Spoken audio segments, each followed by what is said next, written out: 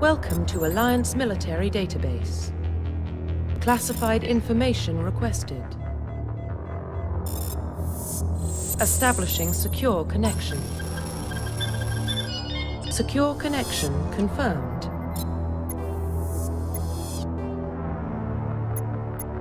Please log in to access your profile.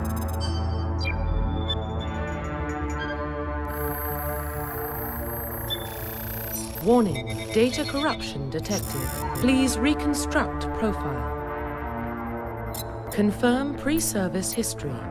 Confirm psychological profile. Confirm military specialization. Confirm facial identification. Profile reconstruction complete. Identification confirmed.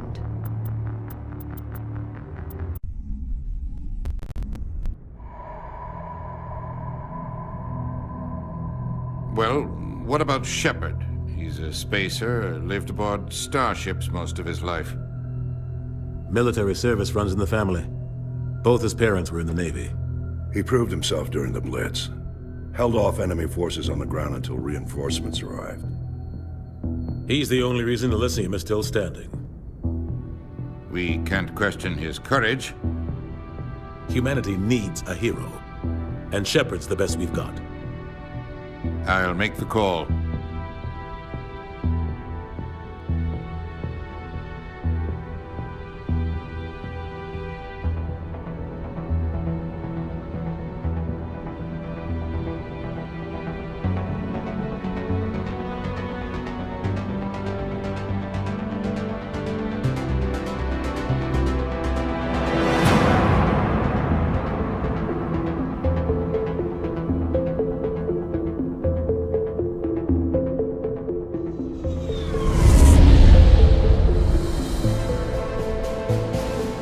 Arcturus Prime relays in range. Initiating transmission sequence. Commander.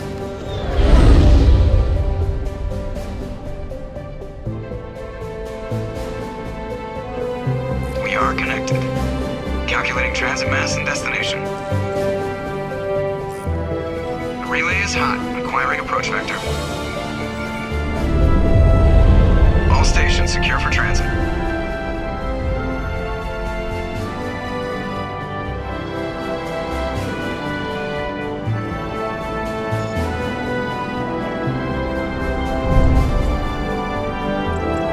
Green. Approach run has begun.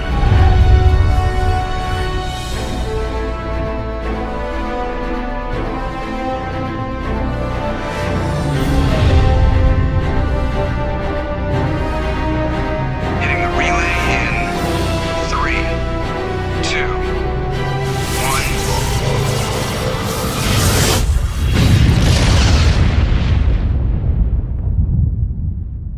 1. Thrusters. Check. Navigation. Check. Internal emissions sync engaged. All systems online. Drift. Just under 1500K. 1500 is good. Your captain will be pleased. I hate that guy. Nihilus gave you a compliment. So you hate him. You remember to zip up your jumpsuit on the way out of the bathroom? That's good. I just jumped us halfway across the galaxy and hit a target the size of a pinhead. So that's incredible. Besides, Spectres are trouble. I don't like having them on board. Call me paranoid. You're paranoid. The Council helped fund this project. They have a right to send someone to keep an eye on their investment. Yeah, that is the official story. But only an idiot believes the official story.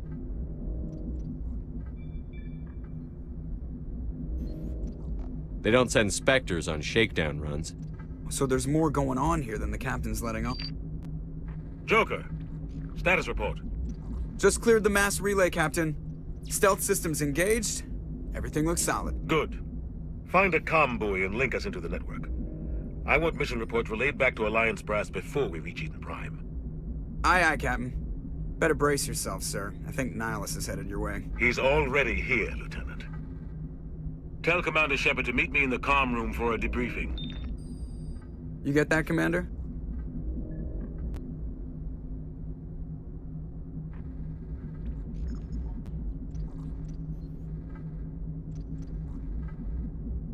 He sounds angry.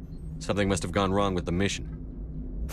Captain always sounds like that when he's talking to me. Can't possibly imagine why.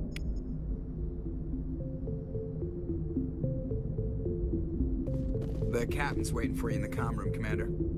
You probably don't want to keep the captain waiting, Commander. I'm telling you, I just saw him. He marched by like he was on a mission. These inspectors are always on a mission. And we're getting dragged, right along with him. Relax, Presley. You're gonna give yourself an ulcer. Congratulations, Commander. Looks like we had a smooth run. You heading down to see the captain? Sounds like you don't trust our Turian guest. Sorry, Commander. Just having a chat with Adams down at engineering. I didn't mean to cause any trouble. But you have to admit, something's odd about this mission. The whole crew feels it. You think the Alliance brass is holding out on us? If all we're supposed to do is test out the stealth system, why is Captain Anderson in charge? And then there's Nihilus. Spectres are elite operatives, top covert agents. Why send a Spectre, a Turian Spectre, on a shakedown run? It doesn't add up. What do you know about the stealth systems? I just know it masks our location from scans and sensors, cutting-edge technology. The Normandy's the only ship with this prototype drive. But why are we fully staffed? A skeleton crew would be cheaper, less chance of security leaks too. Plus there's Nihilus. It's pretty obvious this shakedown run is just a cover. For what? Damned if I know, Commander. We're out here on false pretenses. I'm not a fan of being left in the dark. Do you have a problem with the captain? No, sir. But I can't figure out what he's doing here. Captain Anderson is one of the most decorated Special Forces officers in the service. If he melted down all his medals, he could make a life-size statue of himself. You don't send a soldier like that on a do-nothing mission. He's treating this shakedown run too seriously. Something big is going on. You don't trust Nihilus? I don't like Turians in general. It runs in my family. My grandfather fought in the First Contact War. Lost a lot of friends when the Turians hit us.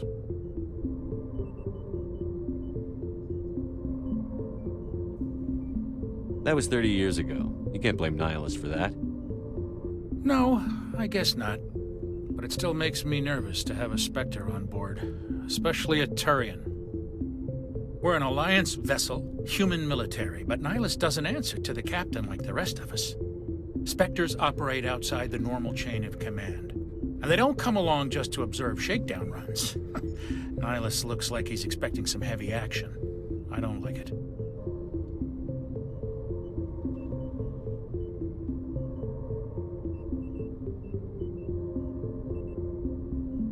I'll see if I can get some answers when I see him. Good luck, Commander. I grew up on Eden Prime, Doc. It's not the kind of place Spectres visit. There's something Nihilus isn't telling us about this mission. That's crazy. The captain's in charge here. He wouldn't take orders from a Spectre. Not his choice, Doc. Spectres don't answer to anyone. They can do whatever they want. Kill anyone who gets in their way. Oh, you watch too many spy vids, Jenkins. What do you think, Commander? We won't be staying on Eden Prime too long, will we? I'm itching for some real action. I sincerely hope you're kidding, Corporal. Your real action usually ends with me patching up crew members in the infirmary. You need to calm down, Corporal. A good soldier stays cool, even under fire. Sorry, Commander, but this waiting's killing me. I've never been on a mission like this before, not one with a Spectre on board. Just treat this like every other assignment you've had and everything will work out. Easy for you to say. You proved yourself in the Blitz. Everybody knows what you can do. This is my big chance. I need to show the brass what I can do. You're young, Corporal. You have a long career ahead of you. Don't do something stupid to mess it up. Don't worry, sir. I'm not gonna screw this up. What can you tell me about Nihilus? Turians are generally well respected by the other species. Their fleet has more patrols protecting Citadel space than any other. They don't always get on well with us, though. Some people find them too rigid. Others still blame them for the First Contact War. As for Nihilus, I haven't said more than 2 words to him. He usually only speaks to the captain. I hope we get a chance to see him in action. I heard Nihilus took down an entire enemy platoon all by himself. What do you know about the Spectres? Only what I've heard. Spectre agents work directly for the Citadel Council. They usually work alone or in small groups. Spectres don't have any official power, though. Basically, they're a shadow organization with a mandate to preserve and protect galactic stability. Protect it at any cost. Don't forget that part. Spectres operate above the law. How do you control agents with unlimited power? I suppose the Council could revoke the Spectre status of an agent who got out of hand. At that point, Citadel Security Services would take over. Those C-Sec grunts wouldn't stand a chance. The Spectres were 20 ordinary soldiers. The Spectres police themselves. An agent goes rogue, they send another agent to take him down. That's Spectre justice. The Corporal's confusing romantic legends with reality, Commander. Why don't we have any of our own people in there? Spectres usually come from the Council races, like the Turians. We've been trying to get a human accepted into their ranks for years now. So far, it hasn't happened. Hey, Commander, you'd make a good Spectre. You're a war hero, right? Held off an entire enemy fleet during the Blitz single-handed? That's the kind of talent the Spectres are looking for. This is all just wild speculation. The Spectres aren't interested in recruiting humans, no matter how capable. You're from Eden Prime, aren't you, Jenkins? What's it like? It's very peaceful, Commander. They've been real careful with development, so you don't have any city noise or pollution. My parents lived on the outskirts of the colony. At night, I used to climb this big hill and stare across the fields back at the lights from the main settlement. It was gorgeous. But when I got older, I realized it was a little too calm and quiet for me. That's why I joined the Alliance. Even Paradise gets boring after a while. Any idea why Eden Prime was chosen as our destination? Not really sure, Commander. Eden Prime's one of our most stable colonies. Good place to take the Normandy for a shakedown run, I guess.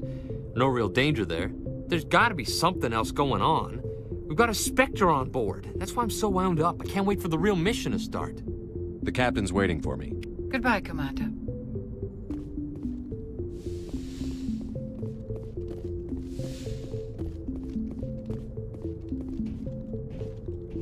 Commander Shepard, I was hoping you'd get here first. It will give us a chance to talk. The captain said he'd meet me here. He's on his way. I'm interested in this world we're going to, Eden Prime. I've heard it's quite beautiful. I've never been there. But you know of it. It's become something of a symbol for your people, hasn't it? Proof that humanity can not only establish colonies across the galaxy, but also protect them. But how safe is it, really? If you've got something to say, just say it. Your people are still newcomers, Shepard. The galaxy can be a very dangerous place. Is the Alliance truly ready for this? I think it's about time we told the commander what's really going on. This mission is far more than a simple shakedown run.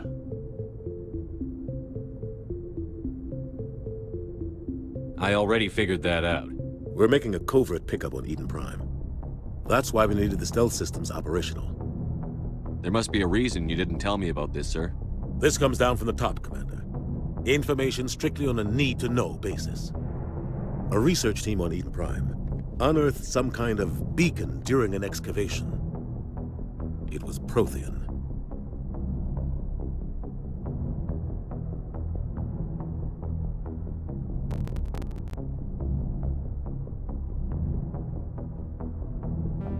I thought the Protheans vanished 50,000 years ago. Their legacy still remains. The mass relays, the Citadel, our ship drives. It's all based on Prothean technology. This is big, Shepard. The last time humanity made a discovery like this, it jumped our technology forward 200 years. But Eden Prime doesn't have the facilities to handle something like this. We need to bring the beacon back to the Citadel for proper study. Obviously, this goes beyond mere human interests, Commander. This discovery could affect every species in Council space. Why didn't we keep the beacon for ourselves? You humans don't have the best reputation. Some species see you as selfish, too unpredictable, too independent, even dangerous. Sharing that beacon will improve relations with the Council. Plus, we need their scientific expertise. They know more about the Protheans than we do. The beacon's not the only reason I'm here, Shepard. Nihilus wants to see you in action, Commander. He's here to evaluate you. What's going on, Captain? The Alliance has been pushing for this for a long time. Humanity wants a larger role in shaping interstellar policy. We want more say with the Citadel Council. The Spectres represent the Council's power and authority. If they accept a human into their ranks, it shows how far the Alliance has come. You held off an enemy assault during the Blitz single-handed. You showed not only courage, but also incredible skill. That's why I put your name forward as a candidate for the Spectres. Why would a Turian want a human in the Spectres? Not all Turians resent humanity. Some of us see the potential of your species. We see what you have to offer to the rest of the galaxy, and to the Spectres. We are an elite group. It's rare to find an individual with the skills we seek. I don't care that you're human, Shepard. I only care that you can do the job.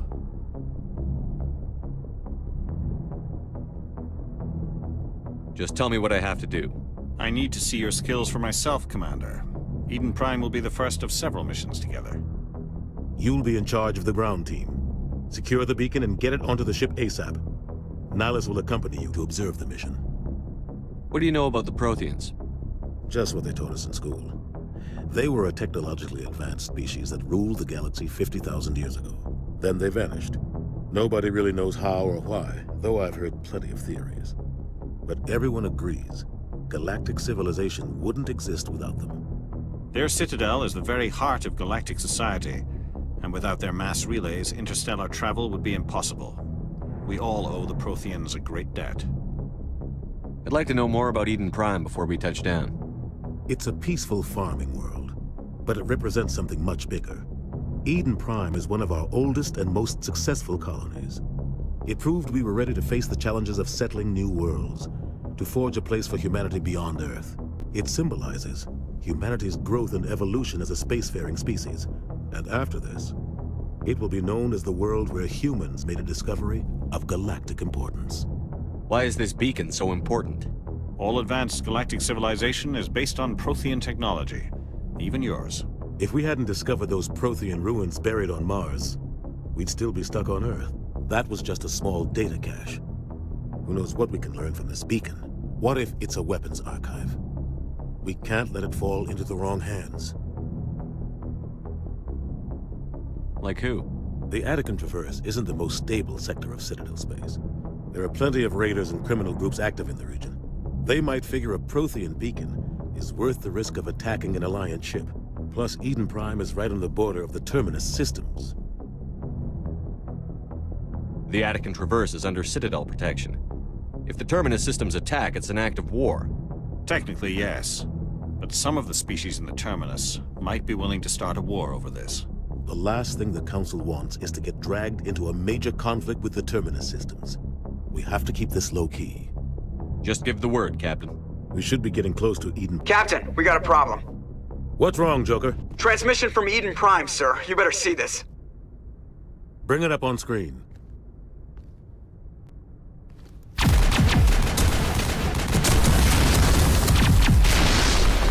Get down!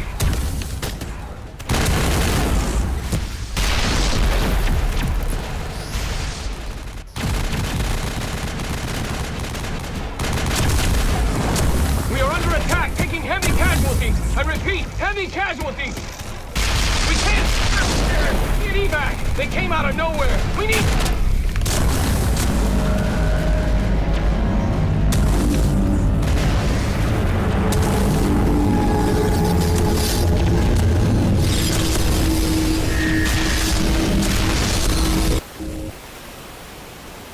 Everything cuts out after that. No comm traffic at all. Just goes dead. There's nothing. Reverse and hold at 38.5.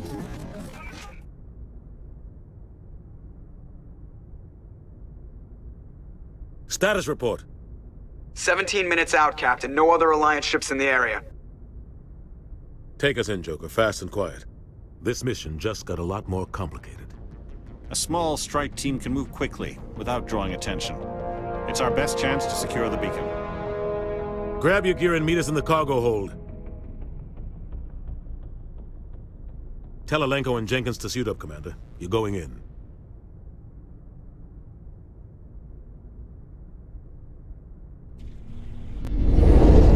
Engaging stealth systems.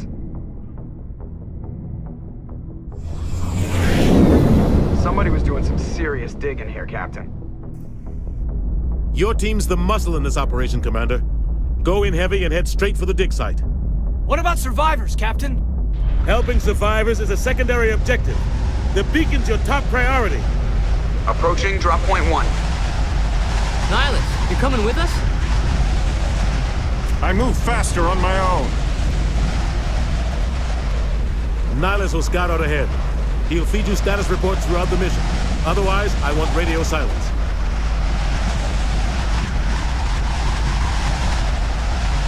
I don't like putting my life in the hands of a Turian, sir. Nihilus is on our side. He wants you in the Spectres, and he wants that beacon. We've got his back, Captain. The mission's yours now, Shepard. Good luck! We are approaching drop point 2.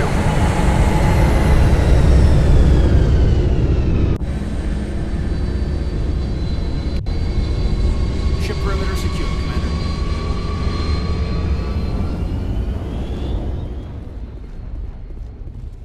This place got hit hard, Commander. Hostiles everywhere. What the hell are those? Gas bags. Don't worry, they're harmless.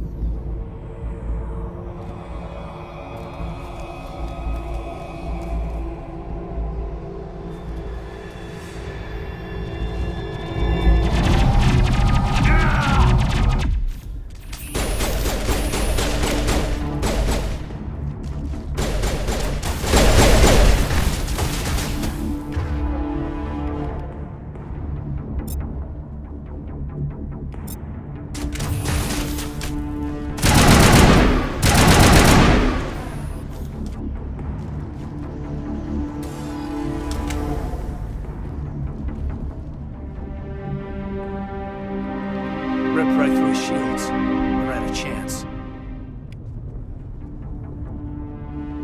We'll see that he receives a proper service once the mission is complete. But I need you to stay focused. Aye, aye, sir.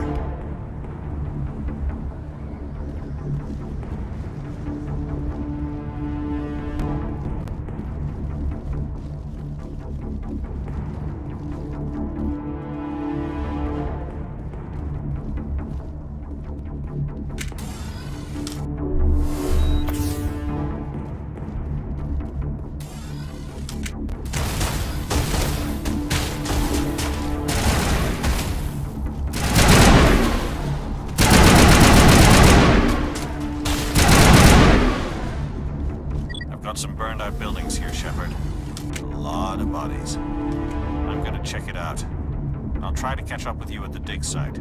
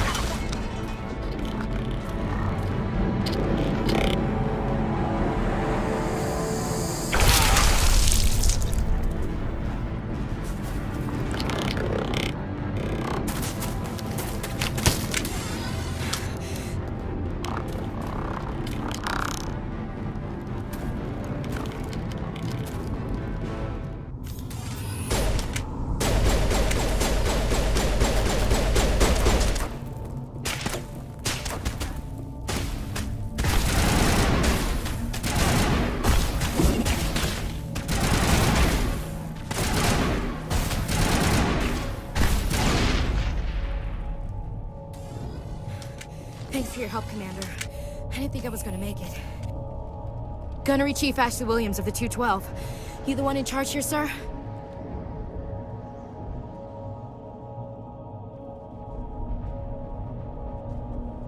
Are you wounded, Williams? A few scrapes and burns, nothing serious. The others weren't so lucky. Oh man. We were patrolling the perimeter when the attack hit. We tried to get off a distress call, but they cut off our communications. I've been fighting for my life ever since. Where's the rest of your squad? We tried to double back to the beacon, but we walked into an ambush. I don't think any of the others... I think I'm the only one left. This isn't your fault, Williams. You couldn't have done anything to save them. Yes, sir. We held our position as long as we could, until the Geth overwhelmed us. The Geth haven't been seen outside the Veil in nearly 200 years. Why are they here now? They must have come for the beacon. The dig site is close, just over that rise. It might still be there.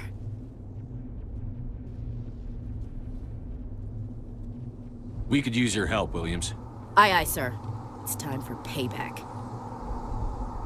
What else do you know about the Geth? Just what I remember from history class back in school.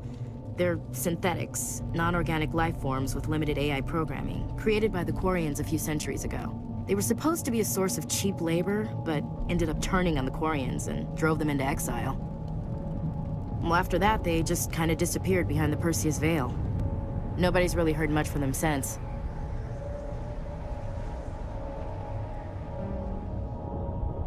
Tell me everything you know about the beacon. They were doing some digging out here to extend the monorail and expand the colony. A few weeks ago, they unearthed some Prothean ruins, and the beacon. Suddenly, every scientific expert in the colony was interested. That's when they brought us in to secure the site. I don't know much about the beacon itself, but I heard one of the researchers say this could be the biggest scientific discovery of the century. What happened to the researchers at the dig site? I don't know. They set up camp near the beacon. The 232 was with them. Maybe their unit fared better than mine.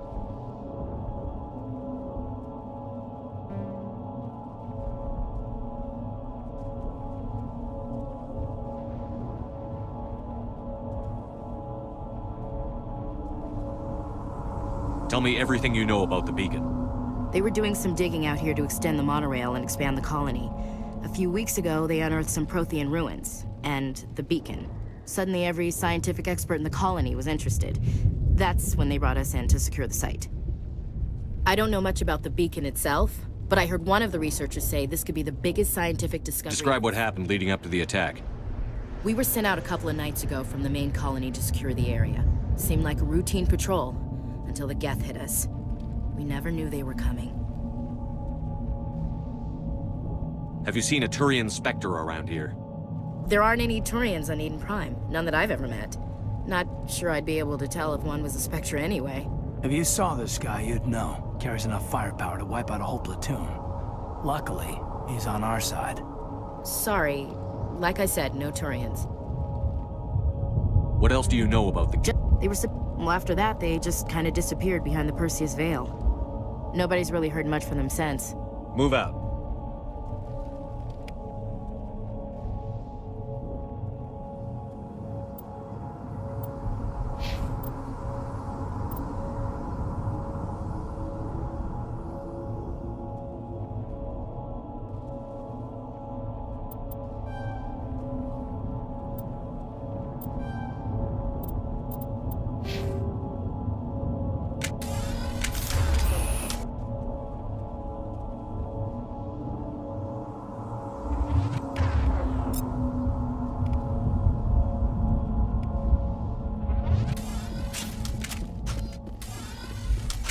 The beacon's at the far end of this trench.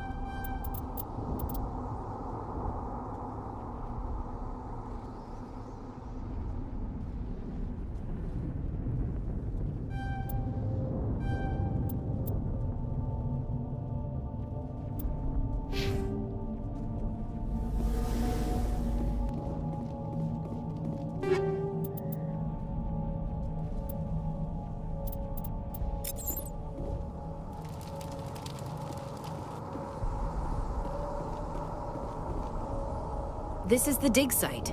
The beacon was right here. It must have been moved. By who? Our side or the Geth? Hard to say. Maybe we'll know more after we check out the research camp.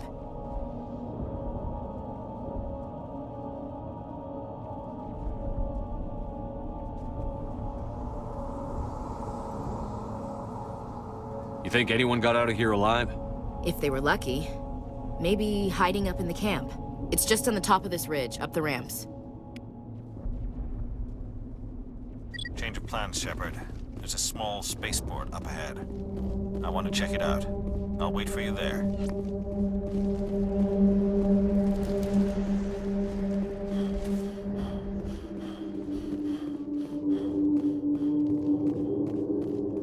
Looks like they hit the camp hard. It's a good place for an ambush. Keep your guard up.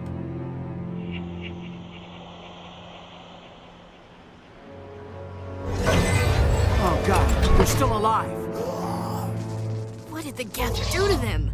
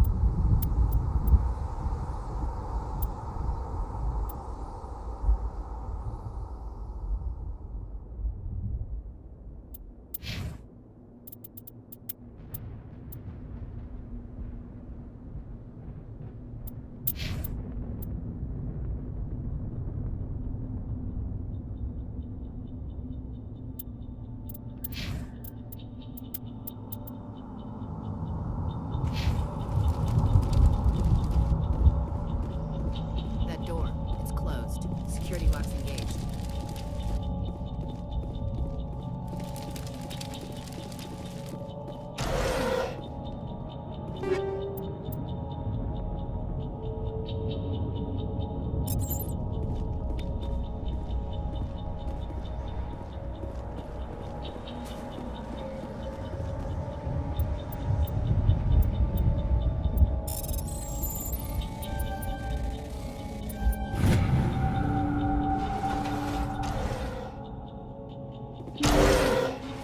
Humans.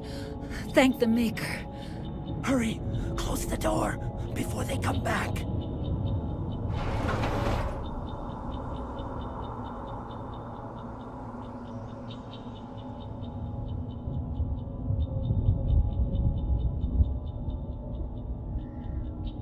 Don't worry. We'll protect you.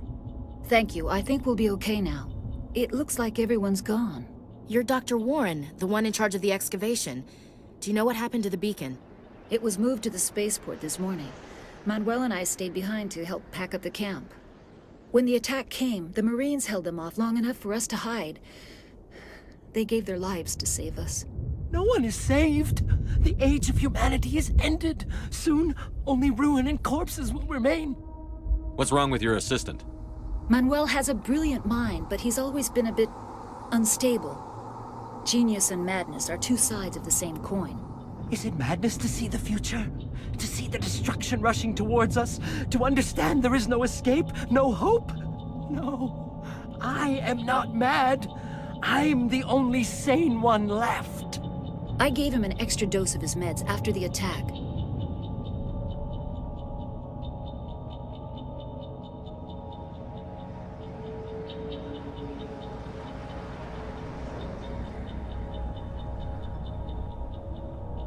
Can you tell me anything about the beacon? It's some type of data module from a galaxy-wide communications network, remarkably well preserved. It could be the greatest scientific discovery of our lifetime. Miraculous new technologies, groundbreaking medical advances.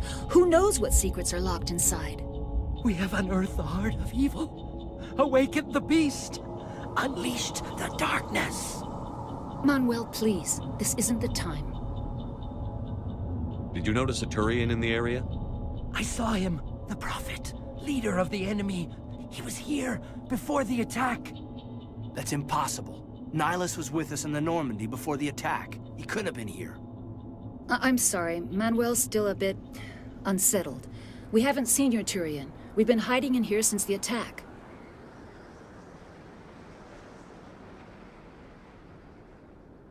What else can you tell me about the attack? It all happened so fast. 1 second we were gathering up our equipment. The next we were hiding in the shed while the Geth swarmed over the camp. Agents of the Destroyers, bringers of darkness, heralds of our extinction. We could hear the battle outside. Gunfire, screams. I thought it would never end. Then everything went quiet.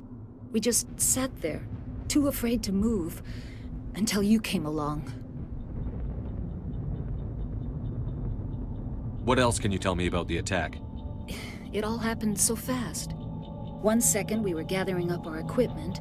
The next we were hiding in the shed while the Geth swarmed over the camp. Agents of the Destroyers, bringers of darkness, heralds of our extinction.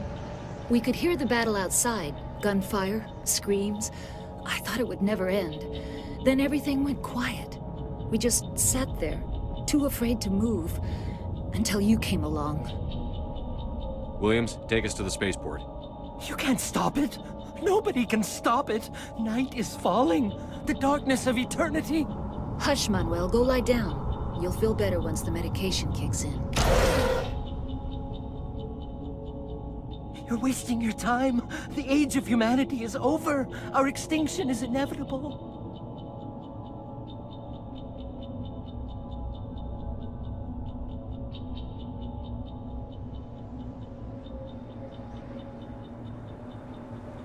Manuel, I need to ask you something. It's probably best if you just leave him alone. I don't have time for this. Time? Our time is over.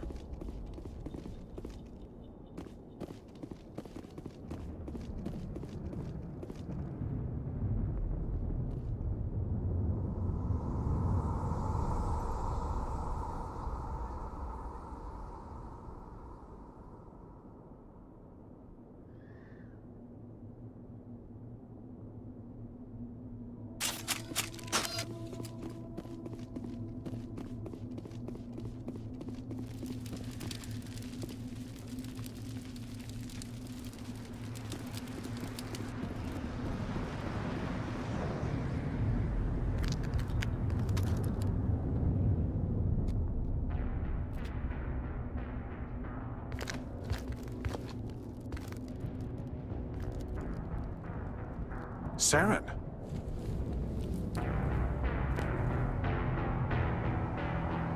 Nihilus. This isn't your mission, Saren. What are you doing here? The Council thought you could use some help on this one. I wasn't expecting to find the Geth here. The situation's bad. Don't worry. I've got it under control.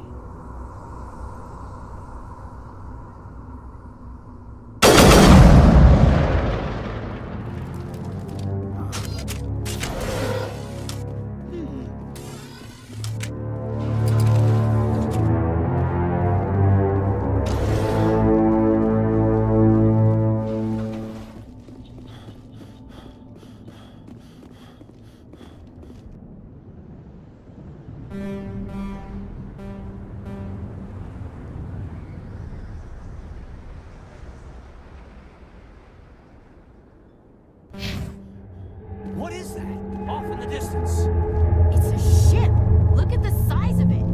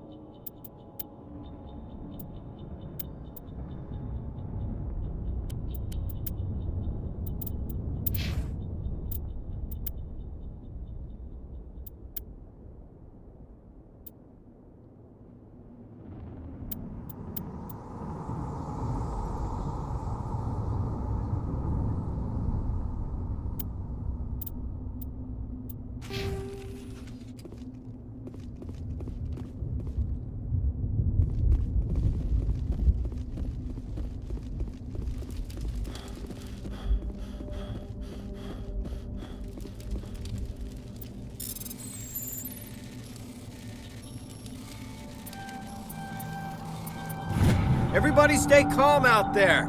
We're coming out, we're not armed. Is it safe? Are they gone? You're okay now. Nobody's gonna hurt you.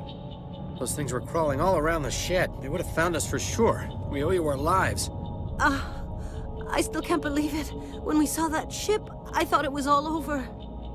It showed up right before the attack. Knew it was trouble the second I saw it, so we made a break for the sheds. Tell me everything you remember about the attack. The three of us were working the crops when that ship showed up.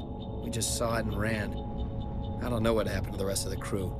They were by the garage, over near the spaceport, right where that ship came down. No way they survived. You don't know that. We survived. If they made it to the garage, they could have had a fighting chance. Do you know anything about the Prothean beacon they dug up? We're just farmers. We heard they found something out there, but it never really mattered to us. Not until now. What else can you tell me about the ship you saw? I was too busy running to get a clear look at it. I think it landed over near the spaceport. Tell them about the noise, Cole. That awful noise. It was emitting some kind of signal as it descended. It sounded like the shriek of the damned. Only, it was coming from inside your own head. It was probably trying to block communications. Whatever it was, felt like it was tearing right through my skull. Almost made it impossible to think. I have to go. Hey, Cole, we're just a bunch of farmers. These guys are soldiers. Maybe we should give them the stuff. Jeez, Blake, you gotta learn when to shut up.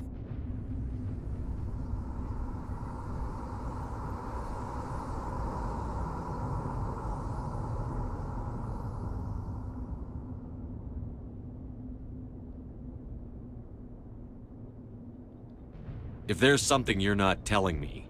Some guys at the spaceport were running a small smuggling ring, nothing major. In exchange for a cut of the profits, we let them store packages in our sheds. What kind of packages? I found a pistol. Figured it would come in handy if those things came back. But you'll probably get more use out of it than we will.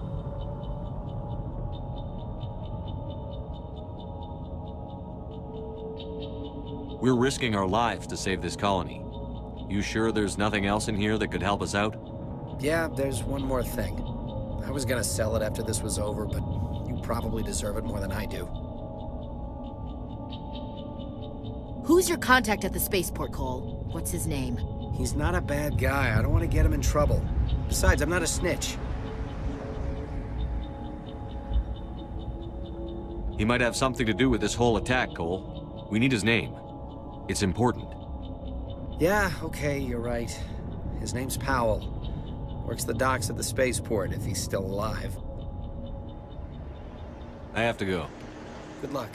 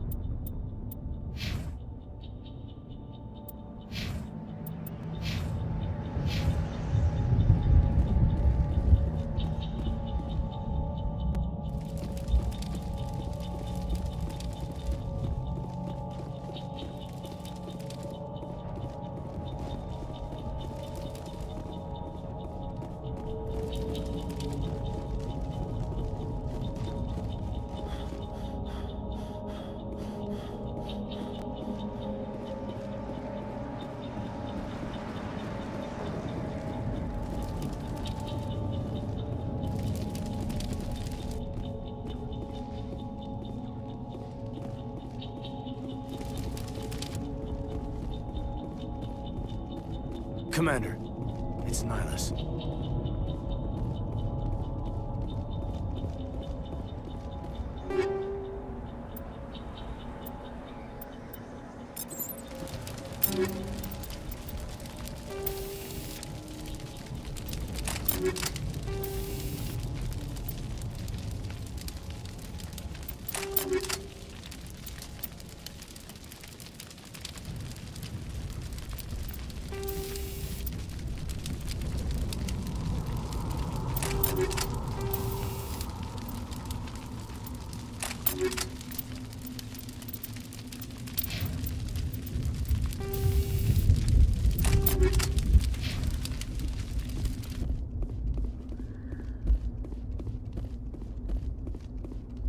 Something's moving, over behind those crates. Wait! Don't shoot! I'm one of you! I'm human!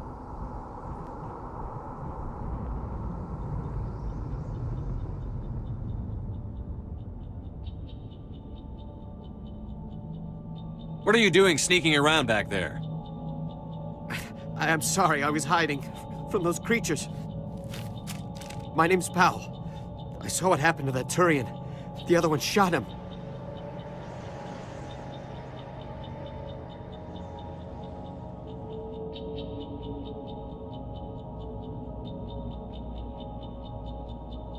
What the hell are you talking about? There were 2 Turians here. Your friend and another one he called Saren. I think they knew each other. Your friend seemed to relax. He let his guard down. And Saren killed him. Shot him right in the back. I'm just lucky he didn't see me behind the crates.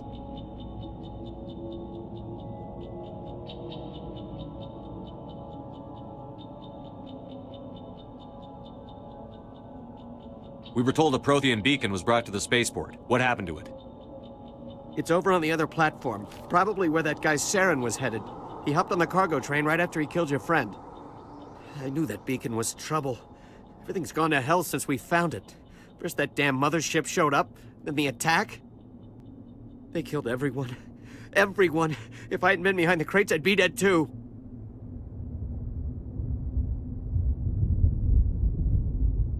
You're Cole's contact here on the docks. For the smuggling ring. What?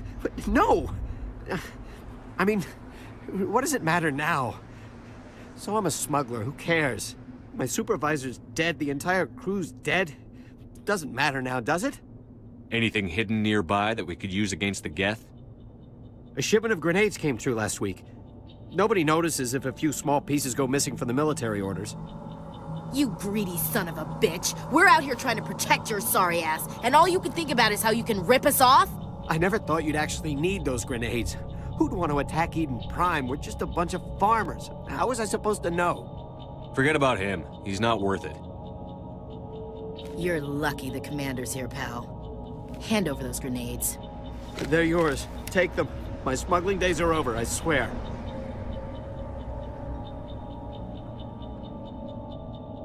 A lot of Marines died here, Powell. Those grenades could have come in handy.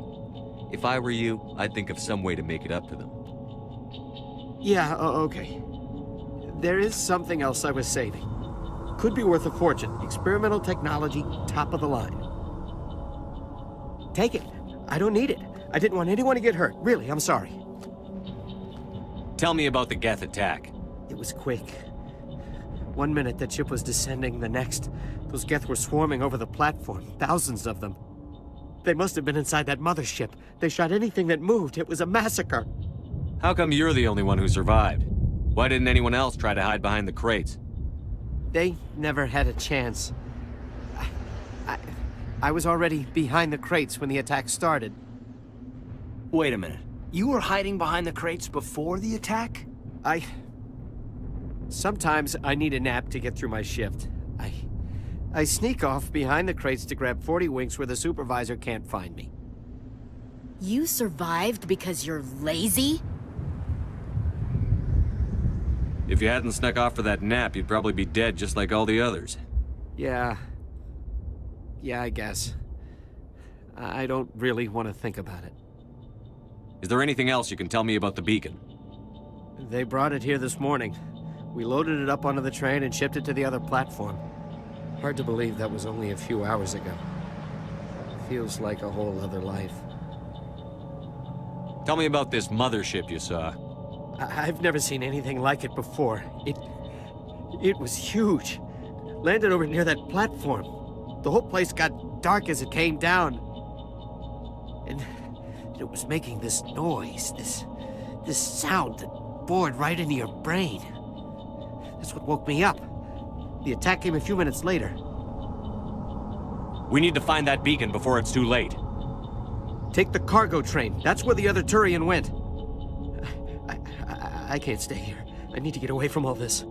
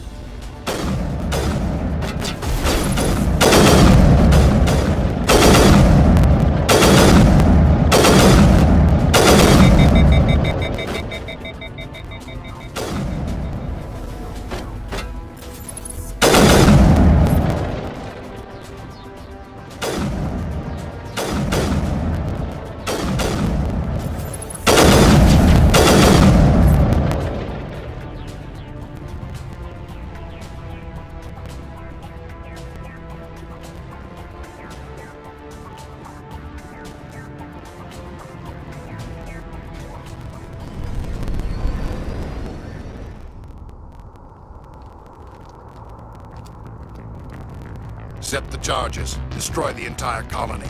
Leave no evidence that we were here.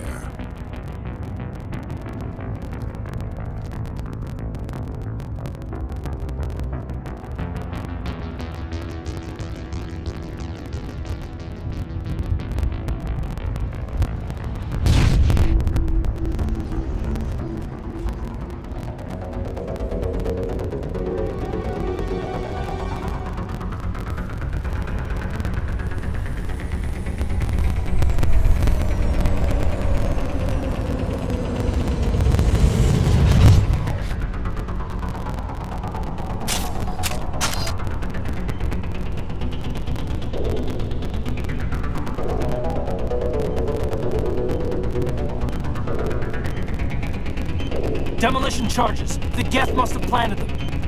Hurry! We need to find them all and shut them down!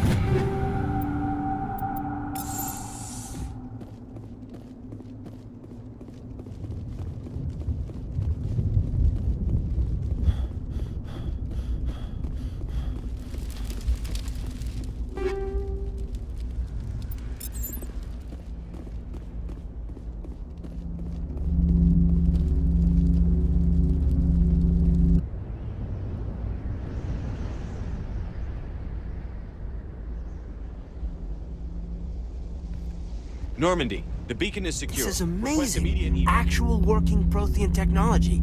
Unbelievable. It wasn't doing anything like that when they dug it up. Something must have activated it. Roger, Normandy. Standing by.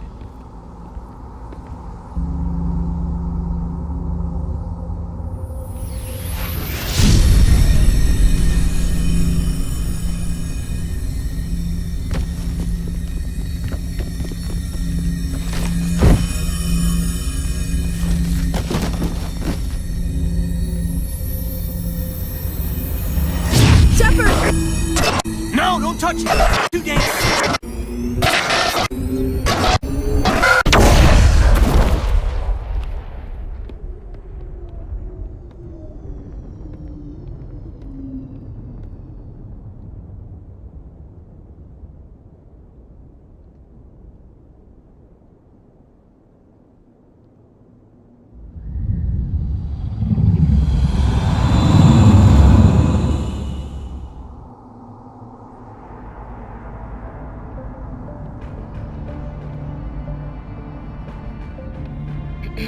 We identified the ship that touched down on Eden Prime. The Normandy, a human alliance vessel. It was under the command of Captain Anderson. They managed to save the colony. And the beacon. One of the humans may have used it.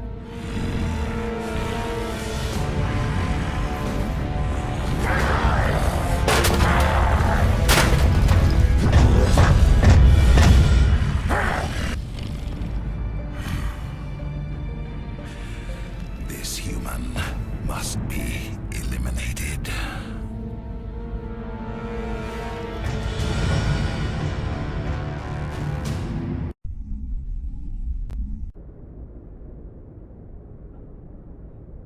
Dr. Chakwas, I think he's waking up.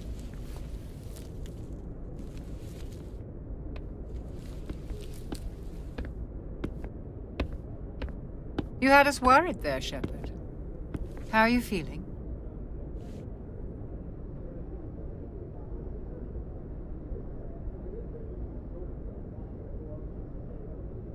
Minor throbbing.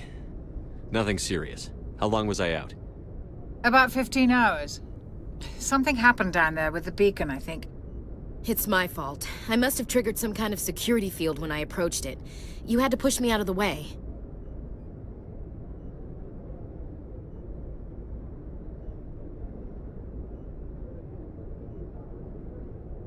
You had no way to know what would happen. Actually, we don't even know if that's what set it off. Unfortunately, we'll never get the chance to find out. The beacon exploded. A system overload, maybe. The blast knocked you cold. The lieutenant and I carried you back here to the ship.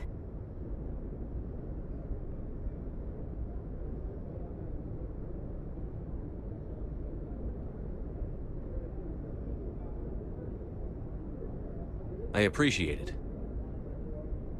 Physically, you're fine. But I detected some unusual brain activity. Abnormal beta waves. I also noticed an increase in your rapid eye movement. Signs typically associated with intense dreaming. I saw... I'm not sure what I saw. Death? Destruction? Nothing's really clear. I better add this to my report. It may... Oh, Captain Anderson. How's our EXO holding up, Doctor? Well, all the readings look normal. I'd say the commander's going to be fine. Glad to hear it. Shepard, I need to speak with you. In private. Aye, aye, Captain. I'll be in the mess if you need me. Sounds like that beacon hit you pretty hard, Commander. Are you sure you're okay?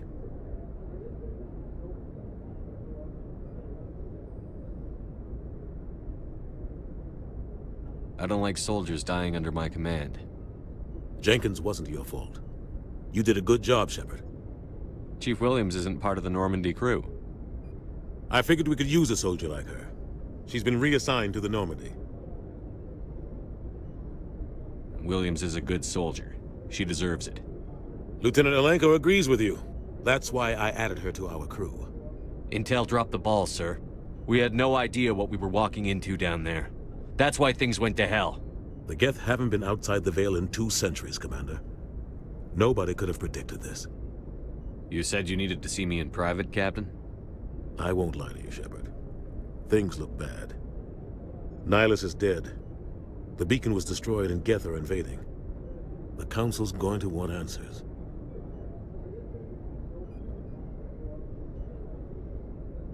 The Council can kiss my ass. I won't let them blame me for losing the beacon. I didn't do anything wrong. I'll stand behind you and your report, Shepard. You're a damned hero in my books. That's not why I'm here. It's Saren, that other Turian. Saren's a Spectre, one of the best, a living legend. But if he's working with the Geth, it means he's gone rogue. A rogue Spectre's trouble. Saren's dangerous, and he hates humans. Why? He thinks we're growing too fast, taking over the galaxy. A lot of aliens think that way. Most of them don't do anything about it. But Saren has allied himself with the Geth. I don't know how, I don't know why. I only know it had something to do with that beacon. You were there just before that beacon self-destructed. Did you see anything? Any clue that might tell us what Saren was after? Just before I lost consciousness, I had some kind of vision. A vision? A vision of what? I saw synthetics. Geth, maybe. Slaughtering people. Butchering them. We need to report this to the Council, Shepard. What are we gonna tell them? I had a bad dream? We don't know what information was stored in that beacon. Lost Prothean technology? Blueprints for some ancient weapon of mass destruction? Whatever it was. Saren took it. But I know Saren. I know his reputation is politics. He believes humans are a blight on the galaxy. This attack was an act of war. He has the secrets from the beacon. He has an army of Geth at his command, and he won't stop until he's wiped humanity from the face of the galaxy. I'll find some way to take him down. It's not that easy. He's a Spectre. He can go anywhere, do almost anything. That's why we need the Council on our side.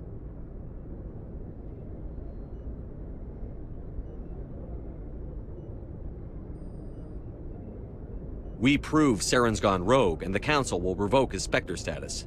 I'll contact the Ambassador and see if he can get us an audience with the Council. He'll want to see us as soon as we reach the Citadel. We should be getting close.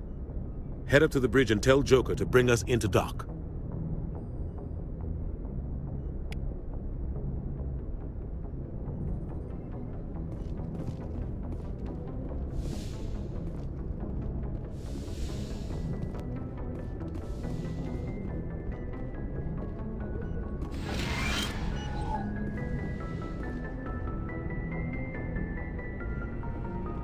Hey, Commander.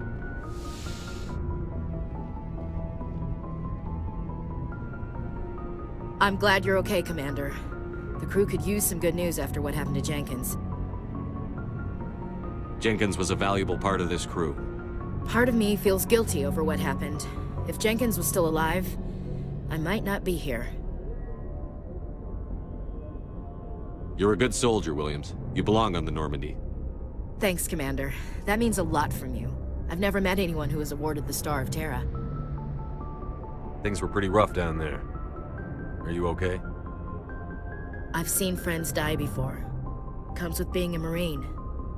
But to see my whole unit wiped out, and you never get used to seeing dead civilians. But things would have been a lot worse if you hadn't shown up. We couldn't have done it without you, Williams. Thanks, Commander. I have to admit, I was a little worried about being assigned to the Normandy. It's nice when someone makes you feel welcome.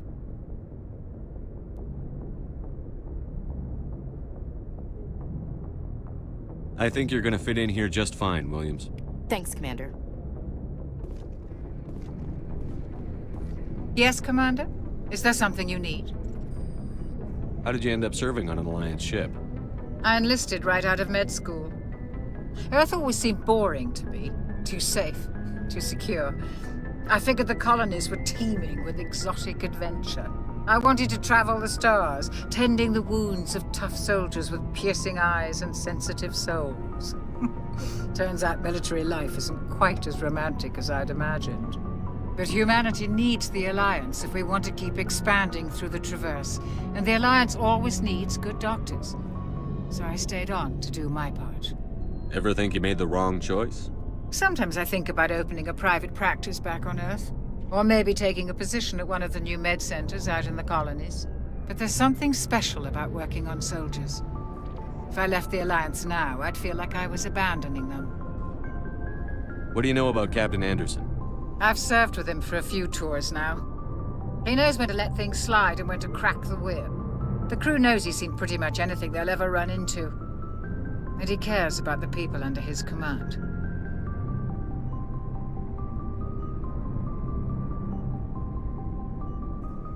How well do you know the Lieutenant? I'd never worked with him before this mission. But he has an impressive service record, over a dozen special commendations. Tends to keep to himself, though. Maybe because of the headaches. It's not easy being an L2. What does that have to do with it? Well, most biotics now use the L3 implants. Lieutenant Alenko was wired with the old L2 configuration. Sometimes there are complications. What kind of complications? Severe mental disabilities, insanity, crippling physical pain. There's a long list of horrific side effects. Caden's lucky. He just gets migraines. I should go. Goodbye, Commander.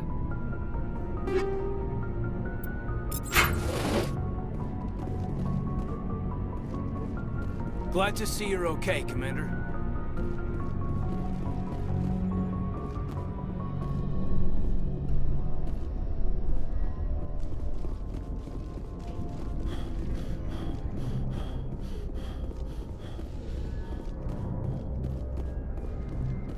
Go speak to Joker when you're ready. Tell him to bring the Normandy into dock.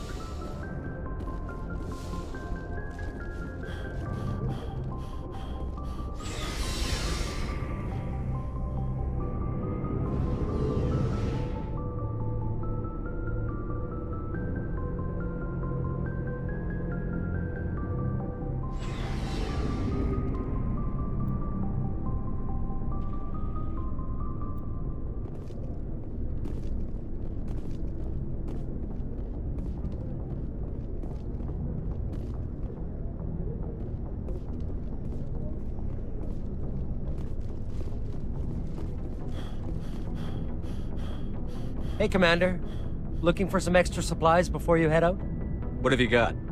Whatever you want. Armor, weapons, mods. It's not standard Alliance issue, but that's not necessarily a bad thing. Well, as long as you don't mind paying for it. Why should I pay you for my weapons and armor?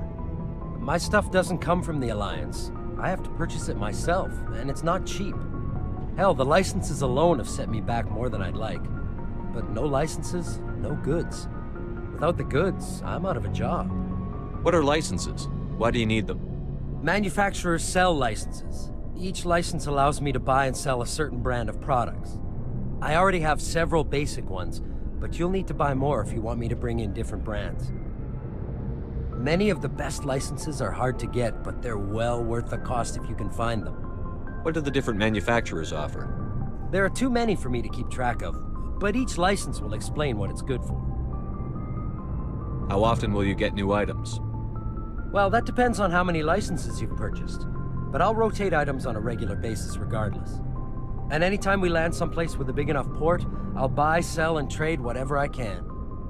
Check back often. I need to move items quickly, so only the most basic items will be stocked consistently. Let's see what you've got. You bet, Commander.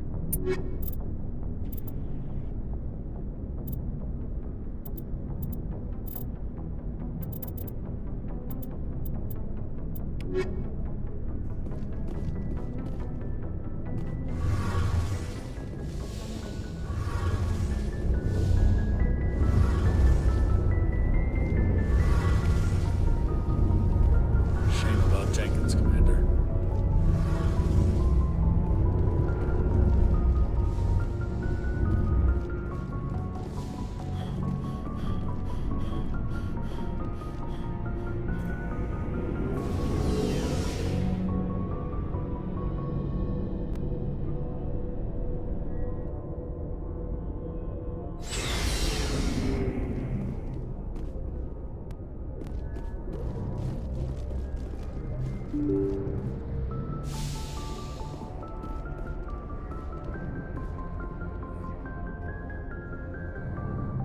I'm glad you're okay, Commander. Losing Jenkins was hard enough on the crew.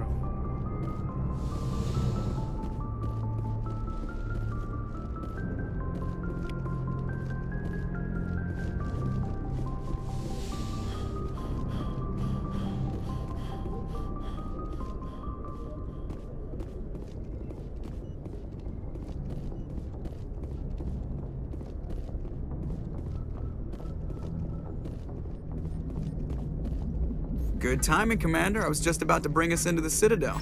See that taxpayer money at work.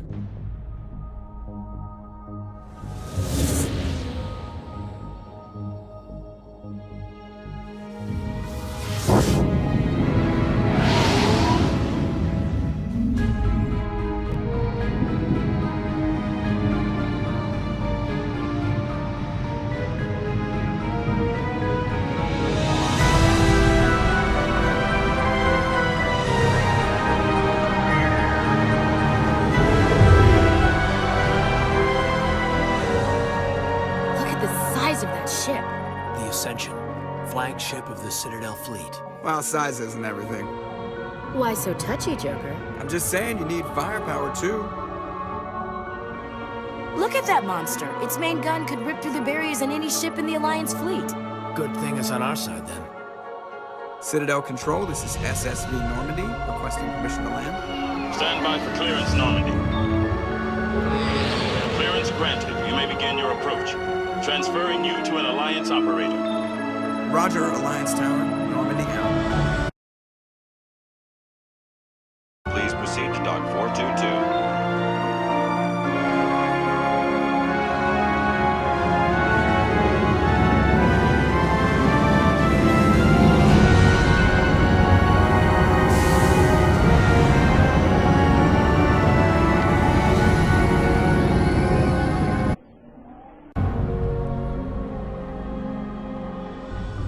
This is an outrage!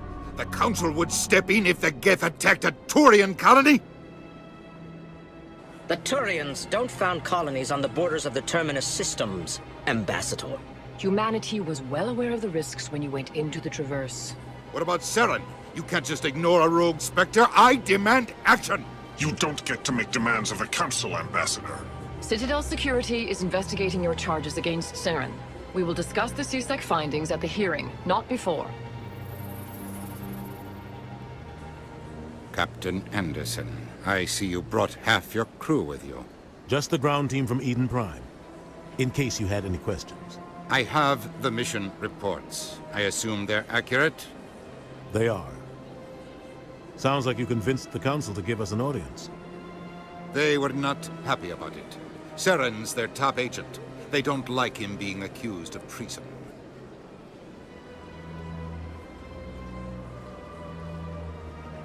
Saren's a threat to every human colony out there. If they don't stop him, I will. Settle down, Commander. You've already done more than enough to jeopardize your candidacy for the Spectres. The mission on Eden Prime was a chance to prove you could get the job done. Instead, Nihilus ended up dead and the beacon was destroyed. That's Saren's fault, not his. Then we better hope the CSEC investigation turns up evidence to support our accusations. Otherwise, the Council might use this as an excuse to keep you out of the Spectres.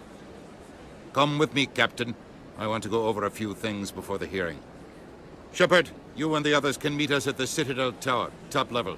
I'll make sure you have clearance to get in. And that's why I hate politicians.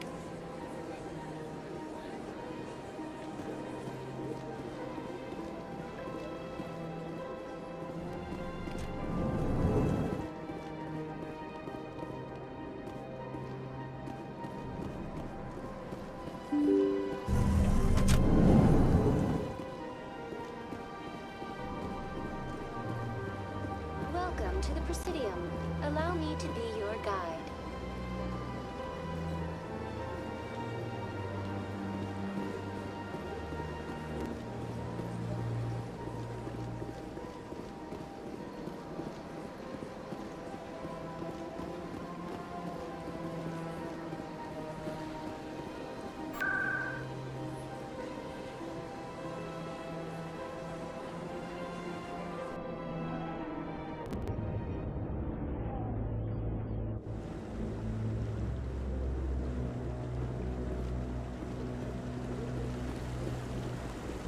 Saren's hiding something.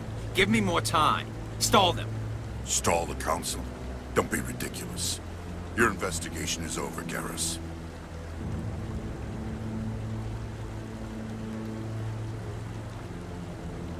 Commander Shepard, Garrus Vakarian. I was the officer in charge of the C-Sec investigation into Saren. Who were you just talking to? That was Executor Palin, head of Citadel Security, my boss. He'll be presenting my findings on Saren to the Council.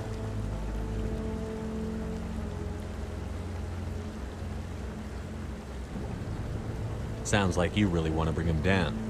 I don't trust him. Something about him rubs me the wrong way. But he's a Spectre. Everything he touches is classified. I can't find any hard evidence. I think the Council's ready for us, Commander. Good luck, Shepard. Maybe they'll listen to you.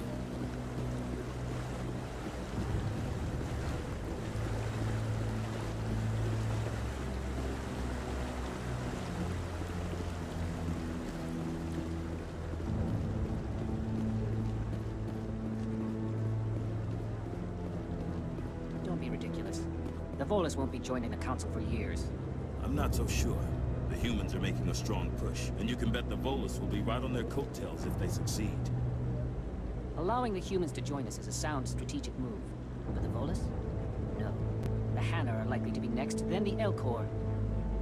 You may be right, though the Hanar need to lighten up a bit first. You just don't like them because you have trouble understanding them.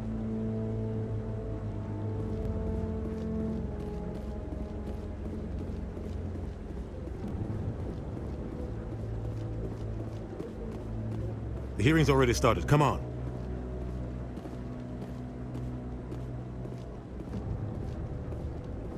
The Geth attack is a matter of some concern, but there is nothing to indicate Saren was involved in any way. The investigation by Citadel Security turned up no evidence to support your charge of treason. An eyewitness saw him kill Nihilus in cold blood. We've read the Eden Prime reports, Ambassador. The testimony of one traumatized dock worker is hardly compelling proof. I resent these accusations. Nihilus was a fellow Spectre and a friend. That just let you catch him off guard. Captain Anderson, you always seem to be involved when humanity makes false charges against me. And this must be your protege, Commander Shepard, the one who let the beacon get destroyed. The mission to Eden Prime was top secret. The only way you could know about the beacon was if you were there. With Nihilus gone, his files passed on to me. I read the Eden Prime report. I was unimpressed. But what can you expect from a human?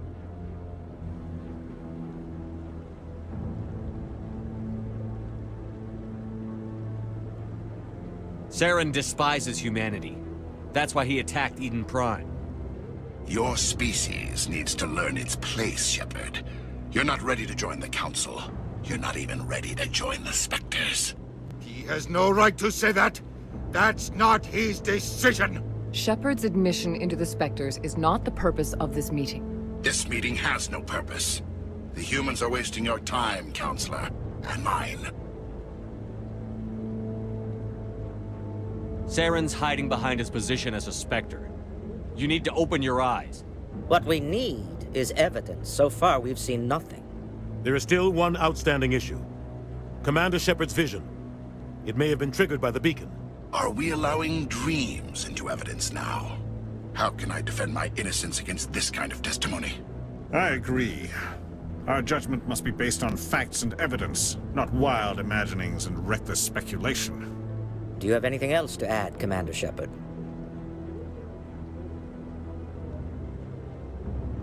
You've made your decision. I won't waste my breath.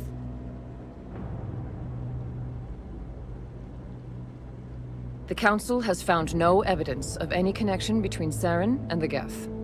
Ambassador, your petition to have him disbarred from the Spectres is denied. I'm glad to see justice was served. This meeting is adjourned.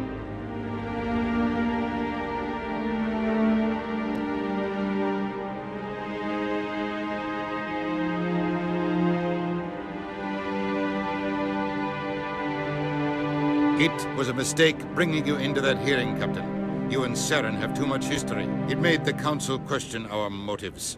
I know Saren. He's working with the Geth for one reason. To exterminate the entire human race. Every colony we have is at risk. Every world we control is in danger. Even Earth isn't safe. Tell me about this history between you and Saren. I worked with him on a mission a long time ago.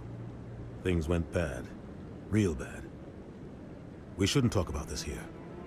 But I know what he's like. And he has to be stopped. What's our next step? As a Spectre, he's virtually untouchable. We need to find some way to expose him. What about Garrus, that C-Sec investigator? We saw him arguing with the Executor. That's right. He was asking for more time to finish his report. Seems like he was close to finding something on Saren. Any idea where we could find him? I have a contact in C-Sec who can help us track Garrus down. His name is Harkin. Forget it. They suspended Harkin last month, drinking on the job. I won't waste my time with that loser. You won't have to. I don't want the Council using your past history with Saren as an excuse to ignore anything we turn up. Shepard will handle this. You can't just cut Captain Anderson out of this investigation. The Ambassador's right. I need to step aside. I need to take care of some business. Captain, meet me in my office later. Harkin's probably getting drunk at Cora's Den. It's a dingy little club in the lower section of the wards.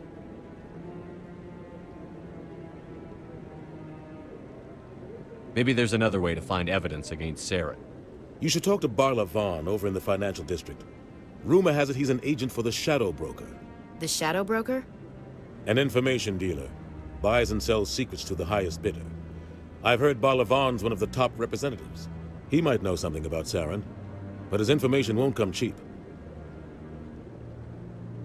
You and Saren have a history. What happened? About 20 years ago, I was part of a mission in the Skillian Verge. I was working with Saren to find and remove a known terrorist threat. Saren eliminated his target, but a lot of people died along the way, innocent people. And the official records just covered it all up. But I saw how he operates. No conscience, no hesitation. He'd kill 1,000 innocent civilians to end a war without a second thought.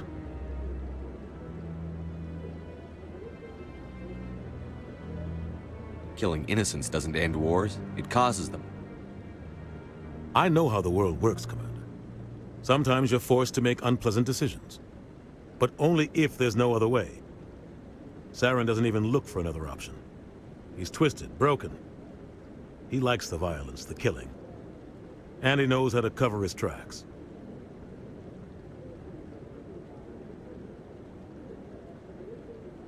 Tell me more about the Shadow Broker. He's a necessary evil of galactic politics. Buying and selling information is a part of the game. And the Shadow Broker just happens to be the best player on the field. Always sells to the highest bidder. Doesn't get involved in politics, doesn't pick sides. A simple system, but it works. He's not a threat to anyone, not directly. He's just a resource we can use, or she is. Or maybe they are. Nobody really knows. Our ambassador doesn't seem to get along with the Council. He's just frustrated. The Council's always preaching that we need to be part of the galactic community. But for them, it's a one-way street. They want us to expand and settle unstable regions like the Skyllian Verge and the Attican Traverse. But when we run into trouble, they don't want to help us out. Everyone knows it's only a matter of time until we get a seat on the Council. The ambassador just thinks it should happen sooner rather than later.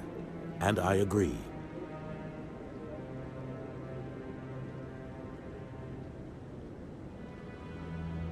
Maybe they'd let us join the Council if we were more willing to cooperate with the other species. Of course they would.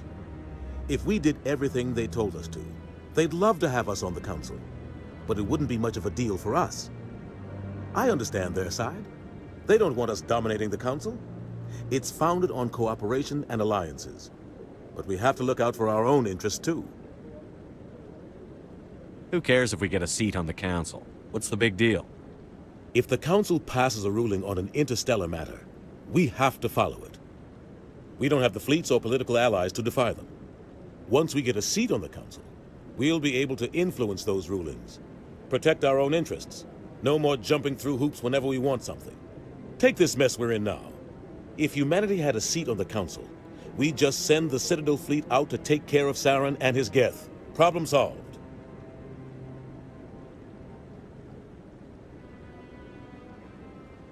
You don't think much of Harkin.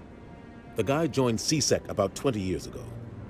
He's been an embarrassment to our species ever since. Roughing up suspects in custody, bribery accusations, alcohol and drug use. The embassy used to step in when he got in trouble. But I guess enough was enough.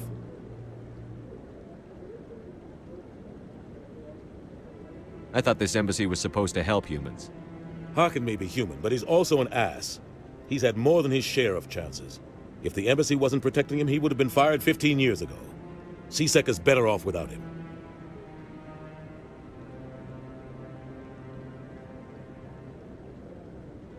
The guy's a scumbag. He should have been cut loose a long time ago. He was one of the first human C-Sec officers. Guess it would have looked bad if he got fired. A lot of backroom deals were worked out over the years to keep him on the force. Politics is a dirty business sometimes, but it looks like his time's run out. We've got enough humans in C-Sec now to stop protecting him. I want to know more about the Spectres. They're not your typical government agency. They tend to work alone, behind the scenes. They take care of problems the Council can't. It's not easy preserving peace across an entire galaxy. The Council prefers to use diplomacy and negotiation. But sometimes more extreme measures are needed.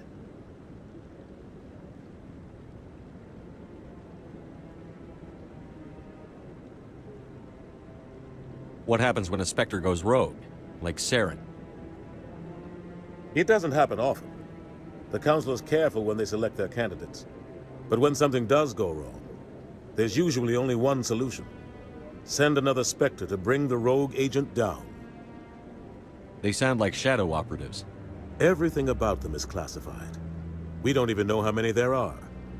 The latest Alliance estimate puts their numbers under 100. But the Council couldn't do its job without them. They're the Citadel's top agents, the last line of defense, the final option before open war. The entire galaxy respects and fears them.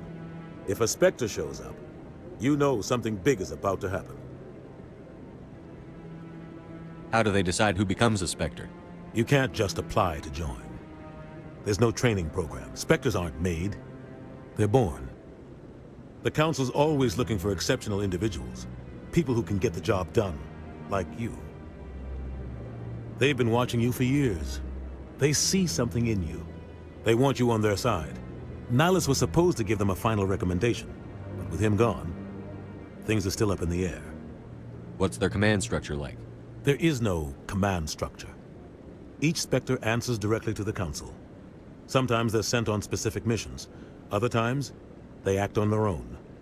They tend to operate outside the law, do whatever it takes to accomplish their goals. The Council just turns a blind eye. Spectres have a lot of power, Shepard.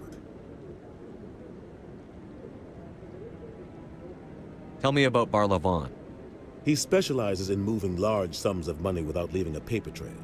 A financial genius, doesn't do anything illegal, but he knows all the loopholes. He's got an impressive client list. Ambassadors, diplomats, specters. That's probably why the Shadow Broker uses him. I should go. Good luck, Shepard. I'll be over in the Ambassador's office if you need anything else.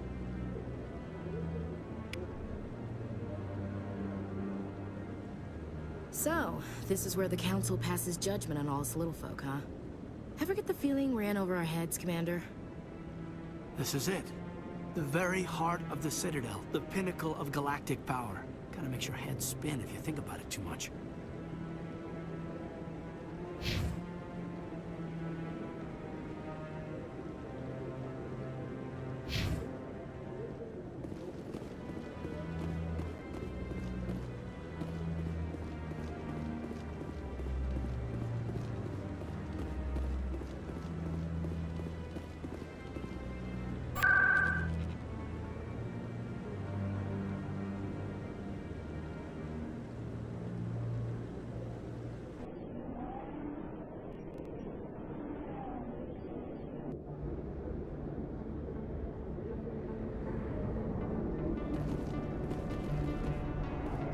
That's him.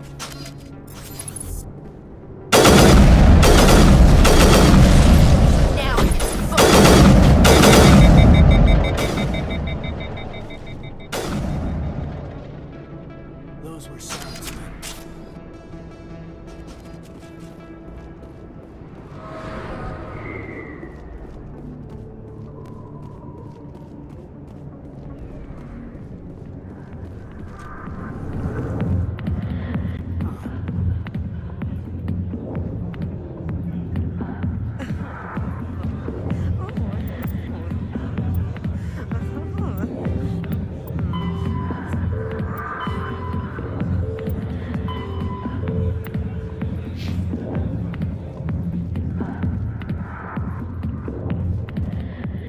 Back off, Rex.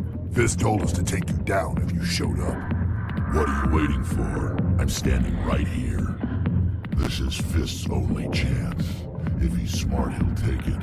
He's not coming out, Rex. End of story. This story is just beginning. Out of my way, humans. I have no quarrel with you. What was that all about? Who knows? Let's just try not to get caught in the middle.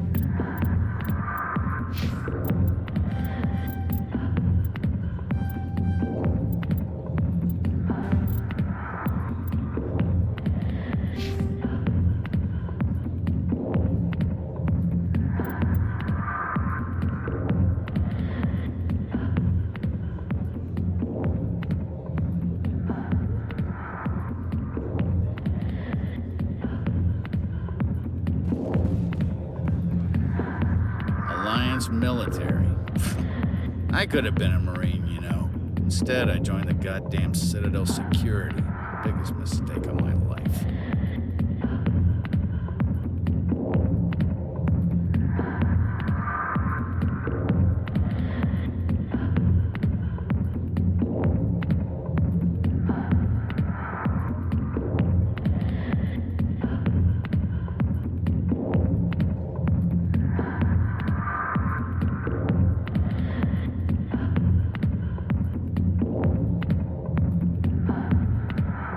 I'm looking for a C-Sec officer, a Turian named Garrus. Garrus? You must be one of Captain Anderson's crew. Poor bastard, still trying to bring Saren down, eh? I know where Garrus is. But you gotta tell me something first. Did the captain let you in on his big secret? Is there something I should know about the captain? The captain used to be a Spectre. Didn't know that, did you? It was all very hush-hush. The first human ever given that honor, and then he blew it. Screwed up his mission so bad they kicked him out. Of course, he blames Saren. Says the Turians set him up.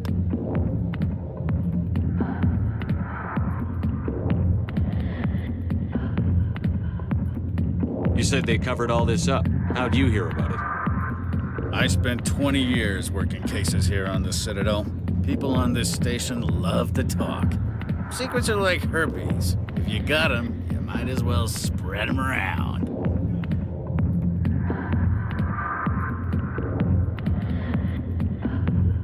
Why'd they kick him out? Have to ask him. I never heard any of the details. Bet it's a good story, though. The heroes fall. Classic tragedy.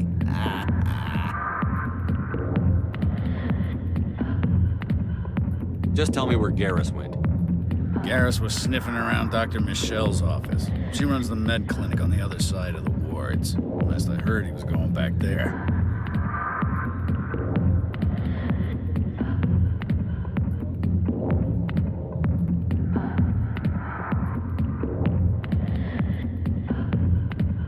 How well do you know Captain Anderson? Met him a few times over the years. One of those hardcore military guys. Yes, sir. No, sir. Can't have any fun with a stick up your ass, sir. That's probably why he climbed the Alliance ranks so fast. The military loves brown-nosers. The captain's a good soldier. Sure, whatever. Dress him in a fancy suit, pin some shiny medals on his chest, and call him a hero. Everybody else does. But if he's so great, why'd the Spectres kick him out? Why'd you go ask him about that? You need to look in a mirror. Sober up and take some responsibility for yourself. Save your sermons. This ain't no church. What's it like working for CSEC? You mean, what was it like? The executor suspended me without pay. Recurring violations. CSEC was keeping a file on me. Can you believe that? Every mistake I ever made went into the books. Get a little rough with a suspect, note in the file. Have a couple of drinks on duty, note in the file. Skim a couple of credits off a drug bust, note in the file. It's a goddamn witch hunt. You got off easy, if you ask me. What the hell do you know? Working for CSEC isn't like being a Marine. People get pissed off if we shoot somebody. Investigations, inquiries, rules, regulations. Every day I plow through enough red tape to choke a rhino. That's how you gotta be to do this job. So don't talk to me about right and wrong. You soldiers got it easy.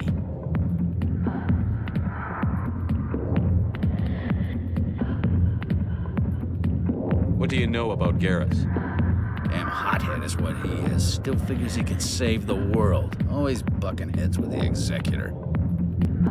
He'll pay for it soon enough. The executor loves to put us lowly field agents in our place. Just look what happened to me.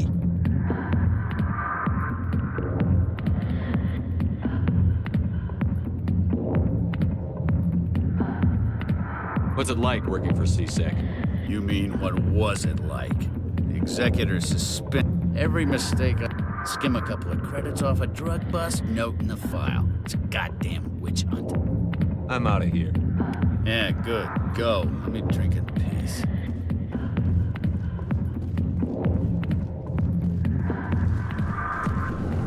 Why didn't Captain Anderson tell us he used to be a Spectre? Maybe it's not true. Harkin's an ass. Bet he's just messing with our heads. You're probably right.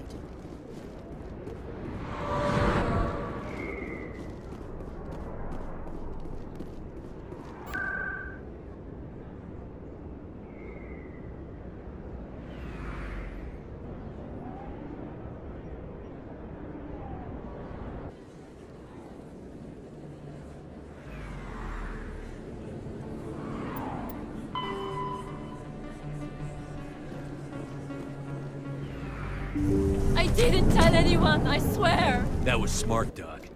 Now if Garrus comes around, you stay smart. Keep your mouth shut or Who are you? Let her go! Ah!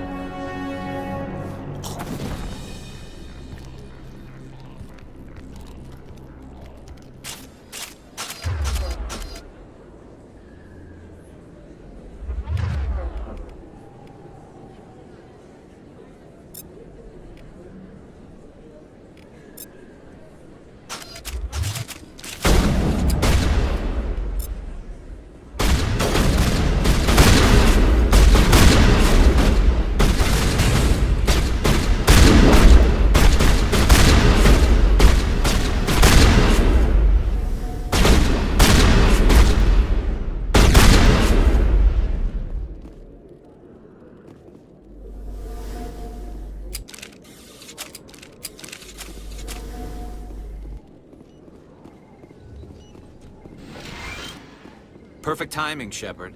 Gave me a clear shot at that bastard. What were you thinking? You could have hit the hostage. There wasn't time to think. I just reacted. I didn't mean to... Dr. Michelle, are you hurt? No, I'm okay. Thanks to you. All of you.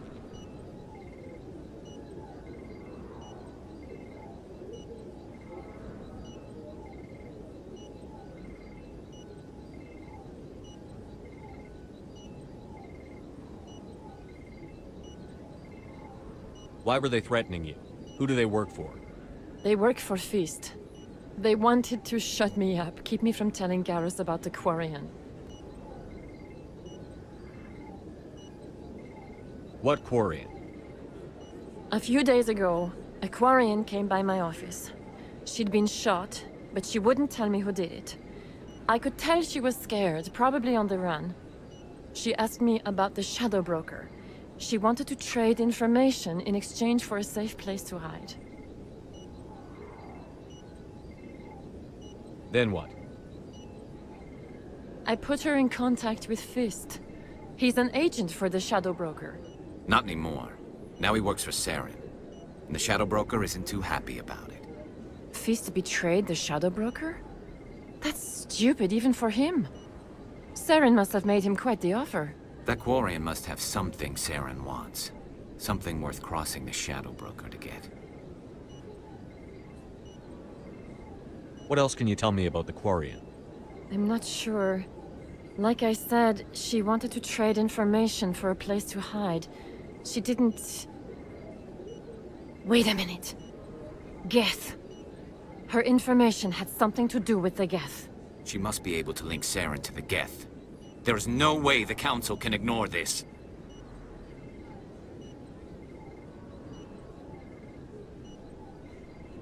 Time we paid Fist a visit. This is your show, Shepard. But I want to bring Saren down as much as you do. I'm coming with you. You're a Turian. Why do you want to bring him down? I couldn't find the proof I needed in my investigation, but I knew what was really going on. Saren is a traitor to the Council and a disgrace to my people. Welcome aboard, Garrus. You know, we aren't the only ones going after Fist. The Shadow Broker hired a Krogan bounty hunter named Rex to take him out. Yeah, we saw him in the bar.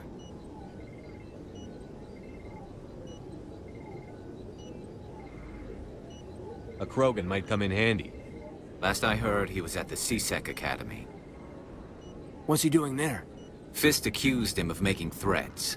We brought Rex in for a little talk. If you hurry, you can catch him at the Academy before he leaves. Move out.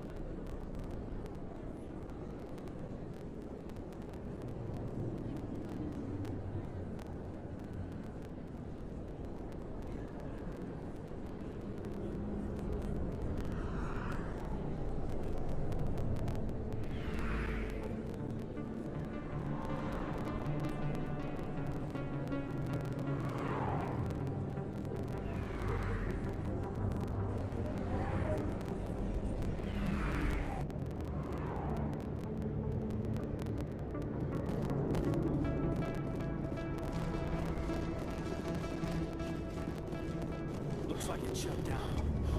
Fisk knows we're coming.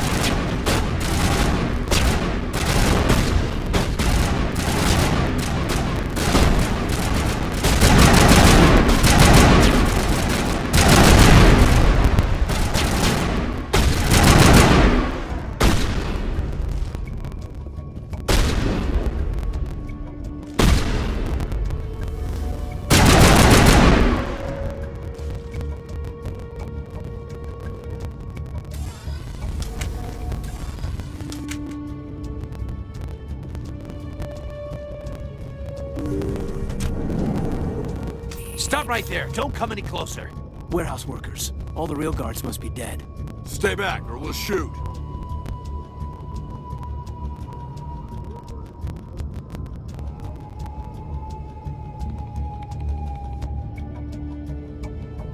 This would be a good time to find somewhere else to work.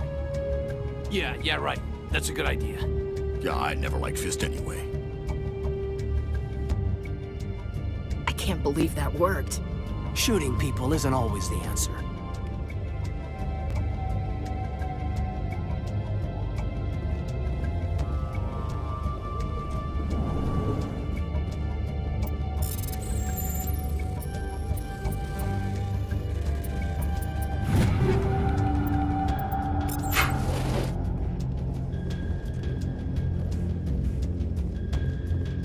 Why do I have to...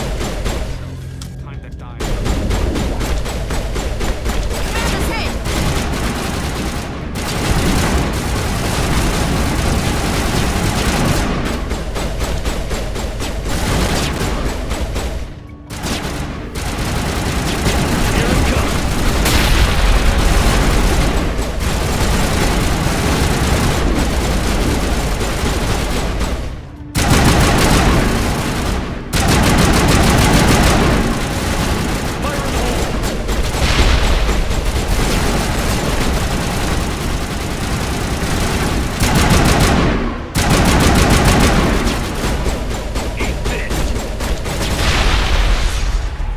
Wait! Don't kill me, I surrender!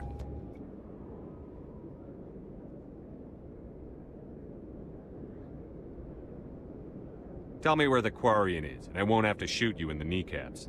She's not here. I don't know where she is. That's the truth. He's lying.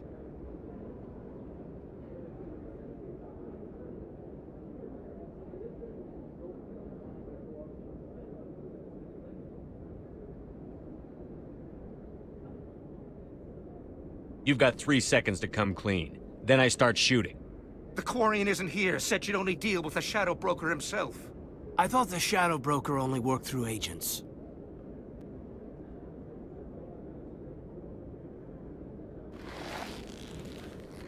Nobody meets the Shadow Broker. Ever. Even I don't know his true identity. But she didn't know that. I told her I'd set a meeting up. But when she shows up, it'll be Saren's men waiting for her.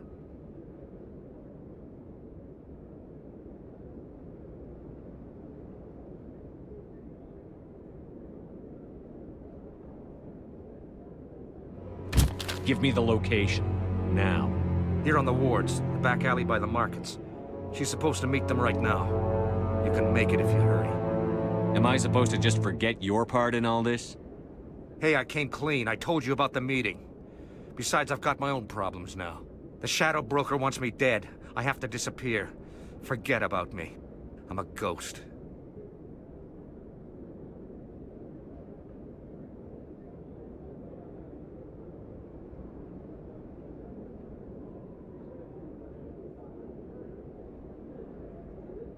You're not my concern. Don't worry, you'll never see me again.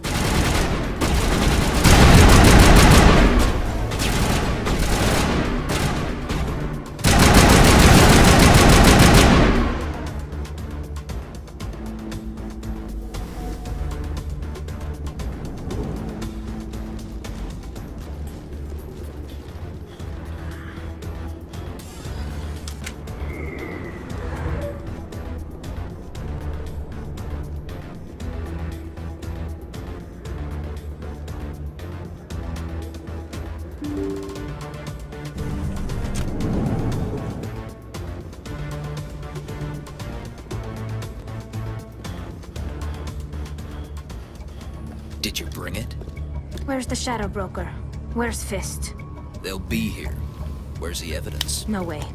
The deal's off.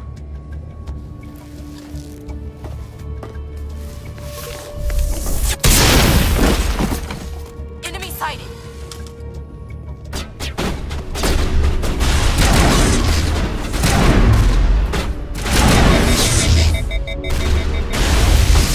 Things should slow him down.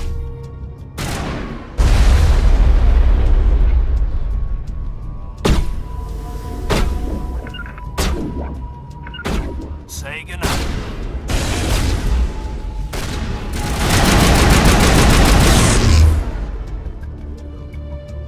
Fist set me up. I knew I couldn't trust him.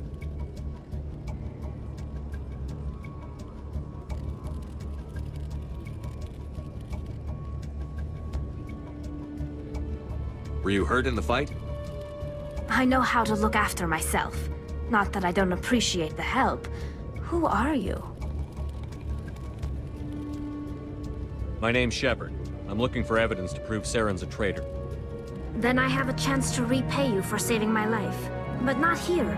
We need to go somewhere safe. The ambassador's office. It's safe there. He'll want to see this anyway. You're not making my life easy, Shepard. Firefights in the wards, an all-out assault on Korra's den. Do you know how many... Who's this? The Quarian? What are you up to, Shepard?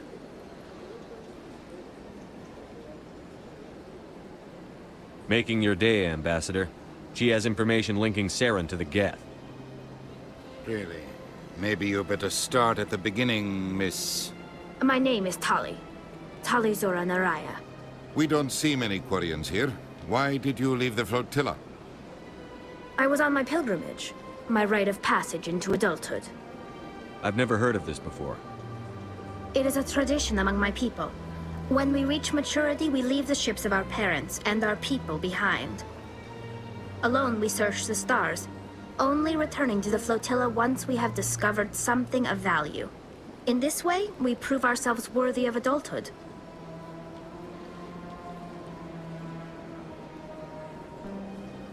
What kinds of things do you look for?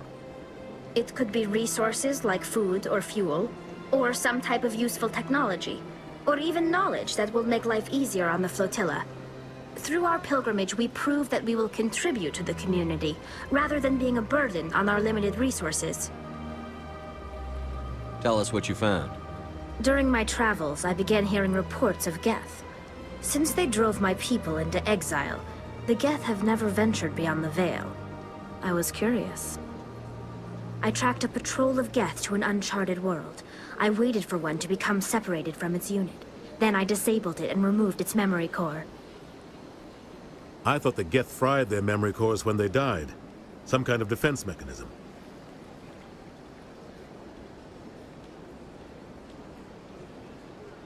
What did you find out? Most of the core was wiped clean, but I salvaged something from its audio banks. Eden Prime was a major victory. The beacon has brought us one step closer to finding the conduit. That's Saren's voice. This proves he was involved in the attack. He said Eden Prime brought him one step closer to finding the conduit. Any idea what that means? The conduit must have something to do with the beacon. Maybe it's some kind of Prothean technology. Like a weapon.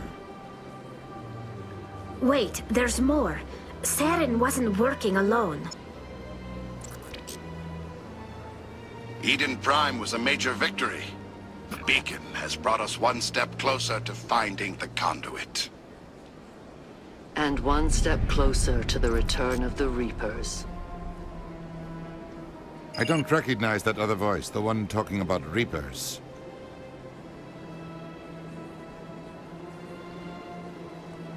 Are they some kind of new alien species? According to the memory core, the Reapers were a hyper-advanced machine race that existed 50,000 years ago. The Reapers hunted the Protheans to total extinction, and then they vanished. At least, that's what the Geth believe. Sounds a little far-fetched.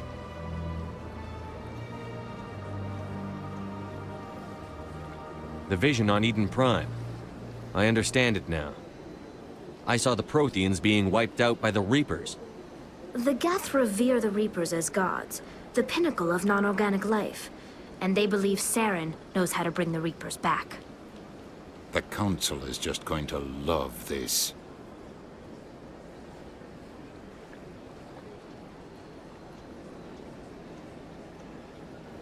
This is a lot to handle. They might just ignore everything we tell them. No matter what they think about the rest of this, those audio files prove Saren's a traitor. The Captain's right. We need to present this to the Council right away.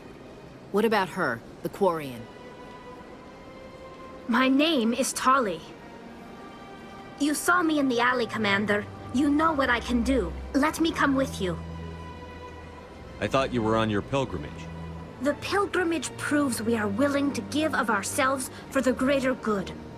What does it say about me if I turn my back on this?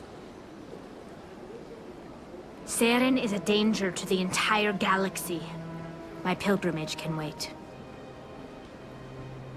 I'll take all the help I can get. Thanks. You won't regret this. Anderson and I will go ahead to get things ready with the Council. Take a few minutes to collect yourself, then meet us in the tower.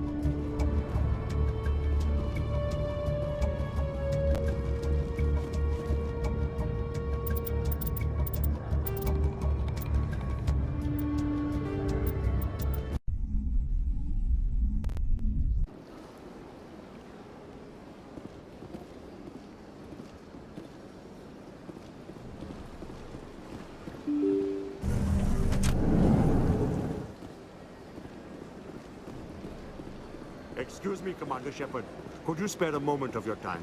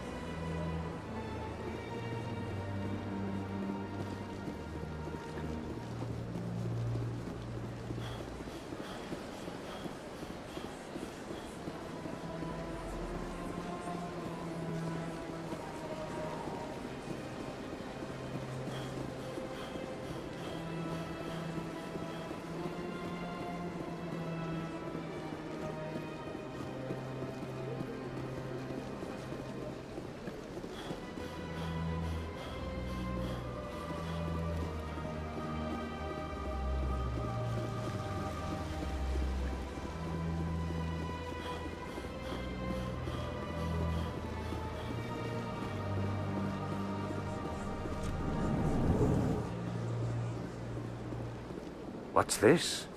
One of the Earth Clan. Ah, a very famous one, yes? You are the one called Shepard. It is a great honor to welcome the heroes of the Blitz.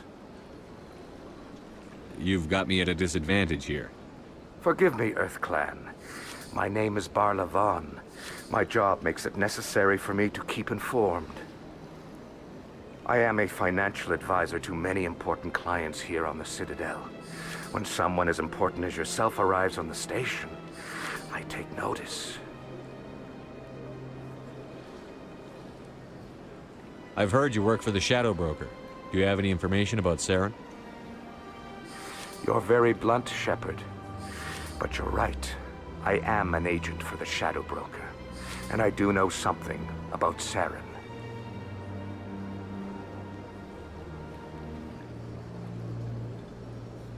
I hear your information can be expensive.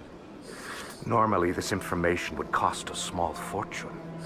But these are exceptional circumstances. So I am going to give it to you for free. What's the catch? There is no catch. The Shadow Broker is quite upset with Saren right now. They used to do a lot of business until Saren turned on him.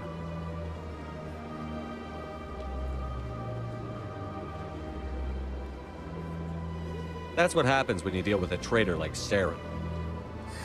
No matter what you think of Saren, he's not stupid. He knows the Shadow Broker is a valuable ally. Turning on him doesn't make sense. Not unless something huge was at stake. I don't know the details, but the Shadow Broker hired a freelancer to deal with it. A Krogan mercenary.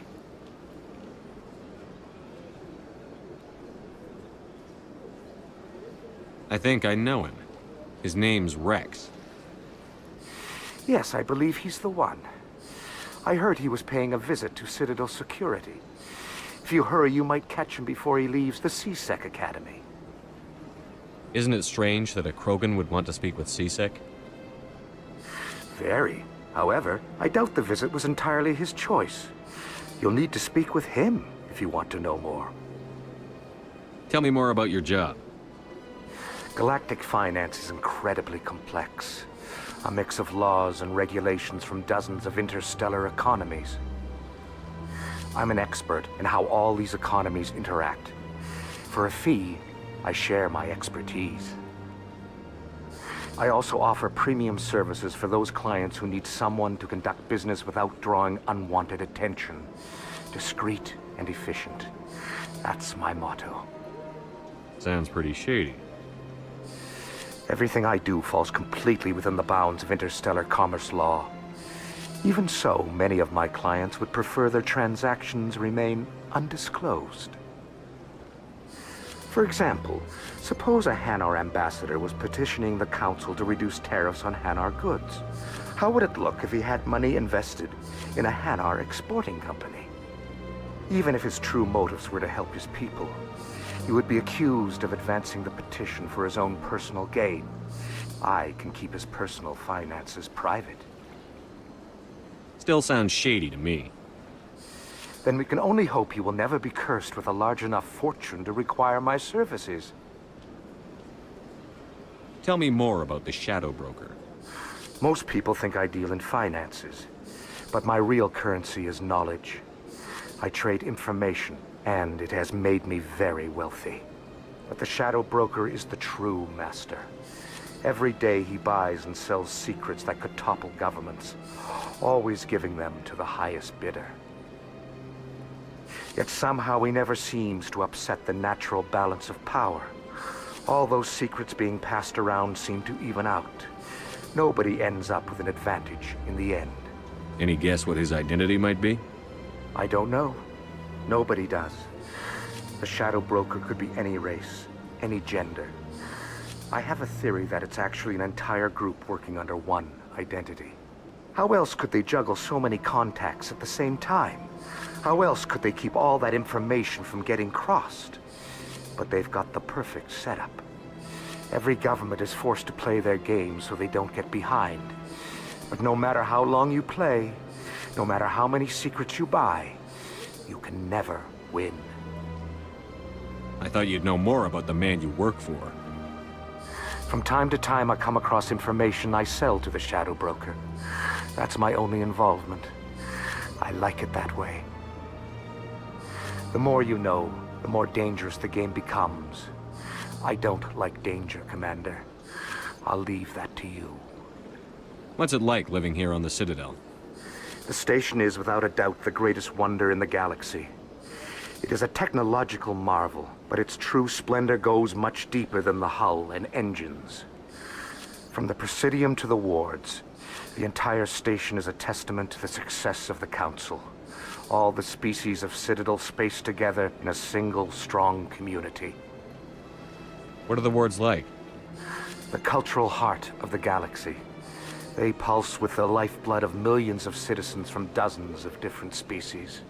You never know what you'll find out in the wards, Commander. It's always full of surprises. Fortunately, most of them are pleasant. What makes the Presidium so special? It is the political center of Citadel space. 80% of all intelligent species in the known galaxy acknowledge the Council's authority on interstellar matters. But only the most powerful and influential species have embassies here on the Presidium. This level of the station is reserved for the elite, Shepard. People like us. I should go. Goodbye, Commander.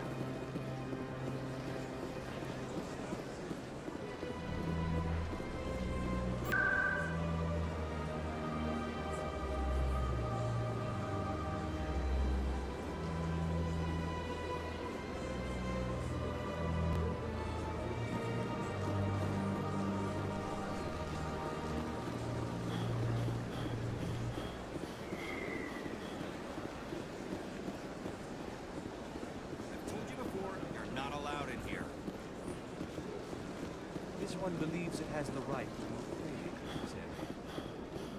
You're creating a public disturbance.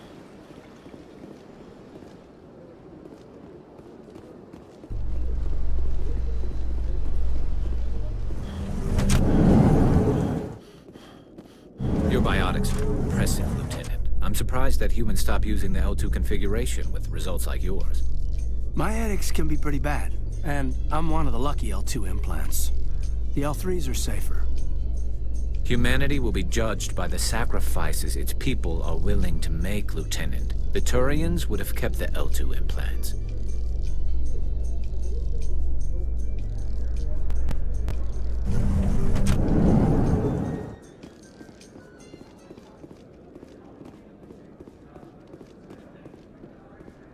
So how are you liking your posting at the Academy?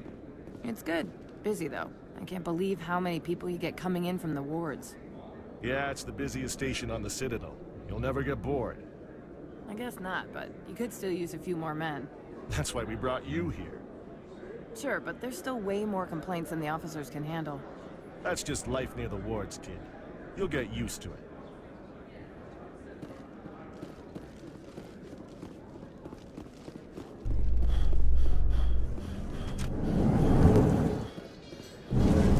boss. Any regrets about leaving Citadel security? Fighting a rogue Spectre with countless lives at stake and no regulations to get in the way? I'd say that beats CSEC. Well, we don't lack for excitement, that's for sure.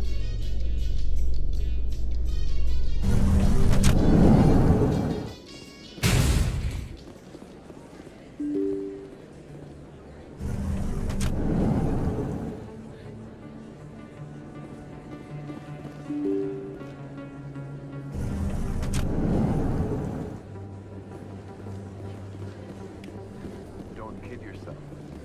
It's even bigger than it looks. How are you?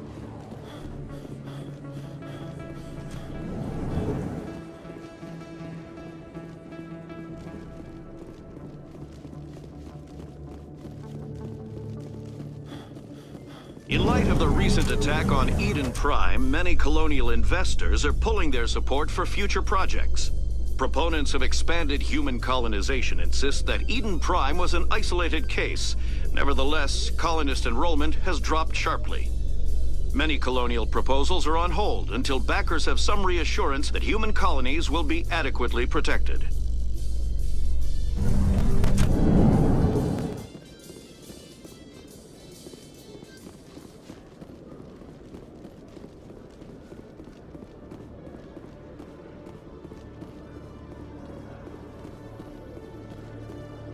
You, human. You the one they call Shepard? That's me, Commander Shepard. The name's Rex. The Shadow Broker paid me a lot of money to get rid of Fist. Only you got there first. Taking care of Fist was part of my investigation. When I get paid to do a job, I finish it. Alone. I don't like where this is going. But I didn't finish this job, Shepard. You did. So the payment is yours. Bounty hunters don't just go around paying off people who take their contracts. I won't take credit for someone else's work. I transferred the payment into your account. I like the way you handled Fist.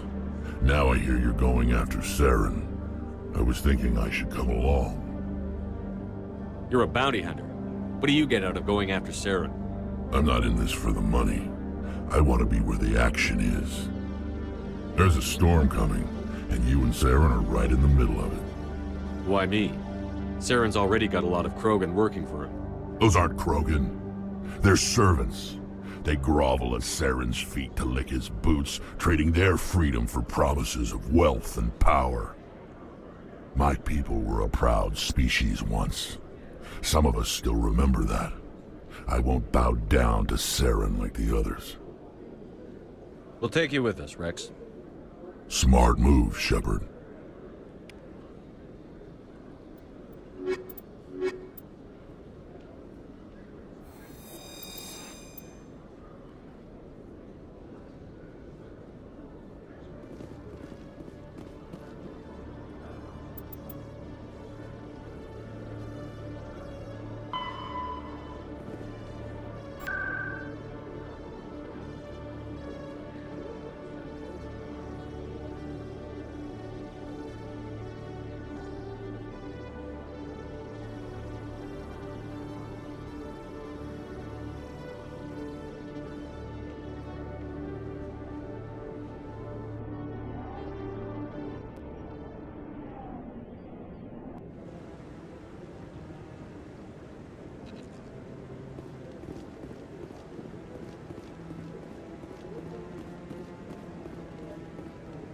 Come on.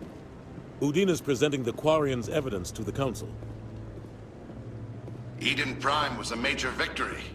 The beacon has brought us one step closer to finding the conduit. And one step closer to the return of the Reapers. You wanted proof? There it is. This evidence is irrefutable, Ambassador. Saren will be stripped of his Spectre status, and all efforts will be made to bring him in to answer for his crimes. I recognize the other voice, the one speaking with Saren. Matriarch Benezia. Who's she? Matriarchs are powerful Asari who have entered the final stage of their lives. Revered for their wisdom and experience, they serve as guides and mentors to my people. Matriarch Benezia is a powerful biotic, and she had many followers. She will make a formidable ally for Saren. I'm more interested in the Reapers. What do you know about them? Only what was extracted from the Geth's memory core. The Reapers were an ancient race of machines that wiped out the Protheans. Then they vanished.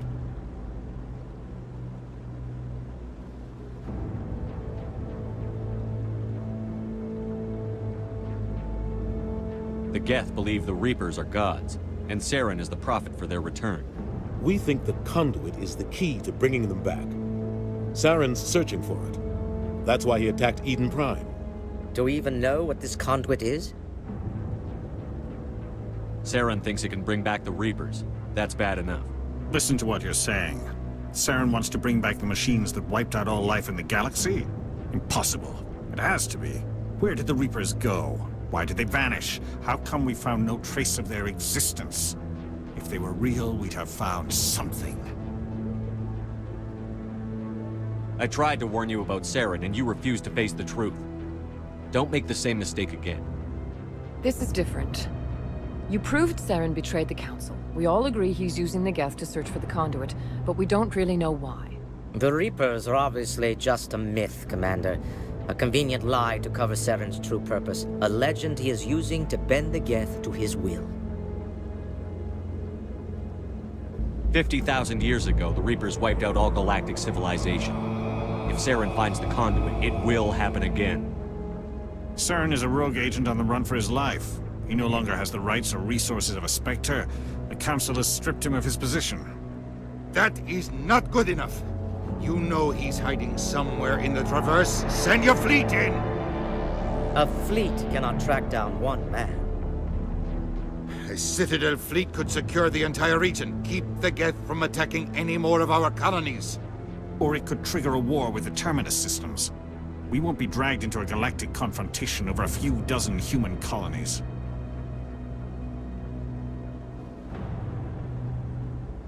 I can take Saren down.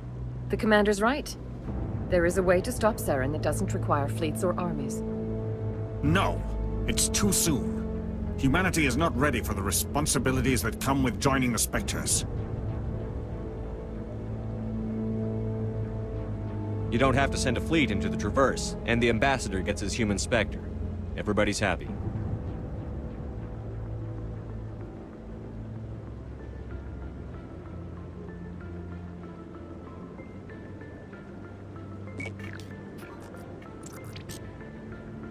Commander Shepard, step forward.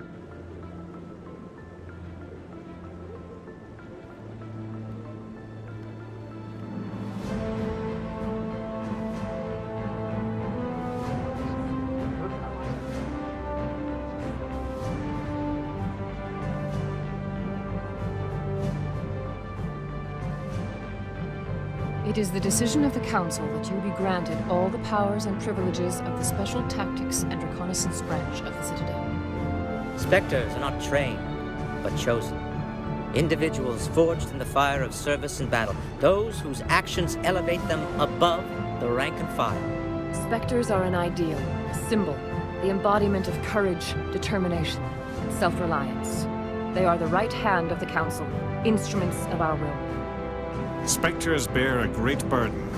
They are protectors of galactic peace, both our first and last line of defense. The safety of the galaxy is theirs to uphold. You are the first human Spectre, Commander. This is a great accomplishment for you and your entire species. I'm honored, Counselor. We're sending you into the Traverse after Saren. He's a fugitive from justice, so you are authorized to use any means necessary to apprehend or eliminate him.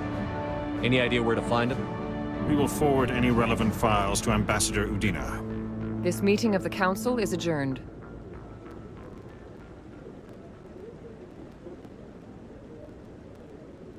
Congratulations, Commander.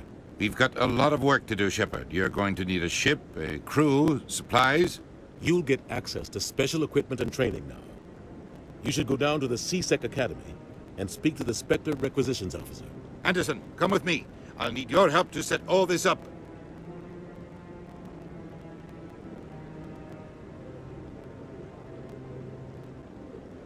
I expected your ambassador to be more grateful. He didn't even thank you.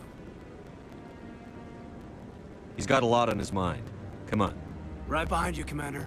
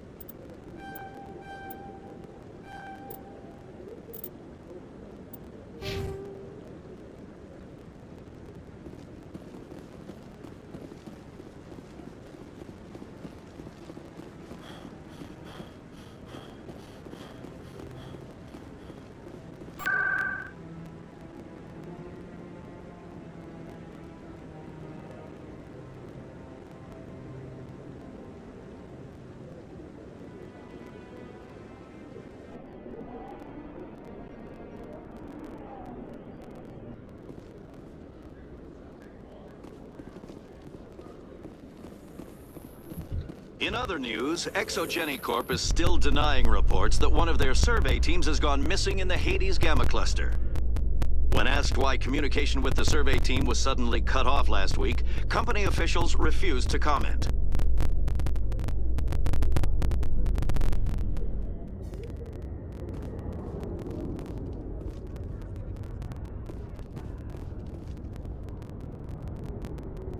I've got big news for you, Shepard. Captain Anderson is stepping down as commanding officer of the Normandy. The ship is yours now. She's quick and quiet, and you know the crew. Perfect ship for a Spectre. Treat her well, Commander. This isn't right. The Normandy belongs to you. You needed your own ship. A Spectre can't answer to anyone but the Council. And it's time for me to step down. Come clean with me, Captain. You owe me that much. I was in your shoes 20 years ago, Shepard. They were considering me for the Spectres.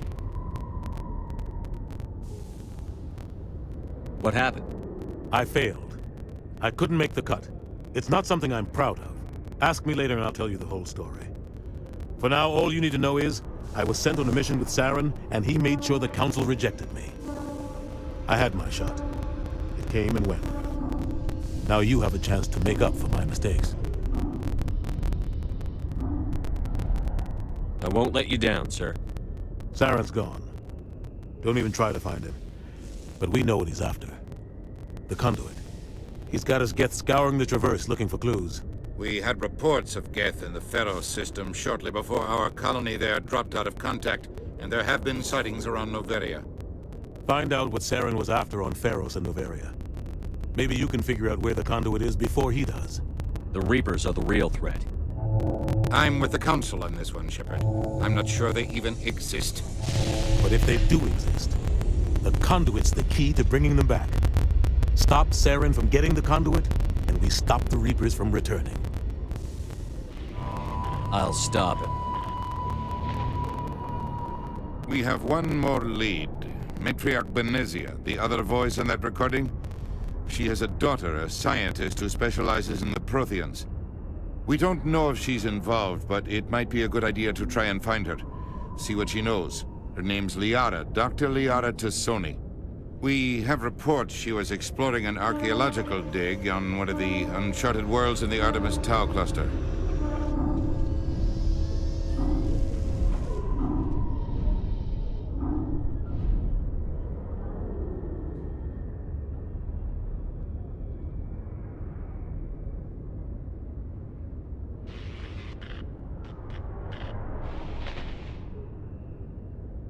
Maybe I can get to Noveria before the Geth. It's your decision, Commander. You're a Spectre now. You don't answer to us. But your actions still reflect on humanity as a whole. You make a mess and I get stuck cleaning it up. I'll try not to make things any harder on you, Ambassador. Glad to hear it, Commander. Remember, you were a human long before you were a Spectre. I have a meeting to get to. Captain Anderson can answer any questions you might have.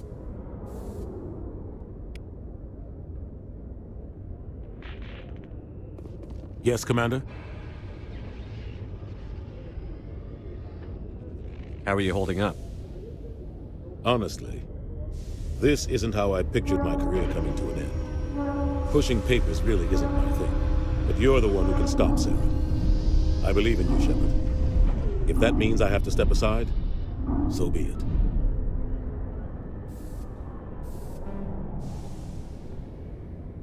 Tell me what happened with you and Saren 20 years ago. It's close to 20 years ago now. Ambassador Goyle was our representative here on the Citadel.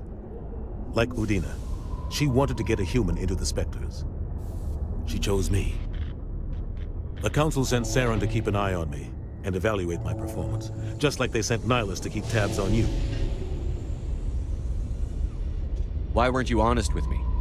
It's not something I'm proud of. I had a chance to become the first human Spectre, and I failed.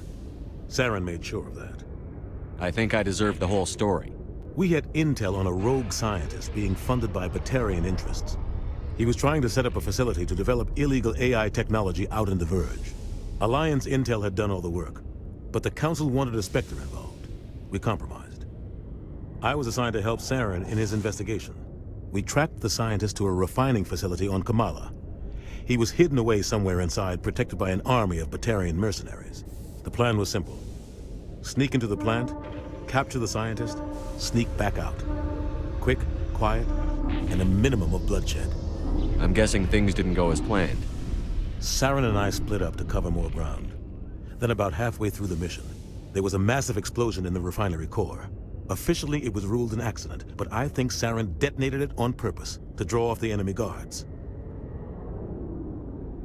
Sounds like overkill to me. The explosion tore the refinery to shreds. The whole place was on fire.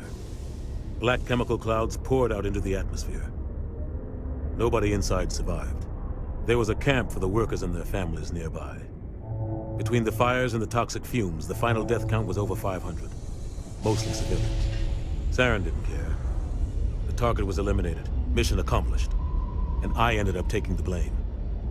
That ended all talk of me joining the Spectres. Saren caused the explosion. How'd he pin it on you? In his report, Saren accused me of blowing his cover. He said it was my fault the guards were ready for us. He claimed that's why it turned into a massacre. Saren's report was all the proof the Council needed to kill my chances of becoming a Spectre. Why'd you let him get away with it? Who do you think the Council was going to listen to? Me? Or their best agent? I had a bad feeling about him right from the start. I should have been more careful. Maybe I could have stopped things before they got out of hand. Don't blame yourself, Captain. I don't. I blame Saren. I think he wanted things to go bad. He was looking for an excuse to blow that refinery. Maybe he just likes the violence. Maybe he was just trying to make me look bad to keep humans out of the Spectres. If so, he pulled it off.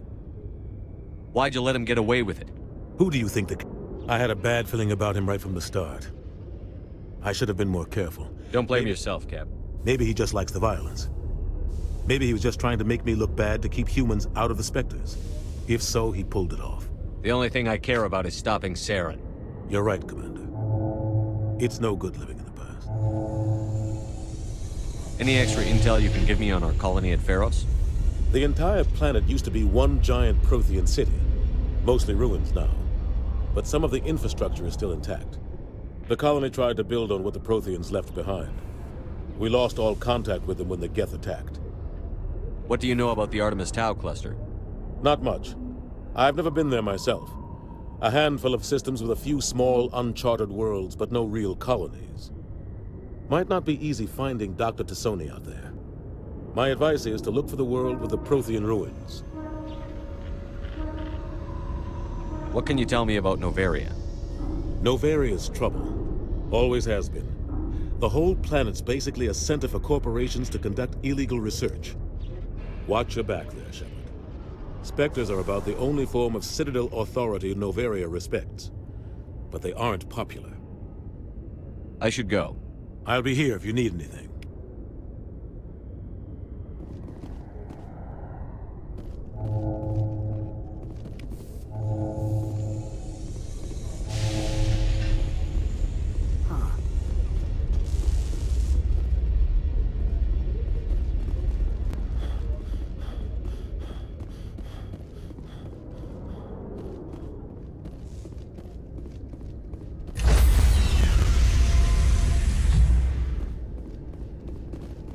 Stand by, shore party. Decontamination in progress. I heard what happened to Captain Anderson. Survives 100 battles and then gets taken down by backroom politics. Just watch your back, Commander. Things go bad on this mission, you're next on their chopping block. Captain Anderson should be the one in charge. It's like I'm stealing the ship from him. Yeah, the captain got screwed. But it's not like you could have stopped it. Nobody's blaming you. Everyone on this ship's behind you, Commander. 100%. Intercom's open. If you got anything you want to say to the crew, now's the time.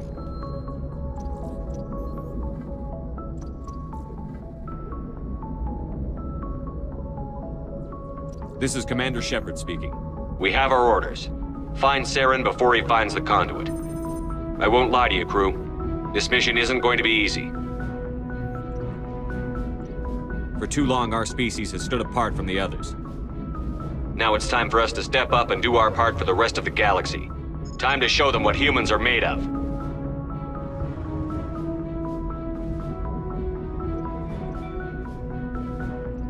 This began with an attack on a human settlement in the Traverse. But we know Saren won't stop there. His Geth armies aren't going to stay on the far fringes of Citadel space.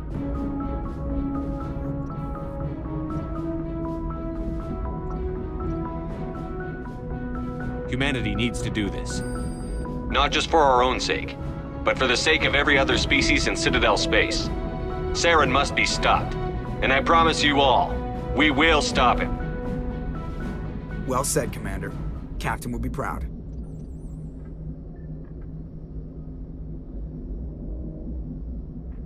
The captain gave up everything so I could have this chance. We can't fail. Yes, sir.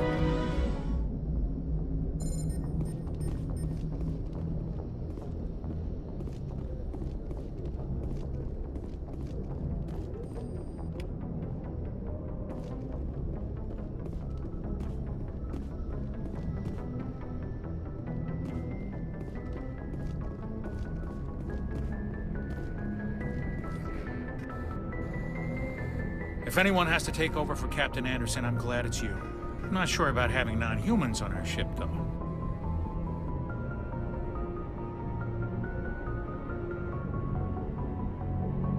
We're all on the same team here, Presley. With all due respect, sir, that's what they said about Nihilus. Look how that turned out.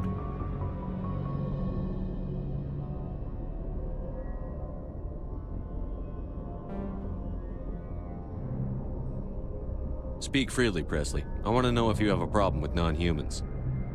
It's not that, Commander. Humanity has always handled its own problems. Saren attacked one of our colonies. We should be the ones to stop him. We don't need their help.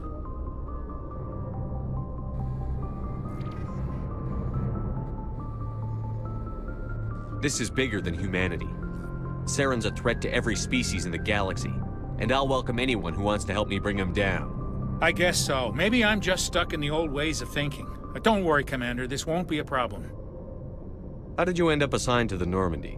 I signed up with the Alliance as a navigator right out of school, following in my grandfather's footsteps, I guess. My first posting was on the Agincourt. We were one of the first reinforcements to arrive at Elysium after the Blitz hit. Those raiders were no match for an Alliance frigate. Of course, the only reason the colony was still standing was because of you, Commander. I can't believe you held out as long as you did. How'd you end up on the Normandy? I got my officer's commission after Elysium. Must have made an impression on the right people. Captain asked for me when he was picking his crew.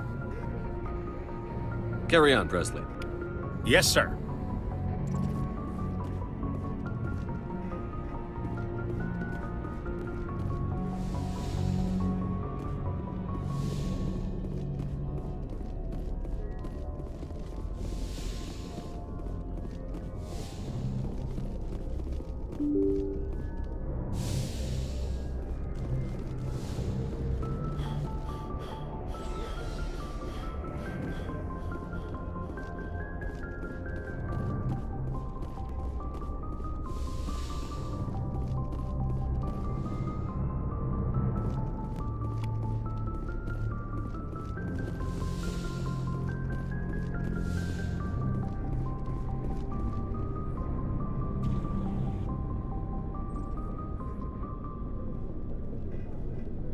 Anything you need, Commander?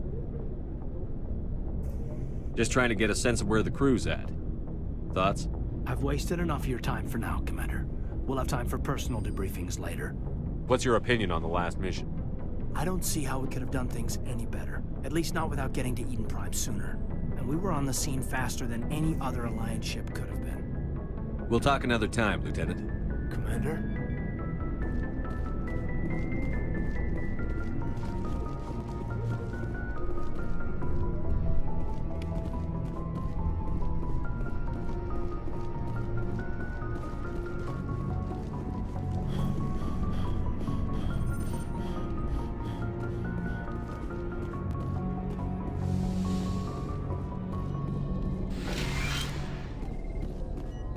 Yes, Commander?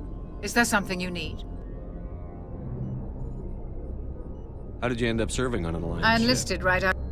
But humanity needs the Alliance if we want to keep Ever think you made the wrong Sometimes choice?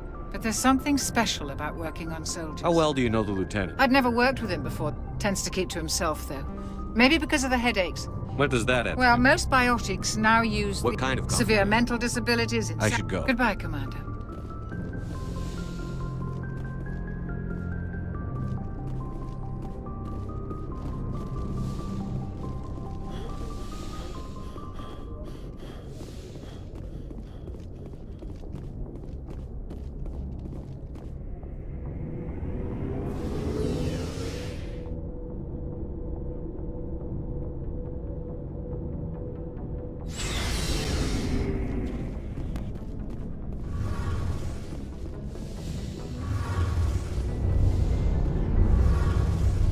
Hey, Commander, you know that Quarian, Tally? She's been spending all her time down here asking me about our engines. I'll tell her to leave you alone. What? No, she's amazing. I wish my guys were half as smart as she is. Give her a month on board and she'll know more about our engines than I do. She's got a real knack for technology, that one. I can see why you wanted her to come along. I figured she'd be a real asset to the team. You got an eye for Tally, Commander, but I'm guessing that's not why you came down here. Fill me in on the IES stealth systems. How does it work exactly? You can't hide a ship out in space. They emit too much heat and radiation. Too easy for sensors to pick them up, unless you find a way to capture those emissions. So our stealth systems trap the energy we give off in storage sinks built into the ship itself. No emissions to give away our location. Eventually the sinks have to be vented. More than a few hours silent running and they overheat. Cook us inside our own hull. There's no way for anyone to detect us? A visual scan can still pick us up. Anyone looking out a window can see us plain as day. But you have to be pretty close to get an actual visual out in space.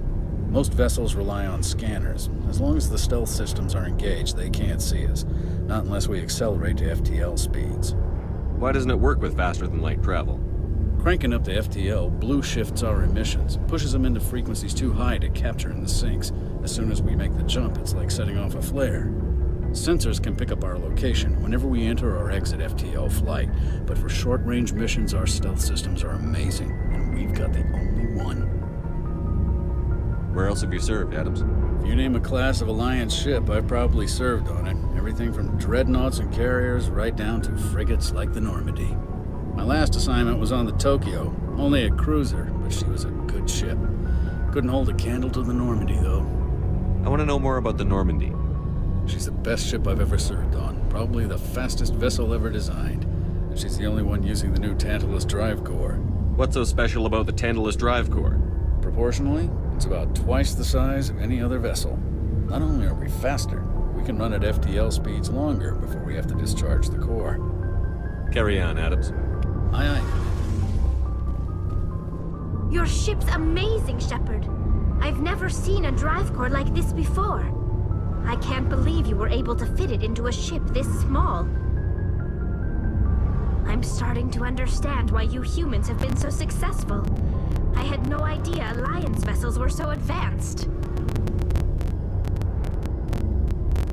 The Normandy's a prototype. Cutting-edge technology. A month ago, I was patching a makeshift fuel line into a converted tug ship in the flotilla. Now, I'm sitting on board one of the most advanced vessels in Citadel space. I have to thank you again for bringing me along. Traveling on a vessel like this is a dream come true for me. I had no idea you found ship technology so interesting. It comes with being a Quarian. The migrant fleet is the key to the survival of my people. Ships are our most valuable resource. But we don't have anything like this. We make do with cast-offs and second-hand equipment. We just try to keep them running for as long as we can. Some of the fleet's larger vessels date all the way back to our original flight from the Geth. I can't believe your fleet's still using ships that are 3 centuries old. They're constantly being repaired, modified, and refitted. They aren't pretty, but they work. Mostly. We've tried to make ourselves as independent as possible on the flotilla, grow our own food, mine, and process our own fuel. But some things we just can't make on our own. A patch to maintain the hull integrity requires raw materials we just don't have. That's why our pilgrimages are so important. Tell me about your people. Our lives aren't easy. Resources are scarce, and we are constantly on the move. Everything we do must in some way contribute to the continuation of the migrant fleet. There are 17 million Quarians in the flotilla, and each of us relies on the others for survival. The bonds among my people are strong. Unfortunately, we have had to surrender many of the freedoms and civil liberties other species take for granted. What kind of freedoms? Well, it's illegal for parents to have more than one child. If our population grows too much, it would strain our resources to their breaking point. Of course, we also can't allow our numbers to become too few. If our population is in decline, the rule against single births is temporarily repealed. In extreme cases of population decline, incentives are even offered to encourage multiple births, though the Conclave hasn't had to take such measures in nearly a century. That's your government. The Conclave is our civilian branch of government. Each ship can elect a representative to serve on the Conclave and make decisions that affect the fleet as a whole. On matters that affect an individual ship, however, the captain has the final say. It's a tradition that dates back to the early days, when the fleet was governed by martial law. Fortunately, most captains nowadays are smart enough to have an elected council from their crew to give them advice and guidance. So the ultimate power rests with elected officials. In practice, the Conclave and the respective council for each ship tend to set the rules that govern our daily lives. But in theory, we are still under military jurisdiction. The 5 top-ranking military officials in the fleet serve on the Admiralty Board. These 5 have the power to overrule any decision by the Conclave in case of emergency. To do so requires unanimous agreement among the Admiralty, and they can only do this once. After that, the entire board must resign their posts. It's a safeguard that served us well. In nearly 3 centuries, the Admiralty Board has only overruled the Conclave 4 times. I want to know more about the Geth. I doubt I can tell you anything you don't already know. It's been almost 3 centuries since they drove my people into exile. All I know is the story of their origins, what they were when we created them, and how they turned on us.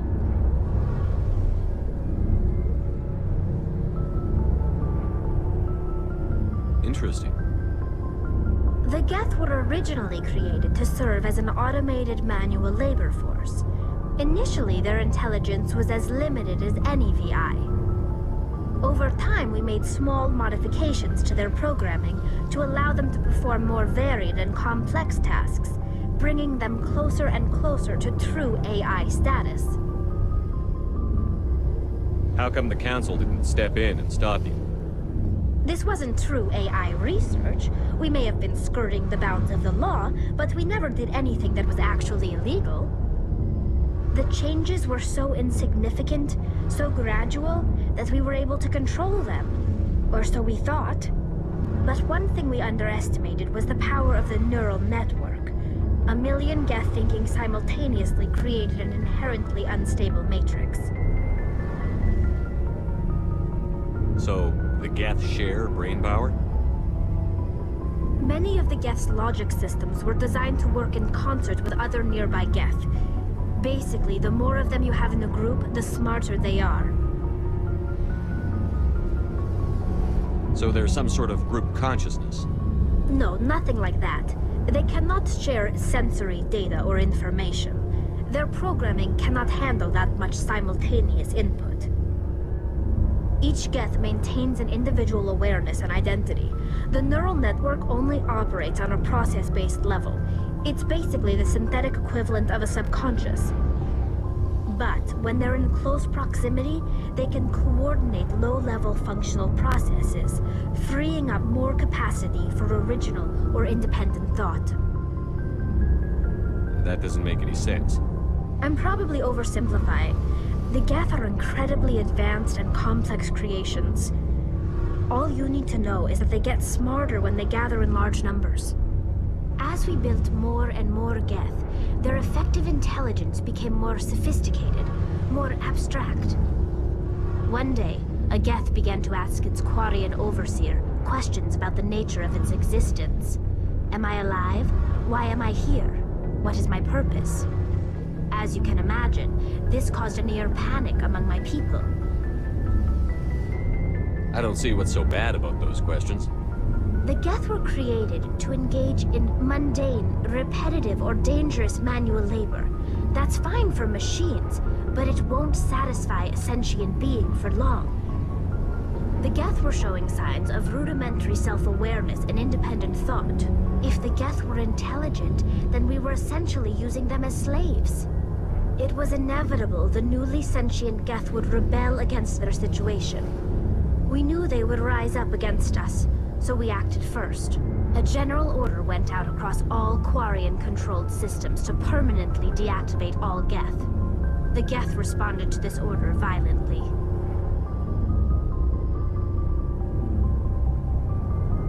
You can't blame them for fighting for their survival. We had no other choice. The Geth were already on the verge of revolution. By acting quickly, we had a chance to end the war before it began. The hope was that most of the Geth would still be little more than machines, incapable of organized resistance. But they had progressed much further than anyone anticipated. The war was long and bloody. Millions upon millions of Quarians died at their hands. In the end, we were forced to flee our own homeworld. We feared the Geth would pursue us, but they never came beyond the Veil. Now we drift through space, exile searching for a way to reclaim what was once ours. It's hard to feel sorry for you. Your ancestors tried to wipe out another species. We made a mistake when we created the Geth in the first place, but we did not make a mistake when we went to war against them. If we had not acted, they would have wiped us out. They're a synthetic life form. They have no use for organics. None. Why do you think they cut themselves off from the rest of the galaxy? Why do you think they've killed every organic being who's ever tried to contact them? They didn't kill Saren. What does that tell you? The Geth are not innocent victims in all this. They're the enemy. They want to destroy us. Not just the Quarians. All organic life. That's why they've joined up with Saren. And that's why we have to stop him. I want to know more about the pilgrimage. When my people reach maturity, we leave our birth ships and seek acceptance with a new crew. It's necessary to maintain genetic diversity among the fleet. But no ship wants to accept someone who will be a burden on them. So, to prove our worth, we embark on a pilgrimage. We set out alone, leaving the flotilla and our families behind us. We only return once we have found something of value we can bring back to the fleet. This is presented as a gift to the captain of the respective ship we wish to join. If the gift is accepted, we are welcomed into the crew. I can't believe they just send you off alone. It's not like they just cast us out. Before we leave, we are given lessons in how to survive outside the flotilla, and given gifts to help us on our journey. We also receive implants to fight off sickness and disease.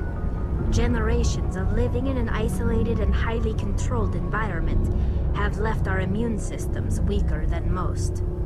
By the time we leave the fleet, we are well equipped for the pilgrimage. This is a rite of passage for all Quarians. If it were dangerous, our numbers would suffer. Virtually every pilgrimage ends with a triumphant return and the ritual presentation of the gift to one of the fleet's captains.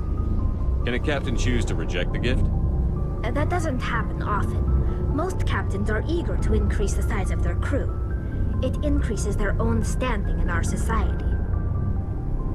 Even when a gift is not particularly valuable, the captain usually accepts it out of a sense of tradition. However, there is a stigma to presenting a substandard gift. It's not the best way to make a good impression on a new community. Most pilgrims don't return until they find something worthwhile. I want to talk about something else. Like what? I want to know more about the pilgrim. This is presented as a gift to the captain. Can a captain... It's not the best way to make a good impression on a new community. Like what? I should go. See you later.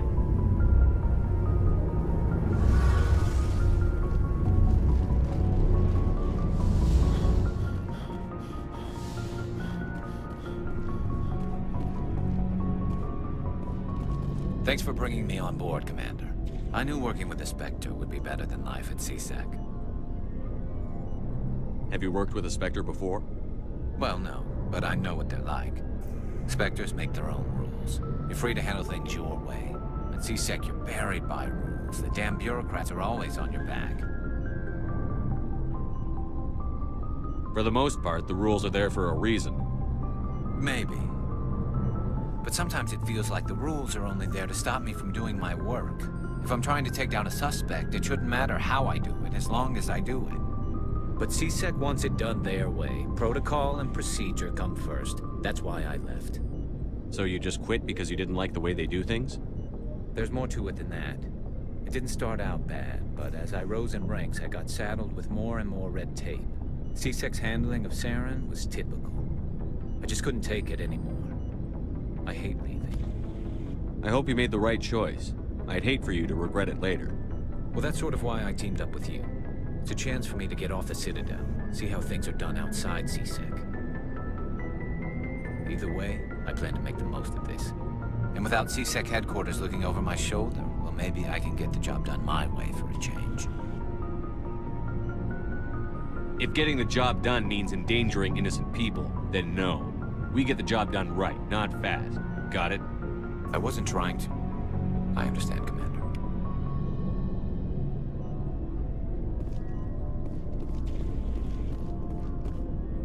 Commander? Do you have a few minutes to talk one-on-one? I'm sorry, Commander. I need to get my duties squared away. I wouldn't mind talking more later, though. What's your opinion on the last mission? Kinda wish you'd got there sooner, Commander. No offense, I appreciate the rescue. I just wish... You wish we'd been able to save the rest of your unit? Yes, sir. If I had been more alert, we wouldn't have been cut down by an ambush. The Geth are perfect ambushers. They don't move, they don't make noise, they don't even breathe. Sir, they have flashlight heads. I'll make sure it doesn't happen again.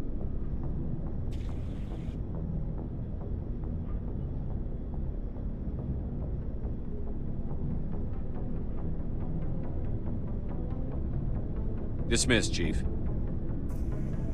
Sir.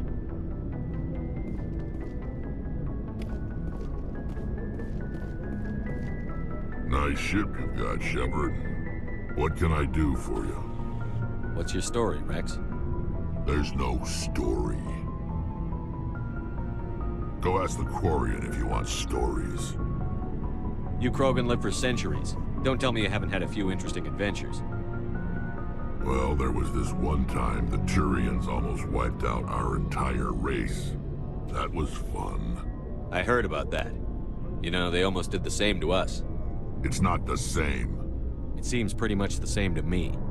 So your people were infected with a genetic mutation?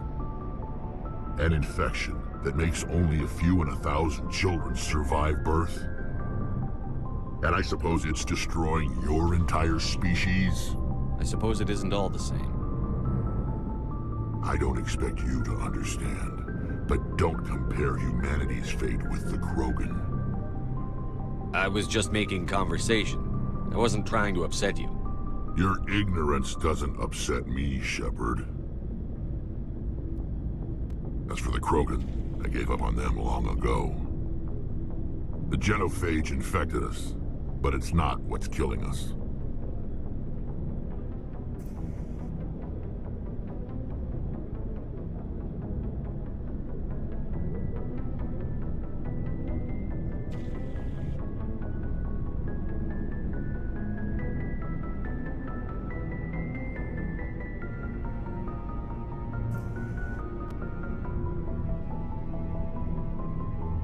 Are your people really dying? We're sure not getting any stronger. We're too spread out. None of us are interested in staying in our own system. Lots of species have left their homes and prospered. But they go to colonize new worlds. We're not settlers. We're warriors. We want to fight. So we leave. Hire ourselves out. And most of us never go back. What can you tell me about the genophage? Ask the Solarians if you want details. They made it. All I know, it makes breeding nearly impossible. Thousands die in stillbirth, and most never get that far. Every Krogan is infected. Every one. And no one's rushing to find a cure. Why don't the Krogan try to find a cure? When was the last time you saw a Krogan scientist? You ask a Krogan, would he rather find a cure for the genophage or fight for credits? He'll choose fighting every time. It's just who we are, Shepard. I can't change that. Nobody can. So long, Rex.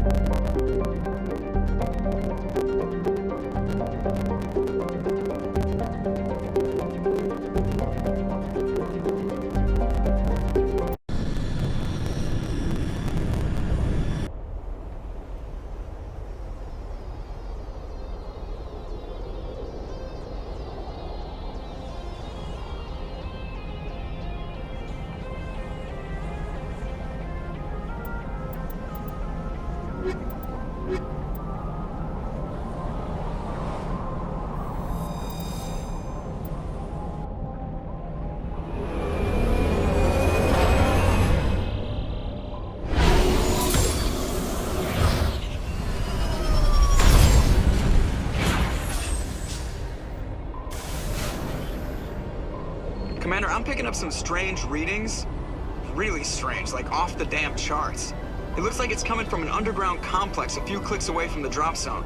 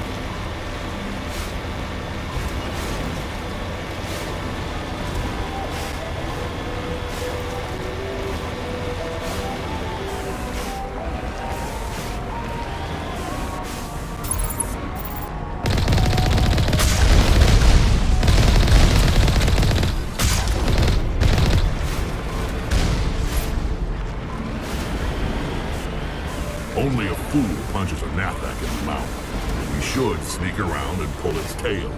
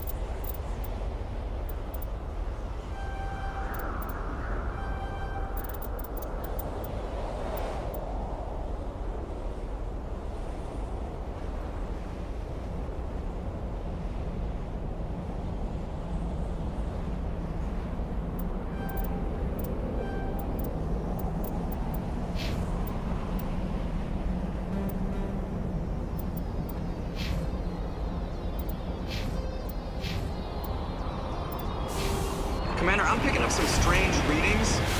Really strange, like off the damn charts. It looks like it's coming from an underground complex a few clicks away from the drop zone.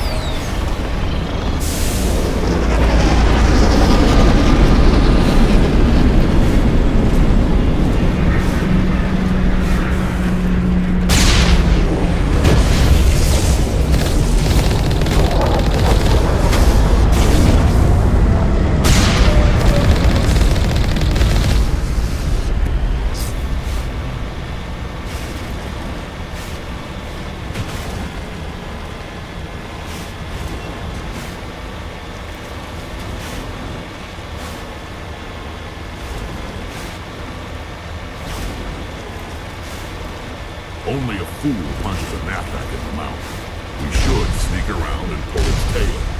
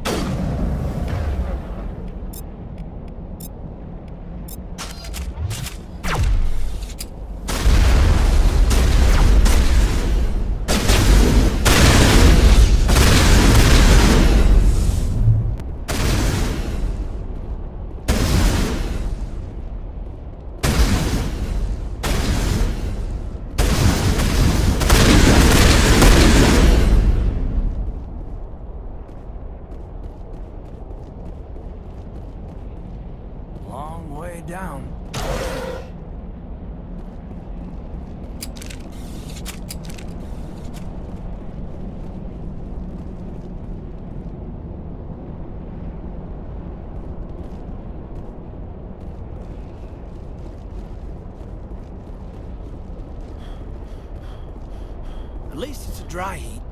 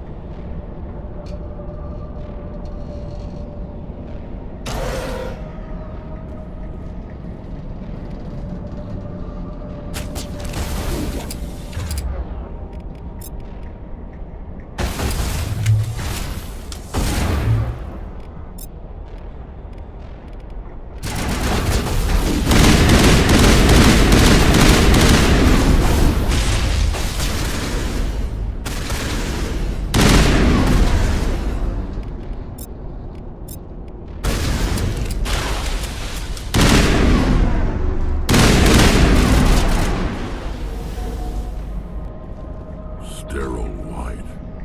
Protheans sure built things homey.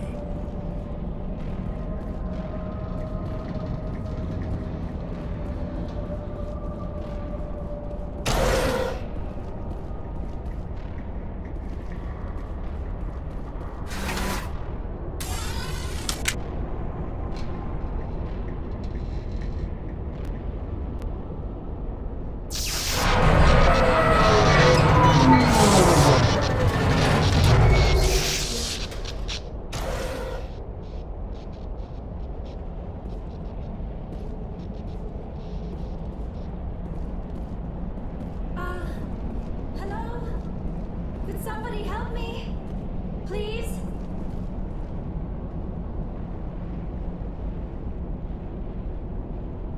Can you hear me out there?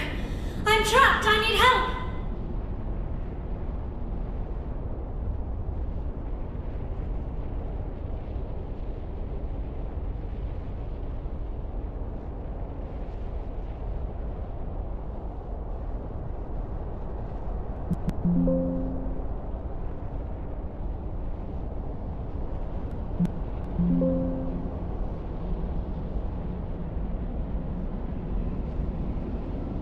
Liara Tassoni, I presume. Thank the goddess.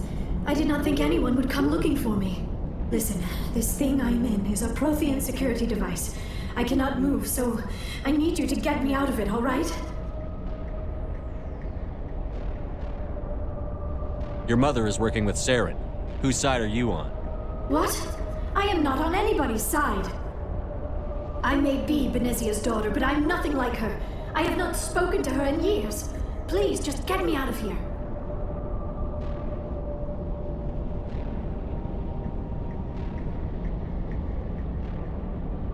How'd you end up in there?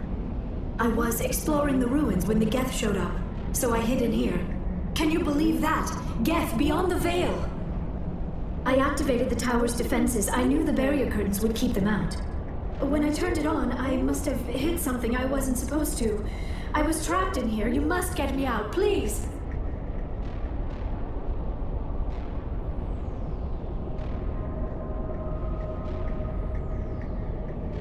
Any suggestions on how we can help? There is a control in here that should deactivate this thing. You'll have to find some way past the barrier curtain. That's the tricky part. The defenses cannot be shut off from the outside. I don't know how you'll get in here. Be careful. There is a Krogan with the Geth. They have been trying different ways to get past the barrier.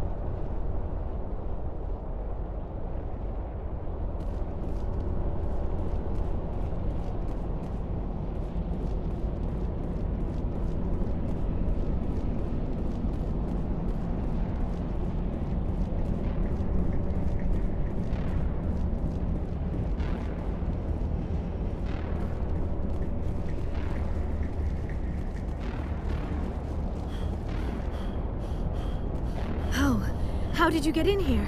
I didn't think there was any way past the barrier.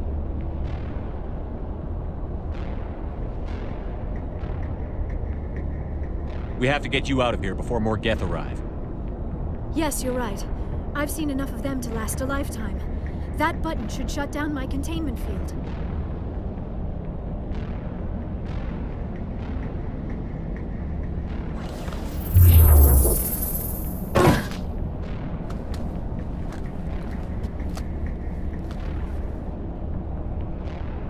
Any idea how we get out of this place? There is an elevator back in the center of the tower. At least I think it's an elevator. It should take us out of here. Come on! I still cannot believe all this. Why would the Geth come after me? Do you think Benezia's involved? Saren's looking for the conduit. You're a Prothean expert. He probably wants you to help him find it. The conduit, but I don't know. What the hell was that? These ruins are not stable. That mining laser must have triggered a seismic event. We have to hurry. The whole place is caving in. Joker, get the Normandy airborne and lock in on my signal. On the double, mister. Aye, aye, Commander. Secure and away. ETA 8 minutes. Not much margin for error. If I die in here, I'll kill him.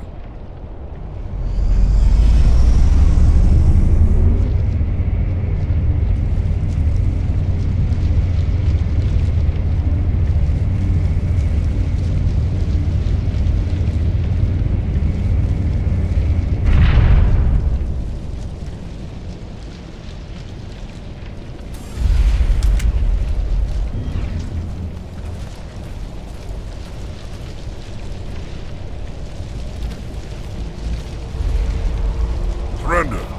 Or don't. That would be more fun.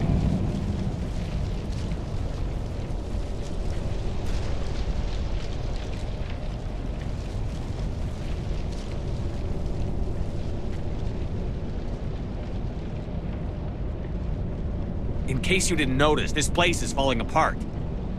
Exhilarating, isn't it? Thanks for getting rid of those energy fields for us. Hand the doctor over. Whatever it is you want, you are not getting it from me. She'll stay with us, thanks. Not an option. Saren wants her, and he always gets what he wants. Kill her. Spare the Asari if you can.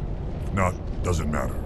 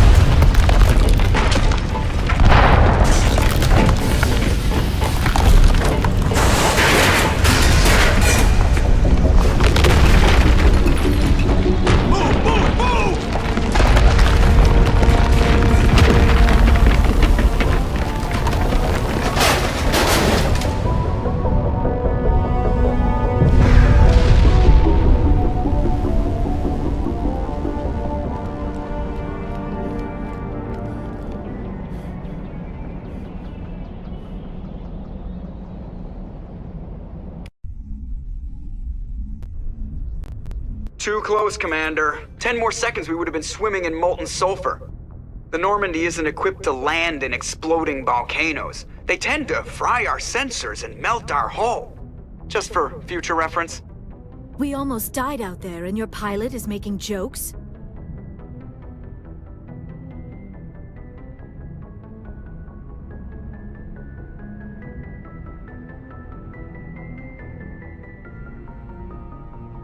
Joker pulled our asses out of there. I think he's earned the right to a few bad jokes.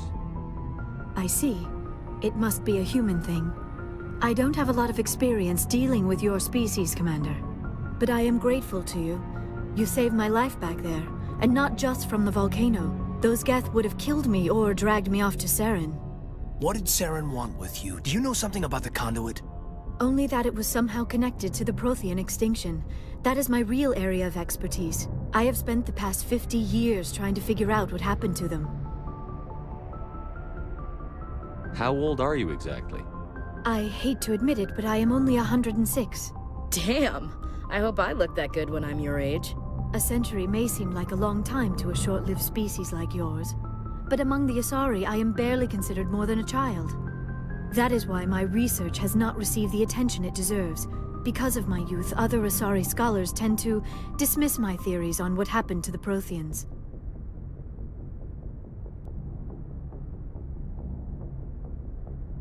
I've got my own theory on why the Protheans disappeared. With all due respect, Commander, I have heard every theory out there. The problem is finding evidence to support them. The Protheans left remarkably little behind. It is almost as if someone did not want the mystery solved.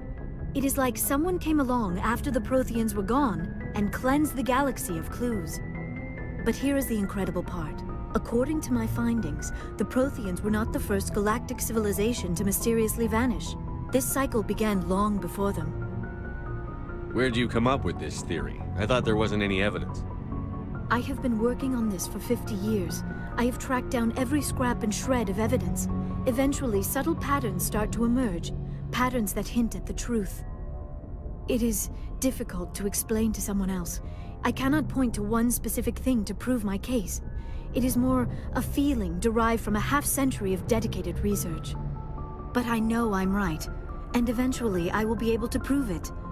There were other civilizations before the Protheans. This cycle has repeated itself many times over.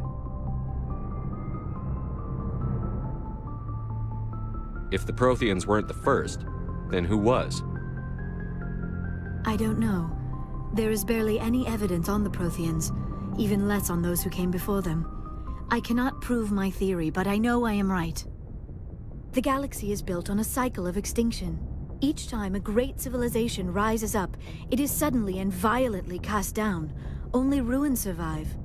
The Protheans rose up from a single world until their empire spanned the entire galaxy.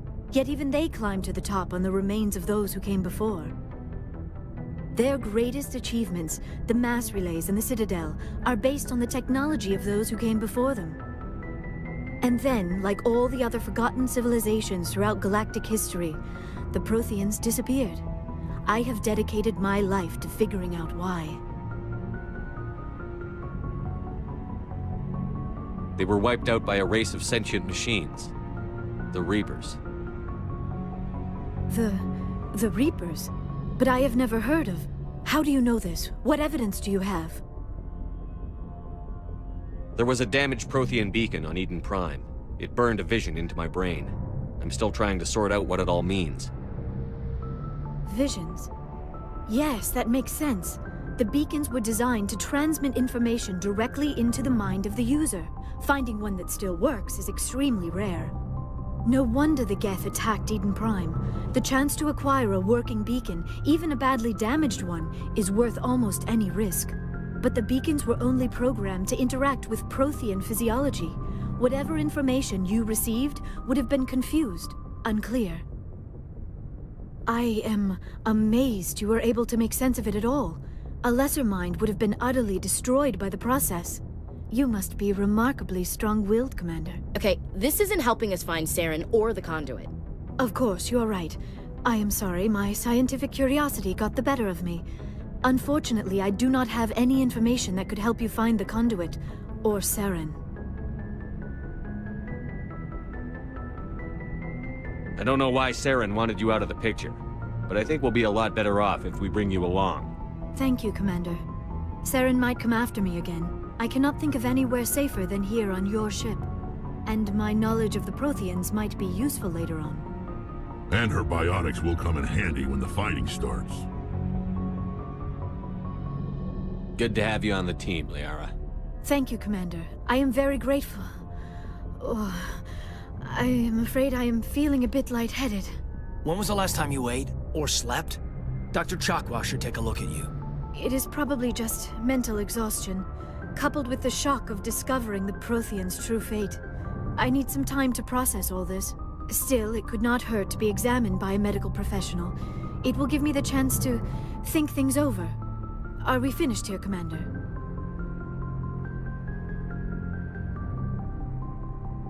We can talk again after you've seen the doctor. The rest of you, dismissed. Mission reports are filed, Commander. You want me to patch you through to the Council?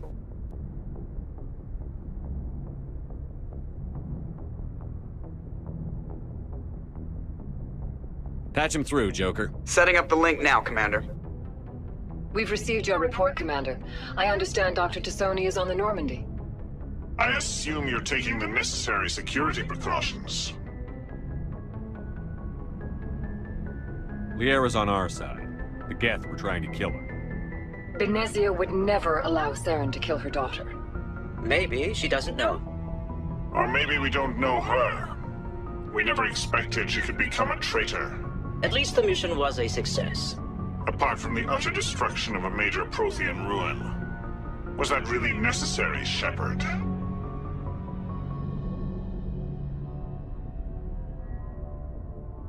The Geth were crawling all over those ruins. We were lucky to make it out alive. Of course, Commander. The mission must always take priority. Good luck, Commander.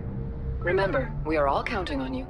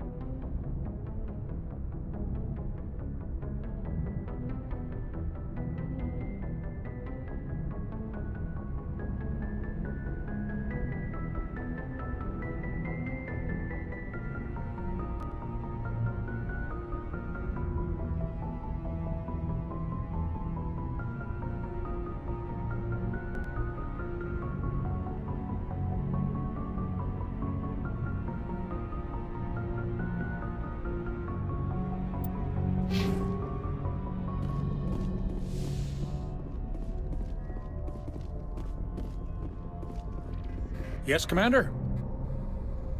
Carry on, Presley. Yes, sir.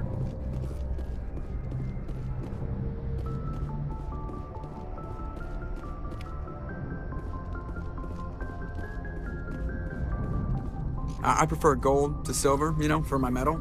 I figured you'd recommend me for one since I, pulled your boots out of the fire.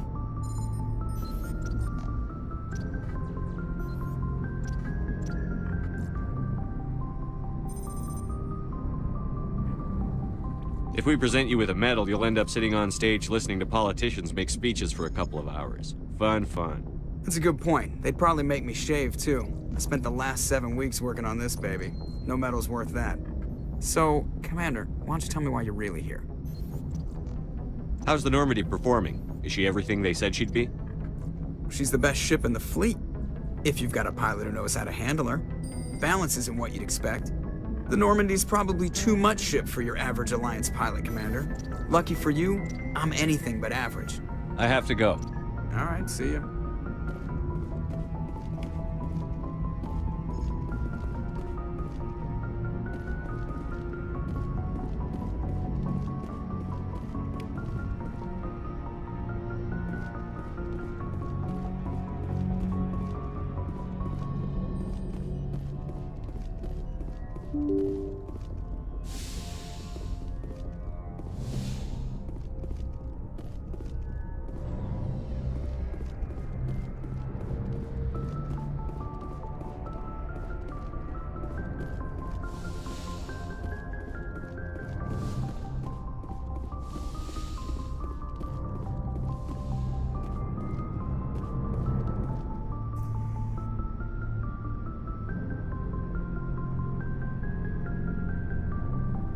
Anything you need, Commander? Just trying to get a sense of where the crew's at. Thoughts? Is this an official evaluation, Commander? Or off the record?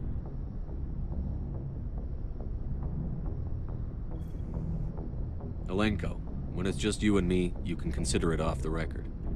That's a generous attitude. Okay. I think there's something wrong with all this.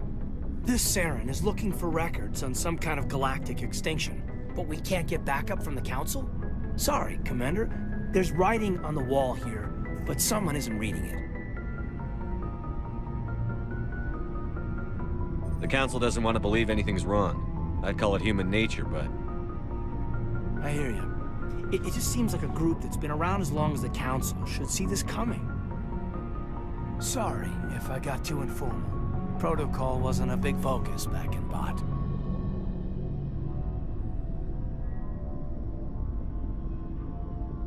Tell me about it. Biotic acclimation and temperance didn't last past the airlock. To the kids they hauled in, it was brain camp. Sorry, hauled in is unkind. We were encouraged to commit to an evaluation of our abilities so an understanding of biotics could be compiled.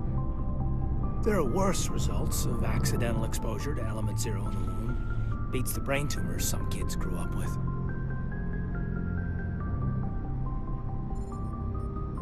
Is there some question about how you were exposed? My mother was downwind of a transport crash. It was before there were human biotics, a little after the discovery of the Martian ruins. It only gets iffy around 63 when Kinetics was running out of first-gen subjects. Until then, they'd relied on accidentals. A bunch of guys in suits show up at your door after school, and next thing you know, you're out on Jump Zero. Jump Zero is Gagarin Station, right?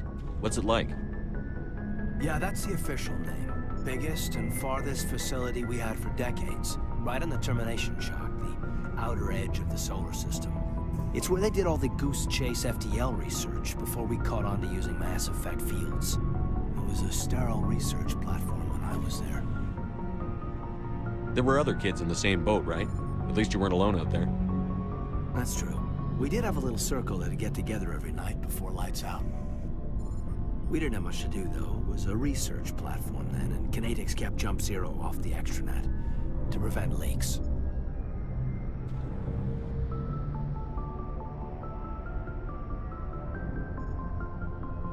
Then you must have had plenty of time to get to know each other. Yeah, we'd sit around and bull every night after dinner, play cards or network games. There was this girl named Rana, who had a little circle grow up around her. She was from Turkey. Her family was very rich. But she was smart and charming as hell. Beautiful, but not stuck up about it. I think you'd have liked her. Sounds like she was special to you. She was. Maybe she felt the same. But things never felt together.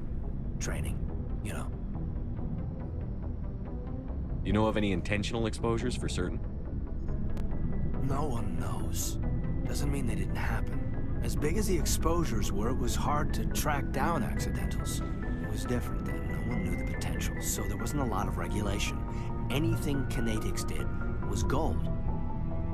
I'm not saying they intentionally detonated drives over our outposts, but in retrospect, they were damn quick on the scene.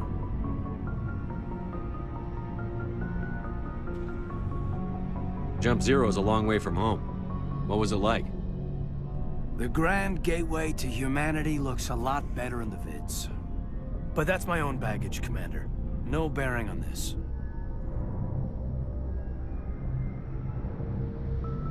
Alenko, there's no regulation that says you can't be friends with your commander.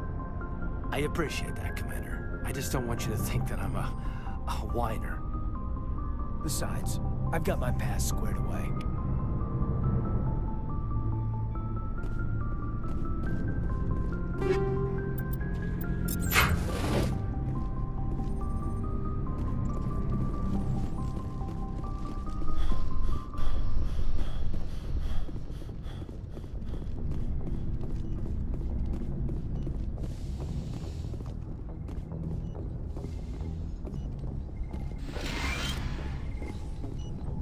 Yes, Commander?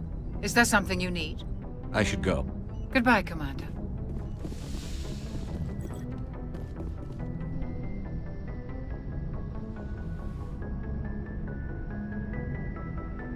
Commander, are you coming to check up on me? You look much better. How are you feeling? Dr. Chakwas assures me I am going to be fine. I was impressed with her knowledge of Asari physiology. You're in good hands. Dr. Chakwas knows what she's doing. I never properly thanked you for saving me from the Geth, Commander. If you hadn't shown up, I'm just glad we got there in time. So am I.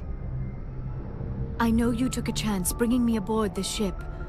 I have seen the way your crew looks at me. They do not trust me. But I am not like Benezia. I will do whatever I can to help you stop Saren. I promise. Don't worry, Liara. I trust you. I know you won't let me down. It means a lot to hear you say that, Commander. Thank you. Tell me about yourself, Liara. Me?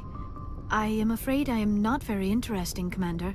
I spend most of my time on remote digs, unearthing mundane items buried in long-forgotten Prothean ruins. You must enjoy something about it. I love my work. Seeking out history's lost secrets has a special appeal for me.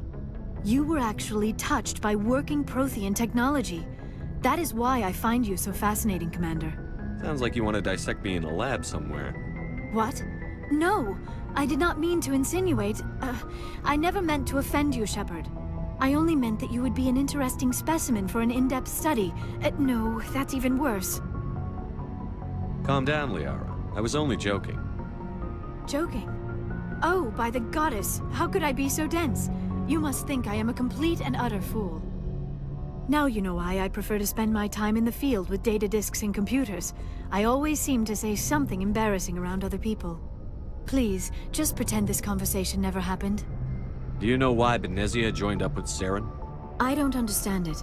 She was always outspoken about the need for the Asari to become more involved in shaping galactic events. Maybe she thought allying herself with Saren would somehow be for the greater good in the long run. At least I hope so. This hurts you, doesn't it? None of this makes any sense to me. I have not spoken to Benezia in many years, but I know her, and this was not like her. Something changed. I'd like to know more about the Asari. We were the first species to discover the Citadel.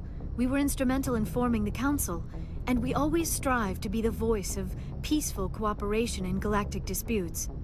My people believe we are all part of a single galactic community. Each species contributes something to the greater whole. Although we seek to understand other species, it seems few of them seek to understand us.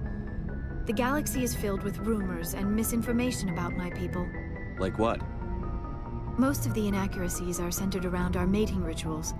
My species is monogendered. Male and female have no real meaning for us. We still require a partner to reproduce. This second parent, however, may be of any species and any gender. I don't understand. Your species can mate with anyone? Mating is not quite the proper term, not as you understand it. Physical contact may or may not be involved, but it is not an essential element of the union. The true connection is mental. Our physiology allows us to meld with other beings. We can touch the very depths of their minds.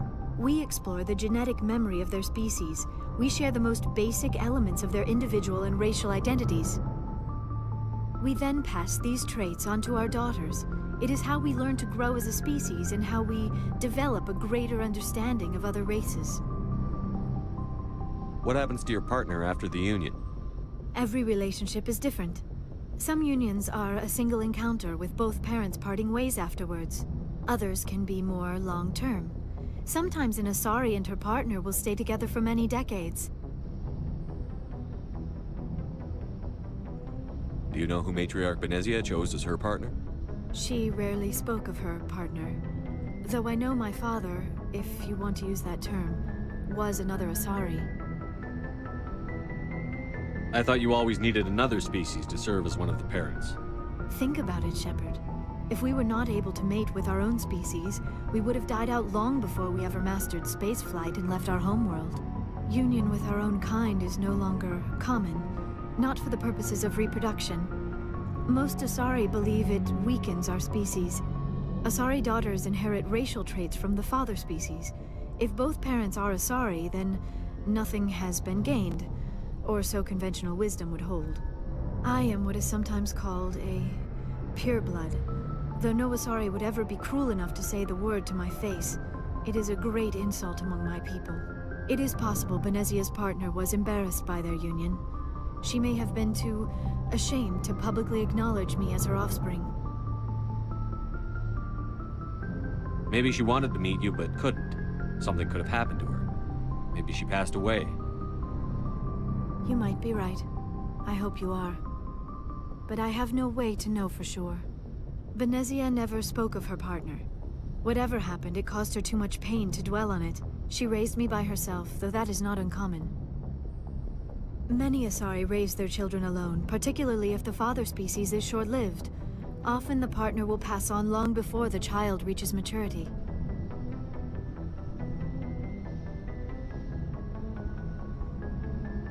You Asari live for 1,000 years. What happens when your partner dies? Few sapient species live as long as my kind. We have learned to take a philosophical approach to our unions. We do not focus on the inevitable loss of our partners. Instead, we enjoy the time we spend with them. And even after they're gone, a part of them lives on in us. The union is a connection that transcends both time and space.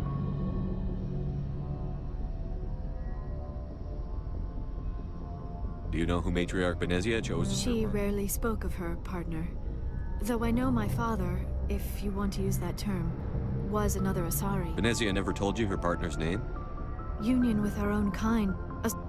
It is possible Benezia's partner was embarrassed by their union. She may have been too... But many Asari raise their children... I should go. Goodbye, Shepard.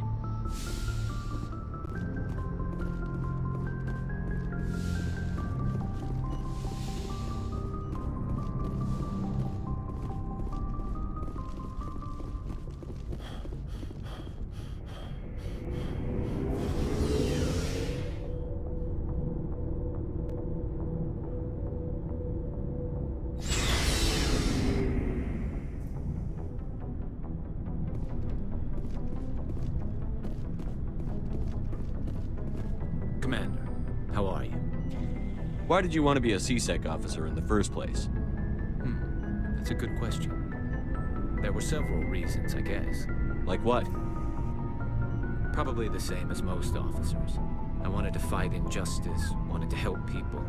I guess my father had something to do with it, too. He was CSEC, one of the best. I grew up hearing about his accomplishments or seeing his picture on the vids after a big arrest. He's taking my resignation pretty hard. That's tough. But you'd think he'd be impressed you're going after Saren. My father's a CSEC man to the bone. Do things right or don't do them at all, he says. He thinks I'm being too rash, too impatient. He's worried I'll become just like Saren. He actually talked me out of becoming a Spectre when I was younger, for the same reasons. You were asked to be a Spectre? Well, I was targeted as a possible Spectre candidate, me and about 1,000 other Turian military recruits. I could have received special training, but my father didn't like it. He despises the Spectres. He hates the idea of someone having unlimited power with no accountability. He wouldn't like you, Commander. No offense.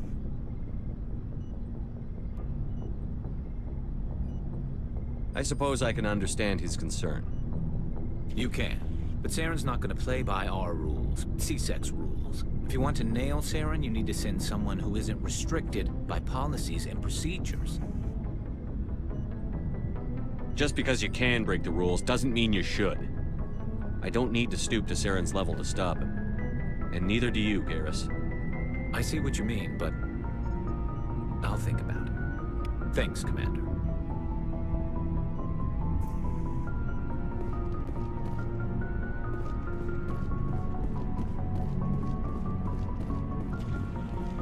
So, we've got Saren on the run. It won't be long now. Saren's good, but I'm better. Good? He's rotten. To the core. I could tell as soon as I met him. Why didn't you tell me this sooner? I would have if I thought it was important. I think I'd like to hear about it just the same. This was a while ago. A bunch of mercs were bragging about a job out near the edges of the Terminus systems. They said it paid well and the boss was never around to ride them. They said he was looking for more men, too. So I checked it out. I didn't know Saren was openly recruiting mercs. It wasn't that open, and he only showed his face once. We'd been raiding ships in the area for months when we took out this massive cargo freighter. Our biggest haul yet. I was on board checking bodies for valuables, looking for some extra credits. That's when I saw him. What did Saren want with the ship? I don't know what he wanted. He was just moving through the ship, watching. A couple of the mercs called him by name, but he never spoke to them. Never spoke to anyone. I had a really bad feeling about him, so I got the hell out. Didn't even wait to get paid. What kind of cargo was the freighter carrying? What was Saren after? I don't know. All I saw on that ship was food and medical supplies. There were some basic weapons, but nothing big. If there was anything of value on that ship, I didn't see it. That's why I didn't mention it sooner. Whose ship was it? There was a Volus trading vessel. Big one. Lots of guards. But they were no match for us. That's the only time you saw him? Yeah. Didn't even know who he was. Still wouldn't if I hadn't joined up with you. But my instincts were right. Every other merc on that mission turned up dead within a week. Every damn one. So long, Rex. Shepard. Commander, you have a minute to talk? I keep an open door policy. If you have any concerns, lay them on me. All right. I know things are different aboard the Normandy, but I'm concerned about the aliens, Vakarian and Rex. With all due respect, Commander, should they have full access to the ship? They may not serve the Alliance, Chief, but they're allies. At least as far as Saren goes. This is the most advanced ship in the Alliance Navy. I don't think we should give them free rein to poke around the vital systems. Engines, sensors, weapons.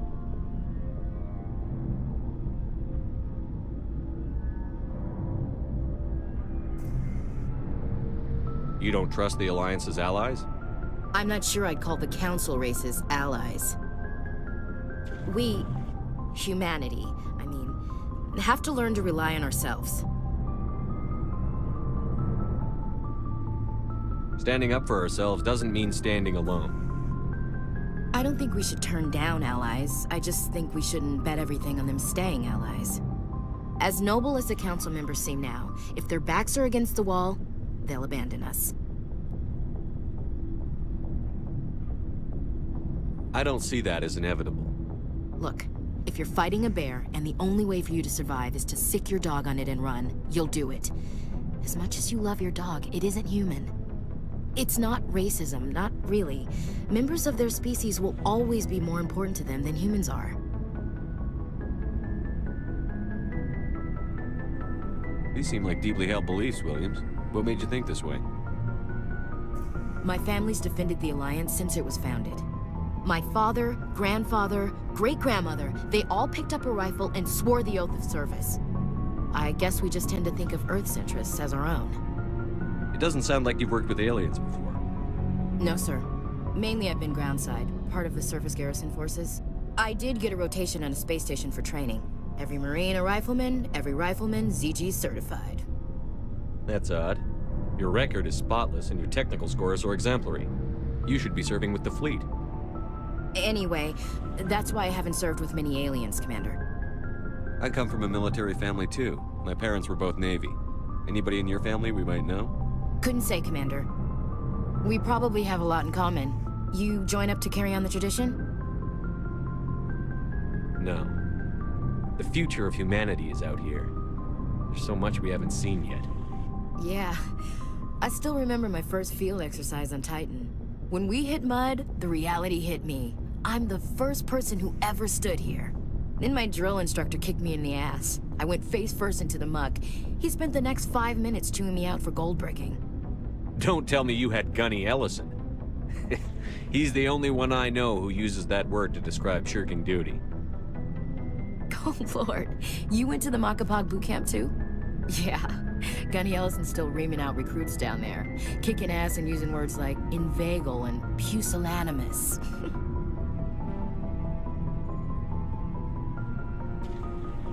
All right.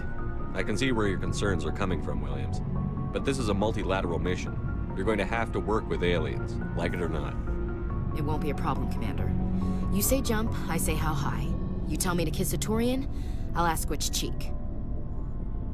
Would you kiss anyone I ordered you to? That depends, sir. If you ordered me to kiss a superior officer, that would be a violation of the regs concerning fraternization. That would make it an illegal order. I'd be required to decline and relieve you of command. Sir. What's your opinion on the last mission? Not sure I buy Dr. Tassoni's story about her and her mom not talking. They're family, right? I think she's being straight with us. Or at least, I don't think she lies very often. Yeah, she's probably really bad at it. Hey, want me to ask her about her sex life? Might be illuminating.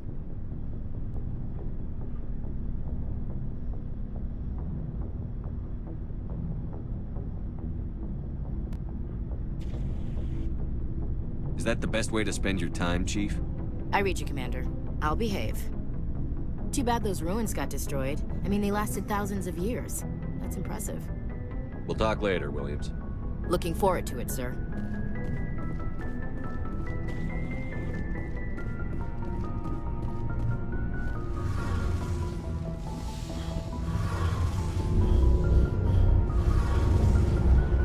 Oh, hello, Shepard.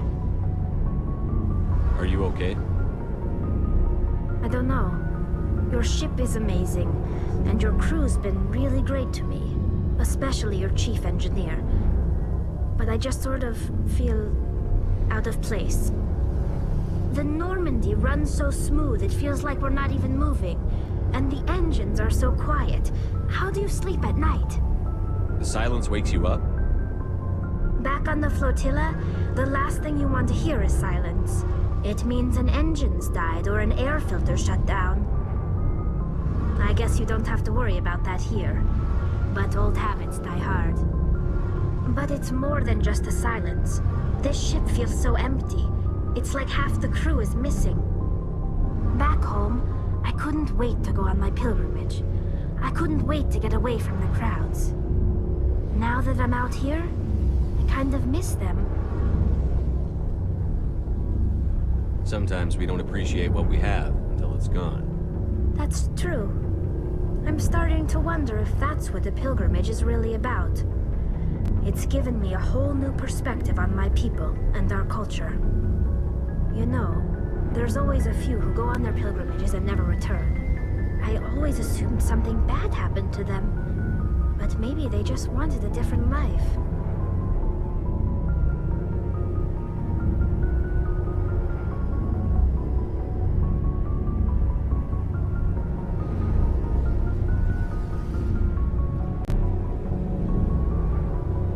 You do plan to return to the migrant fleet, right?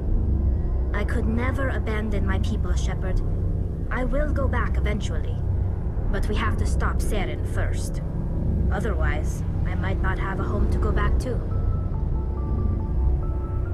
Tell me about your people. Our lives aren't easy. Resources are scarce, and we are constantly on the move. There are 17 million... Unfortunately, we have had to surrender many... Like what? I should go. See you later.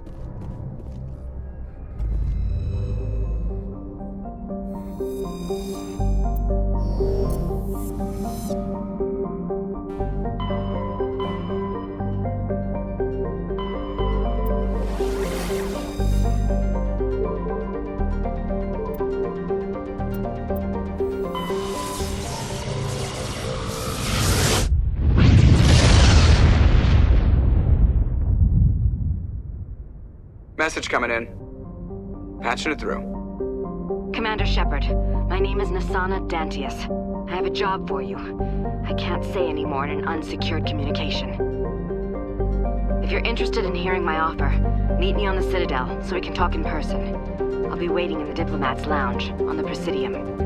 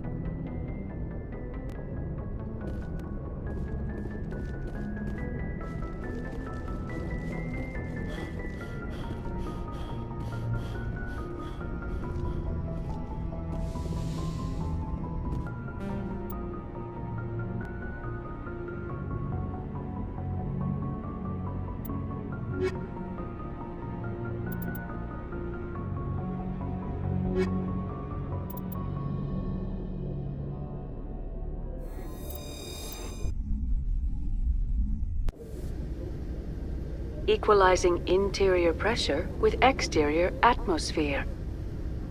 Logged. The commanding officer is ashore. Exo Presley has the deck.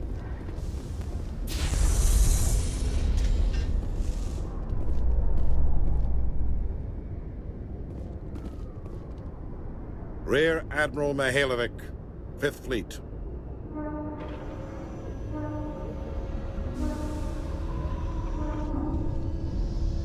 Commander Shepard, SSV Normandy. You don't know who I am, do you, Commander? I command the 63rd Scout Flotilla. You and the Normandy were slated for my unit after shakedown. And the Council got their paws, claws, tentacles, whatever. They got them on our ship and you. I still serve the Alliance, sir.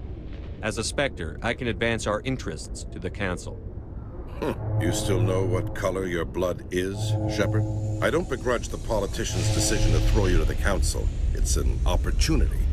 I do begrudge this over-designed piece of tin, though.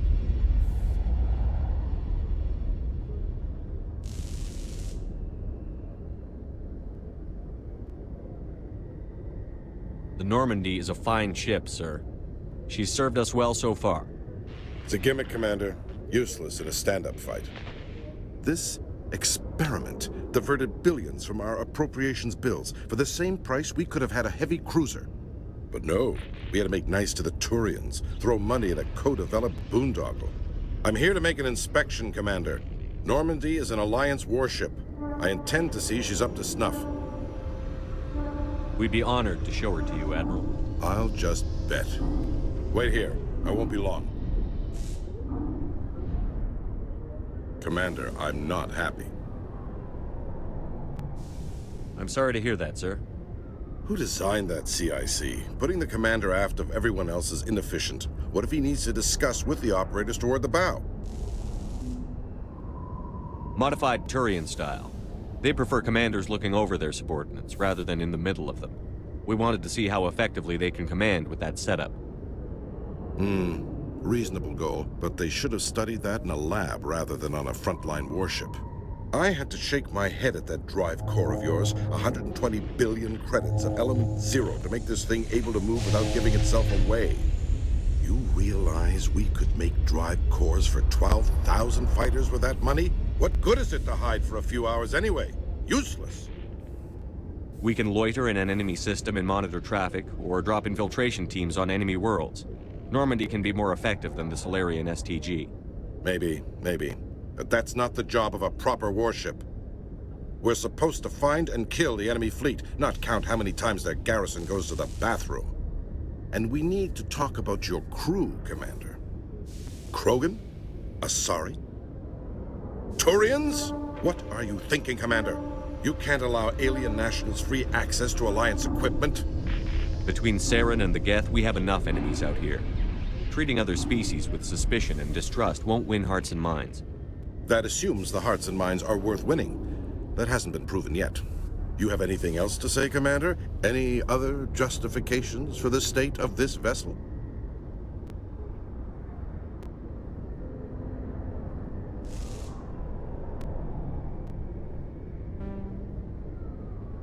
None, sir. Very well. I don't agree with any of this, but your reasons seem sound. I'll be submitting a report to the Joint Military Council.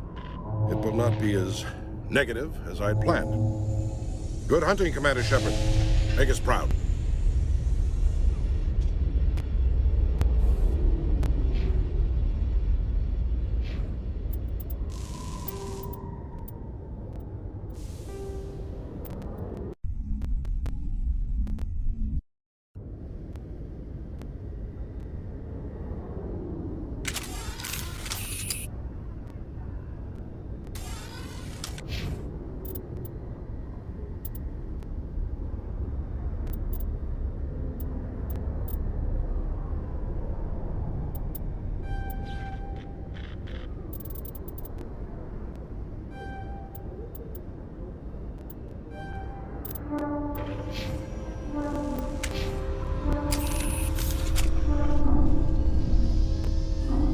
Rear Admiral Mihailovic, 5th Fleet.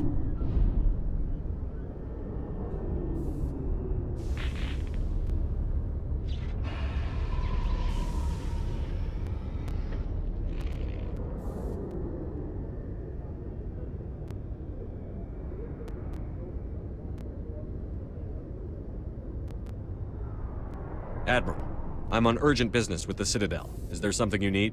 Let's get one thing clear, Shepard. You might be I command the and the Council got their paws, claws, tentacles. I wasn't keen on it either. Don't have the time. I don't begrudge the politician's decision to throw This ship saved our lives. An exaggerate. But I'm here to make an inspection, Commander. Normandy is an Alliance warship, but she's on loan to the Citadel. That means she's not in your chain of command. I believe there's something wrong with my ears. Did you just contradict me? This ship is Council property right now. So, respectfully, please clear the gangway. Have it your way, Commander. But expect me to file a report on this.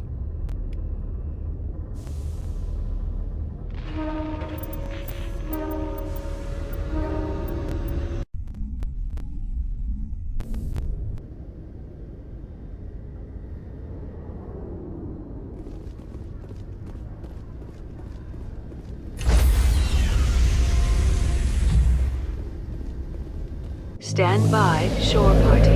Decontamination in progress.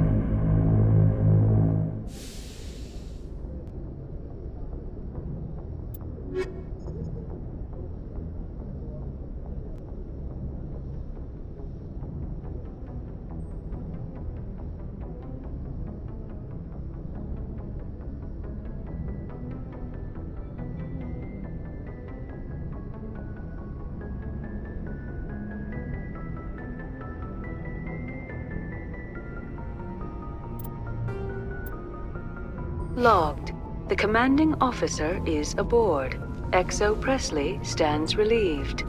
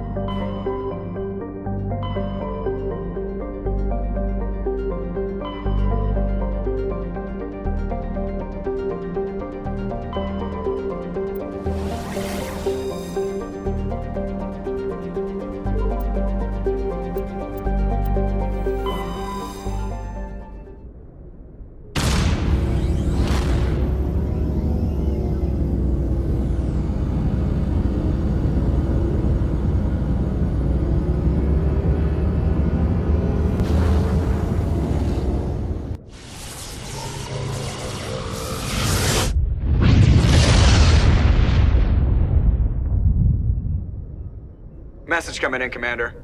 Big surprise, the Alliance needs you again. Shepard, this is Admiral Hackett with Alliance Command. We've got a mission for you. An Alliance officer named Major Kyle has set up a small compound in the Hulking Eta cluster. He's attracted a number of followers, mostly biotics. He's become an outspoken critic of the Alliance, and we believe he's mentally unstable. This could be trouble, Shepard.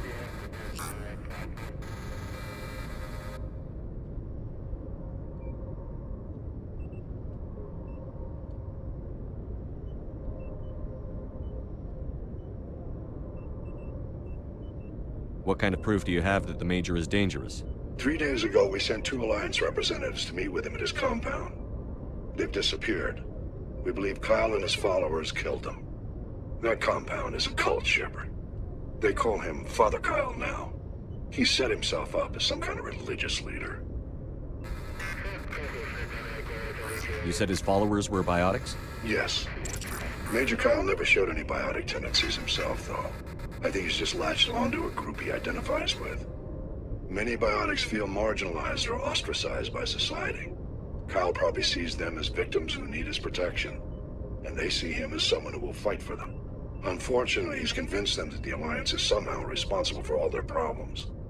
We can't let him go on like this.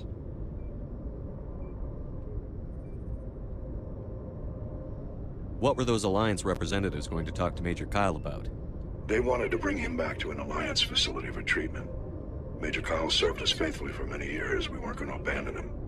Given his state of mind, however, he probably saw them as a threat. We're almost certain he had his followers killed them. What else can you tell me about Major Kyle? He used to be a model soldier, but something happened to him at Torfin. Too many Alliance soldiers died under his command. Couldn't cope with the guilt. His psych evaluations showed he couldn't handle the stress of command anymore. He was given an honorable discharge in early retirement. We'd hoped he would get better in time, but we underestimated how far gone he was. Now it looks like it's too late. I might be able to end this without violence. That may not be possible, Commander. We don't want a bloodbath, but Kyle is dangerous. I'll trust you to use your judgment. Hack it out.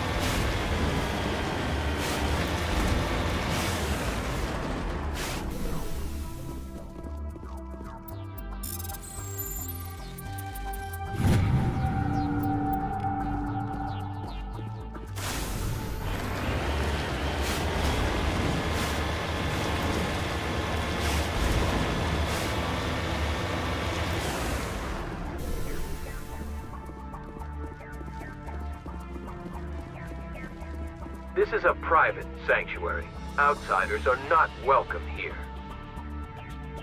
I need to talk to the man in charge. It's important. Father Kyle wants nothing more to do with the Alliance.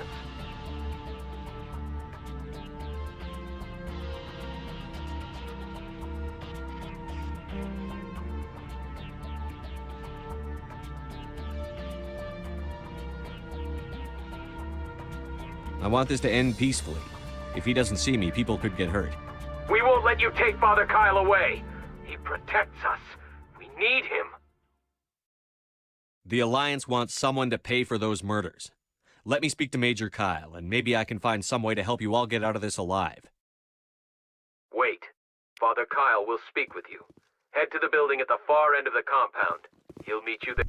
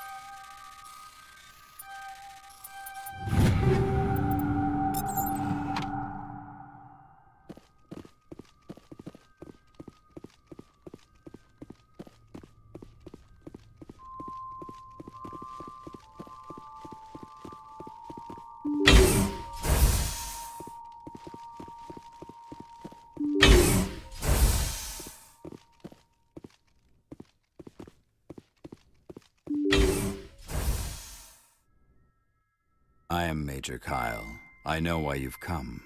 We have no quarrel with you. Why can't you just leave us alone?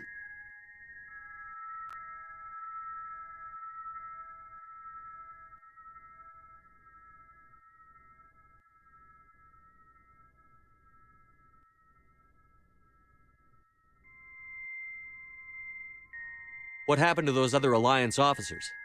The ones who came before me? They wanted to take me away from here.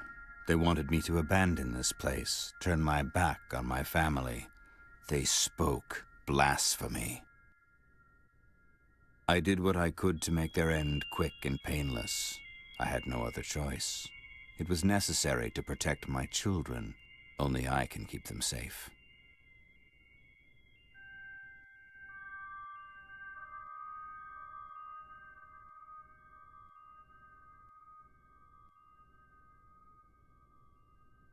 The Alliance sent me to bring you in, Major. Can't you see this has gotten out of hand? Don't you understand you're endangering your followers? I respect that you have come under a banner of peace, but I cannot do as you ask. If you take away their father, my children will be helpless.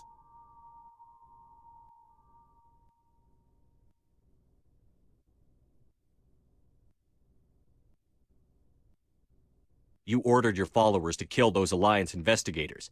You must face the consequences of your actions. Do you really want your children to suffer for your sins too?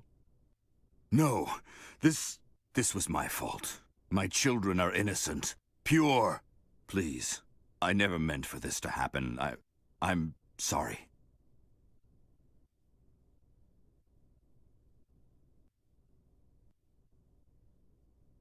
You're doing the right thing, Major. Your children will be better off for it. Come on. Wait. If my children see you taking me away, they won't understand. They will attack, and you will be forced to kill them all. You have shown me the error of my ways, Commander. Now you must give me time to explain it to them. It is the only way they will understand. Please, give me 1 hour. After that, I will meet the Alliance authorities at the gates of my compound and surrender without violence. I give you my word. I'm going to trust you. If you betray that trust, you and all your children will suffer. I will not betray you, Commander. Thank you for this. Your pilot can ask Alliance Command to send a patrol to collect Major Kyle. I just hope you know what you are doing, Shepard.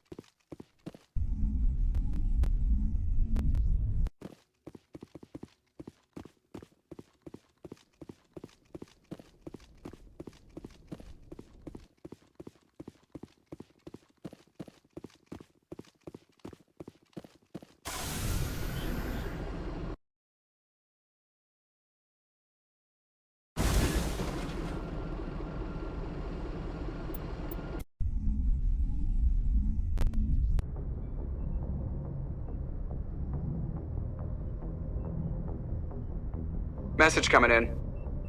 Patching it through. Admiral Hackett here, Commander. Your helmsman just forwarded your report on Major Kyle.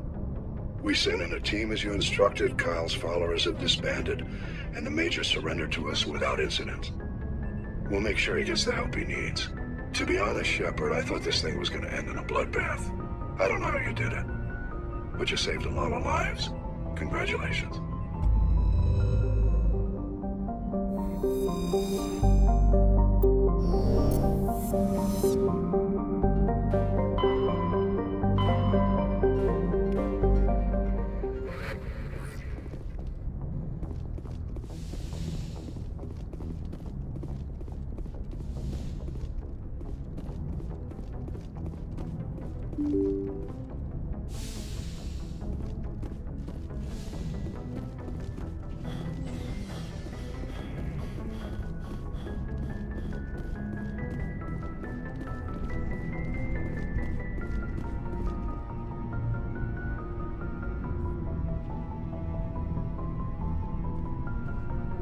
Anything you need, Commander? Just trying to get a sense of where the crew's at. Thoughts? I've wasted enough of your time for now, Commander. We'll have time for personal debriefings later. What's your opinion on the last mission? Dr. T'Soni. Seems like a sweet girl. Easy on the eyes. I mean, if you like the bookish sort.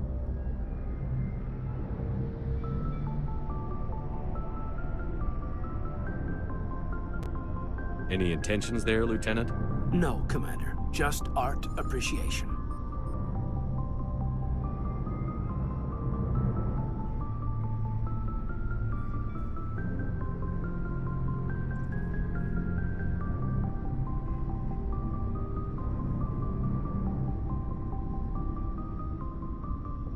We'll talk another time, Lieutenant. Commander?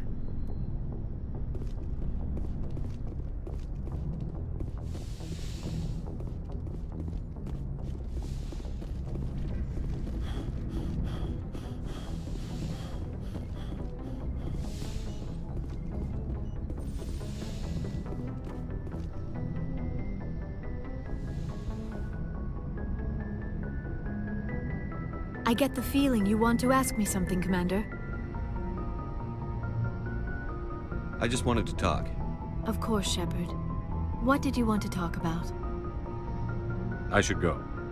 Goodbye, Shepard.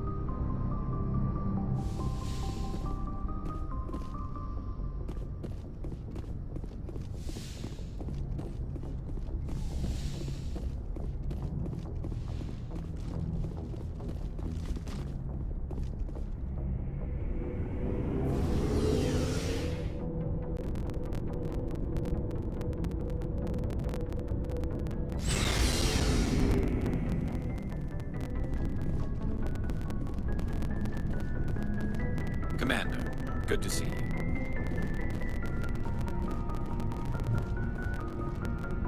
Commander? What's your opinion on the last mission? Not sure I buy Dr. Tassoni's story about her and her mom not talking.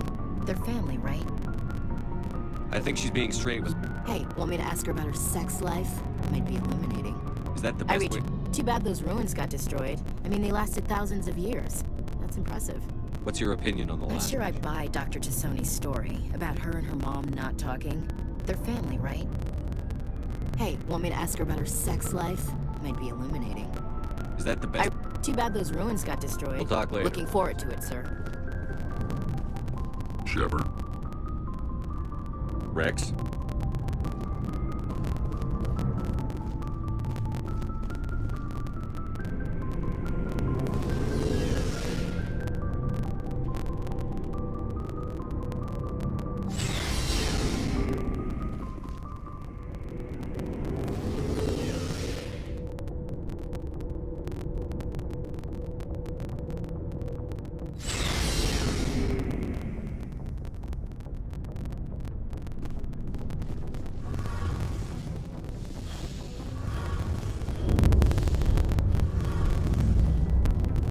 Hey, Shepard. Do you need something? I should go. See you later.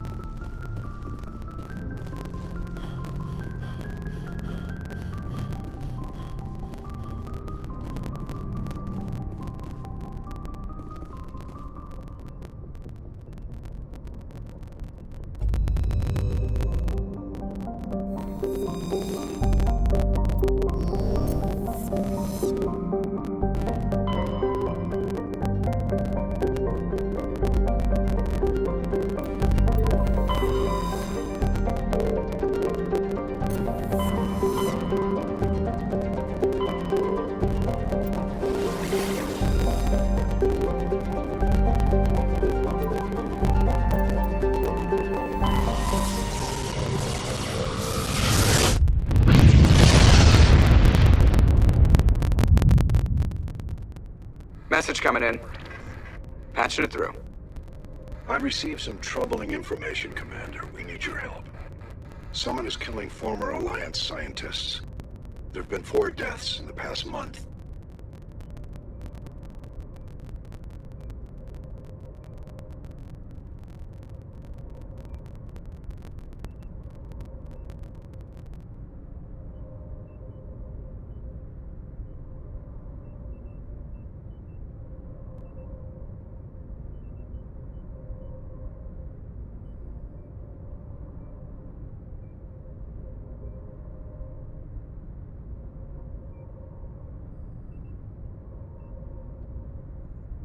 Former scientists. Sounds like someone has a project they'd like to keep secret. All 4 scientists worked on a classified project on the Kuz. There was a brutal massacre there years ago. An entire unit was killed by Thresher Maws. It was classified as a natural hazard, but the project dates coincide with the attacks. You think these scientists had something to do with the attack? I'm not certain what I think, but it's worth investigating. There was one other scientist on the project, Dr. Wayne. I'm transmitting his last known coordinates. Good luck. 5th Fleet out.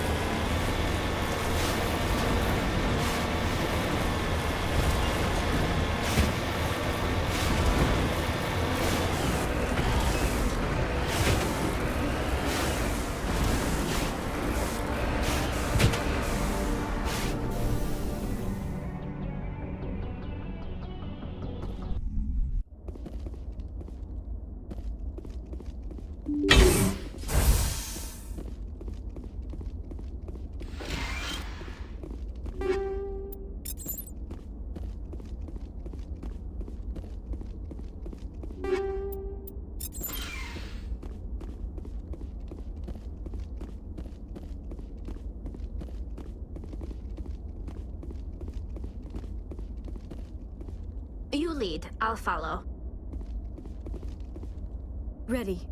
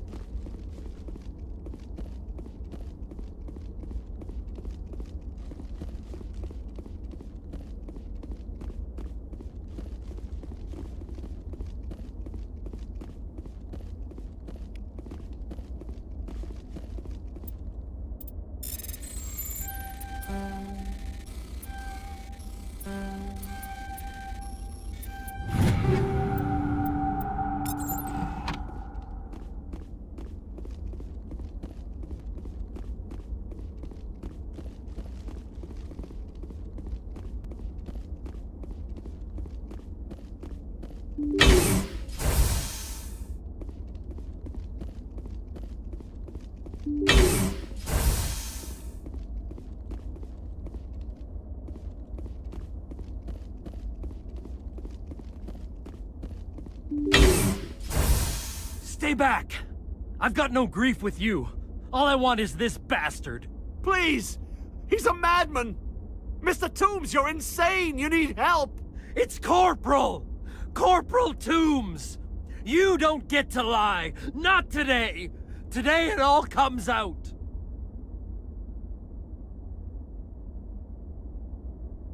What are you talking about? Why do you want to kill this man? Want? What I want is my life back. I want to go to sleep without screaming in my dreams. I want the people who sent me to Akuz brought to justice. Can't you see that Toombs is crazy? Shoot him! But if I can't get that, I'll have to settle for killing the men who took my life away. What did the doctor do to you, Corporal? We were on Akuz. When the Thresher Maws hit, my entire unit was wiped out. The Thresher Maws, the scientists were studying them. They let them hit our unit just to watch. I woke up in a holding cell. The scientists were delighted I'd survived. Now they had someone to run tests on.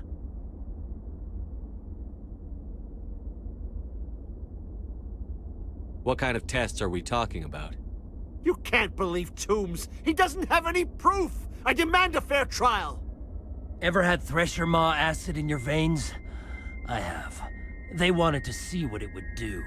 They're part of some organization, Cerberus, that runs secret tests like this. They treated me like a lab animal.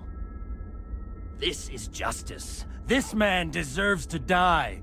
So, are you going to kill me or not?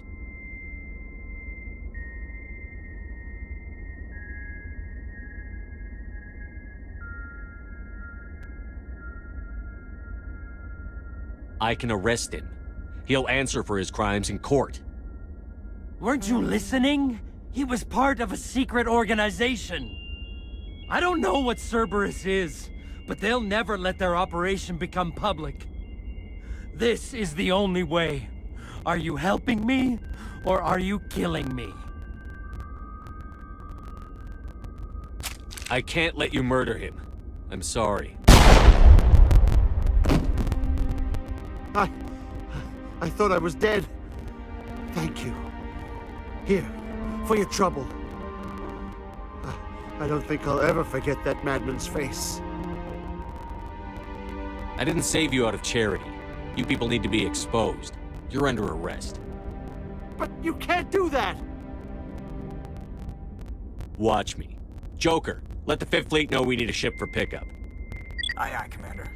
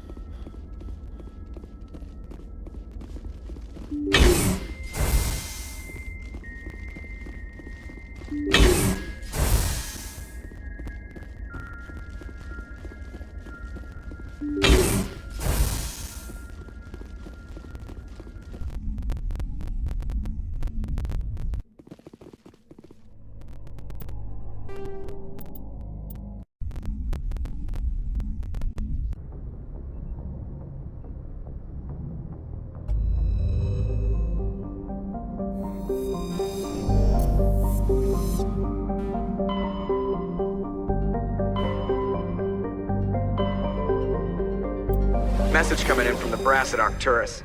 Patching it through. Normandy? Admiral Hackett here. We're getting reports of a marked increase in Geth activity in the Skyllian Verge. Surveillance drones have identified Geth outposts on 4 different planets in the Armstrong cluster. We need someone to take them out.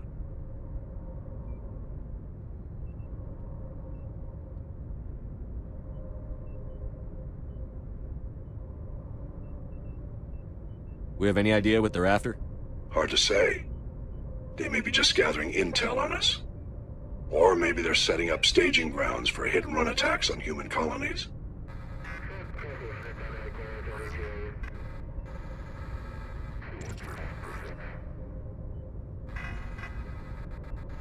It could be the first wave of an invasion. Let's hope not. We need someone to investigate this, Shepard. Finding Saren is still your top priority, but you've got experience fighting the Geth. You're the logical choice to take out these outposts. We're transmitting all the locations of known Geth outposts in the Armstrong cluster to the Normandy now. Admiral Hackett out.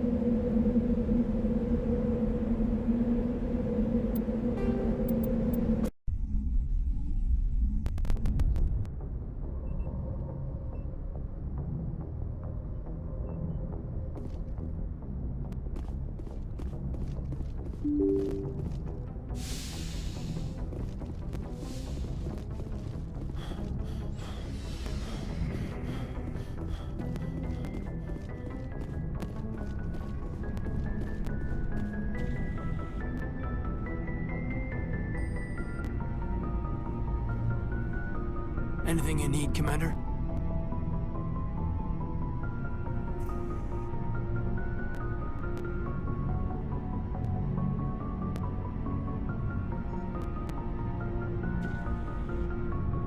Just trying to get a sense of where the crew's at.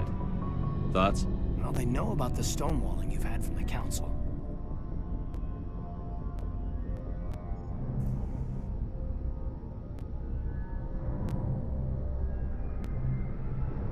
They deserve to know what we're up against. They're on your side. They're pissed about the resistance we're getting, especially from our side.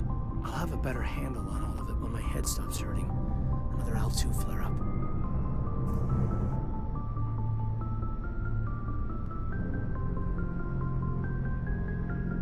Ever thought about going back under the knife? Maybe get an upgrade? No thanks, Commander. One slip and you can't remember your own name. The L2s spike higher anyway. My abilities would drop with pain-free L3s. And it'd be a cold day before I turn myself over to a Canadic subsidiary.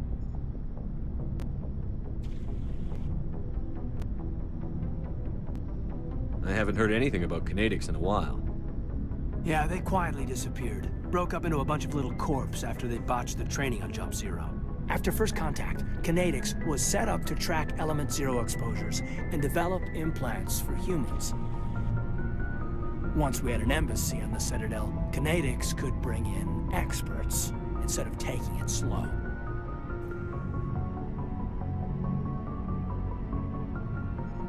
The only experts would have to be aliens. Dead on. Turians, actually. That's why Canadics kept it a secret. They were afraid of what people back home would think, asking the Turians for help when we just fought a war with them. The Asari would have been more acceptable than the Turians. Yes, but the company didn't go through the Citadel. It would have made Earth look weak, so they discreetly hired some Turian mercenaries.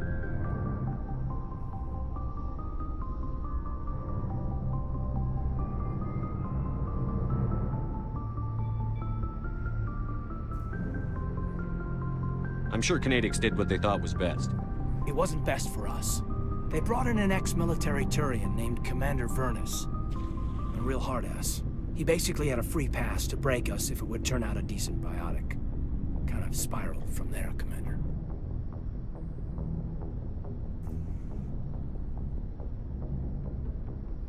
Did he ever face charges for that? He got his, yeah. But like everything else at Jump Zero, it was under the table. The less said, the better. Anyway, this is ancient stuff. I walked it off a long time ago. I should get back to my duties, Commander. We're here to make history, not rehash it. Just trying to get a sense of where the crew's at. Thoughts? I've wasted enough of your time for now, Commander. We'll have time for personal debriefings later. What's your opinion on the last mission?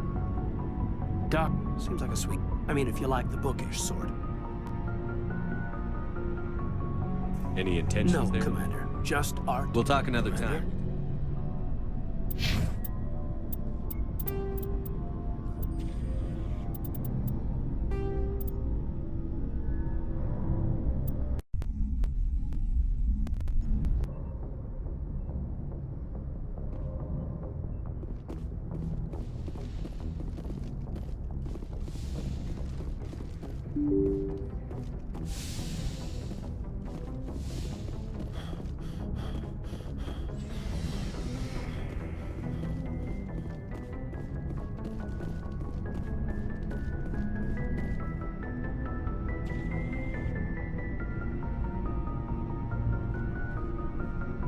Anything you need, Commander? Just trying to get a They sense. know about the stonewalling you've had from the Council. They deserve to. I'll have a better handle on all of it when my head stops hurting. Another L2 flare-up. Anything I can do? No, Commander, it'll settle down. It's rough sometimes, but they spike higher than a lot of L3s. Except for you, of course. Besides, I fared a lot better than some after Canadics was through. I haven't heard anything Yeah, about after... Once we had an embassy on the Citadel, Canadix could bring... Is there some reason we couldn't learn it on our own? They didn't know where to start. Hell, it took a couple of years to even link Biotics and Ezo. Forget trying to get the kids to move stuff. They had trouble just helping them not break their own limbs. And their choice of teachers didn't help much. Is there some reason we couldn't learn it on our own? They didn't know where to start. Hell, it took a couple of years to even link Biotics and Ezo. Forget trying to get the kids to move stuff. They had trouble just helping them not break their own limbs. And their choice of teachers didn't help much. The only experts would have to be aliens. Dead on. Turians, actually. That's why Canadix kept it a secret. They were afraid of what people back home would think, asking the Turians for help when we just fought a war with them. The Asari would have been more acceptable than the Turians. Yes, but the company didn't go through the Citadel. It would have made Earth look weak, so they discreetly hired some Turian mercenaries.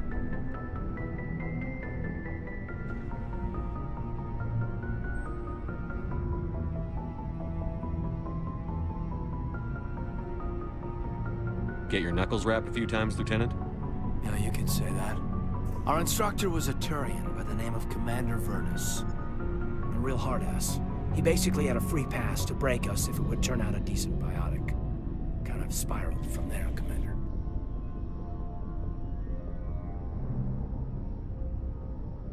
Did he ever face charges for that? He got his, yeah. But like everything else at Jump Zero, it was under the table. The less said, the better. Anyway, this is ancient stuff. I walked it off a long time ago. I should get back to my duties, Commander. We're here to make history, not rehash it. What's your opinion on the last mission? What's your opinion on the last mission? Seems like, if you like the bookish sort. Any intentions there? No, Commander. Just art. We'll talk another Commander. time.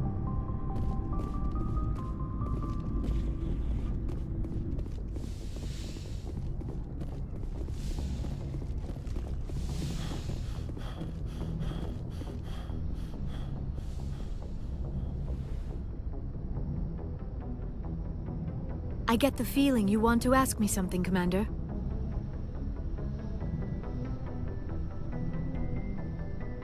Maybe we could pick up where we left off.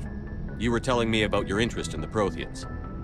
Actually, I think I was talking about my interest in you, and making a fool of myself in the process. As I said, I am not used to dealing with people, especially humans.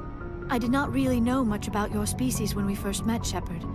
I found it hard to take humanity seriously. Your kind always seemed so rushed and high-strung.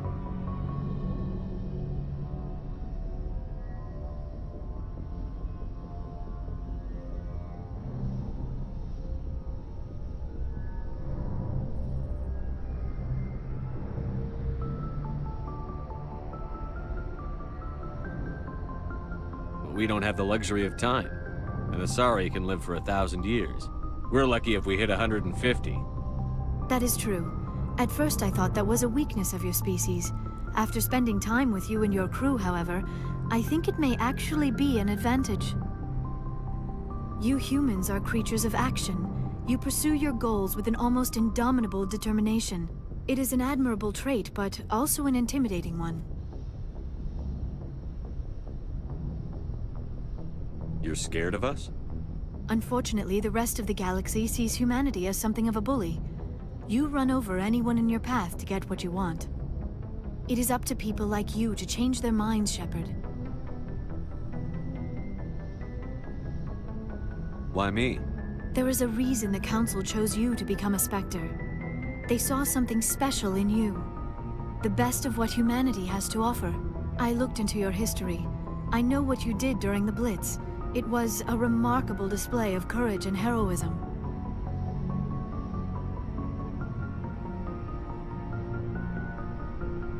You didn't need to go behind my back. I would have told you whatever you wanted to know. I apologize, Commander. After our last conversation, I was afraid I would say something stupid again. I wanted to know more about you. To understand what made you into the man you are. There is something compelling about you, Shepard.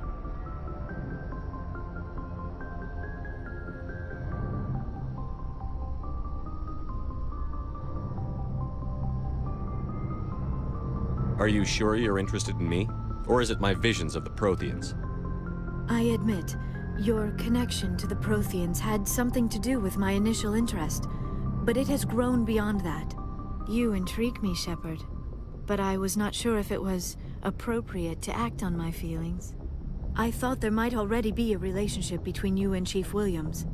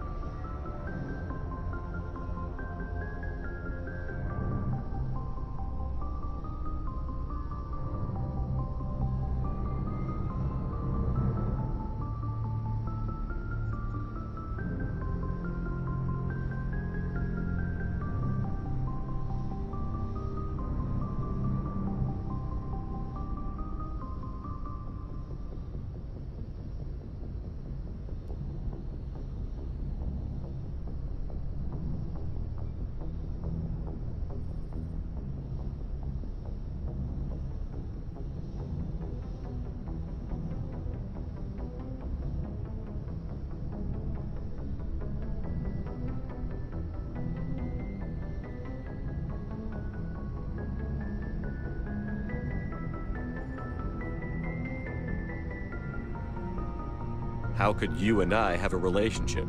We're not even the same species. Asari and humans are physiologically compatible in most ways, Commander. Of course, a relationship must involve more than mere physical contact. There must also be an emotional and spiritual connection between us. Our species may be different, but there are many things we could share. But none of this matters if you are already involved in a serious relationship with Chief Williams.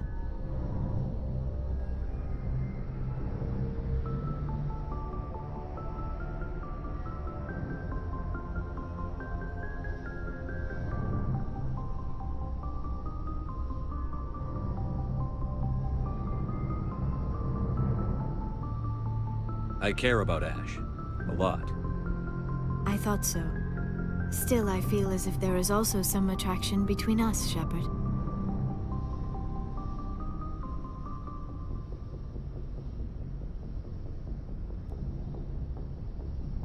I'm not interested in you in that way, Liara.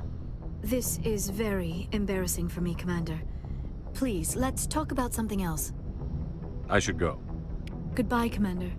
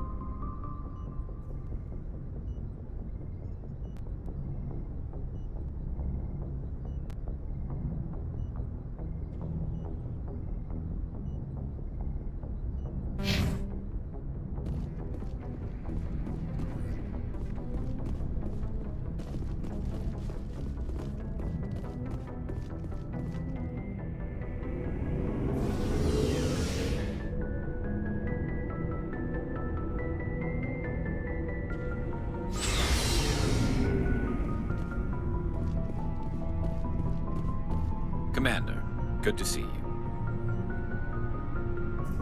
You've been with CSEC a while. Have you seen much action? Well, not as much as you, but yeah, I've seen some interesting things. I'll bet you have. Anything in particular that stands out? I remember this Solarian geneticist I was sent to investigate. That case was a bit disturbing. What happened? Why were you investigating them? I was tasked with tracking black market trade on the Citadel. Most of it harmless, nothing I needed to pursue. But during the course of my investigation, I noticed an increase in the trade of body parts, organs mostly. We usually get a few of those, but not the numbers I was seeing. We weren't sure if there was a new black market lab or if some freak was harvesting organs from citizens. You've seen this before on the Citadel? Every so often, some lab sells unwanted parts through the black market, but they're not as bad as the psychos. I remember this one Elcor diplomat we caught in my first year on the job. He was hacking people up and selling their organs, had the station in a bit of a panic. But this case wasn't that clear-cut. Turns out there was more going on than we first realized. So how did you figure out what was happening? First, we got a hold of a sample and ran DNA tests. The weird thing was, the match led us to a Turian who was still alive and was very convinced he'd never lost his liver. After After a bit of digging, I discovered this Turian worked briefly for Dr. Salion, the geneticist. So I went to his lab hoping to find evidence of cloned organ development, but there was nothing. No Salarian hearts, no Turian livers, not one Krogan testicle. You're kidding, right? Why would anyone want Krogan testicles? Some Krogan believe that testicle transplants can increase their virility, counteract the effects of the genophage. It doesn't work, but that doesn't stop them from buying. They'll pay up to 10,000 credits each. That's 40,000 for a full set. Somebody's making a killing out there. What did you do about the geneticist?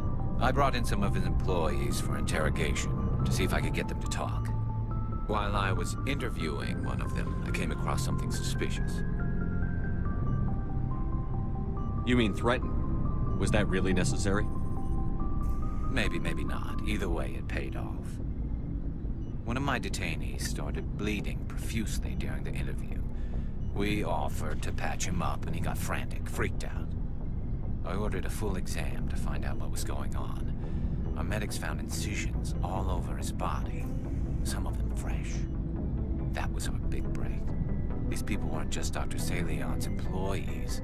They were test tubes. Walking, living test tubes. He was growing parts inside these people? Exactly. He cloned their organs right inside their own bodies. Then he harvested them and sold them off. Most of the victims were poor. He'd pay them each a small percentage of the sales, but only if the organs were good. Sometimes an organ wouldn't grow properly, so he'd just leave it in them. Most of them were a mess, but only on the inside, hidden so nobody could see it. I hope he got what he deserved. That's the worst part. We never caught him. Why not? What the hell happened? He ran, blew his lab, grabbed some of his employees, and headed for the nearest space dock. By the time I found out, his ship was already leaving. He threatened to kill his hostages if we tried to stop him.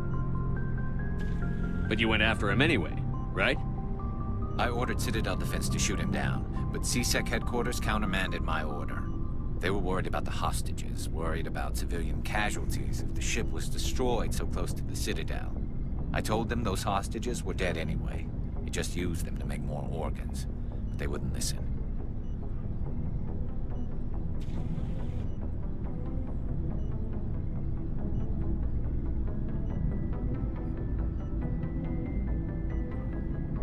Well, it's not worth the risk. You pursue the vessel and disable it. That's the best choice. They sent the military after him, but he got away just the same. Yes, they did. I went to Palin and told him what I thought of him and his policies. He said if I didn't like it, I could quit. Well, I almost did. All they had to do was disable that ship, stop him from running. Maybe the hostages die, maybe they don't, but at least we stopped the bastard responsible for it all.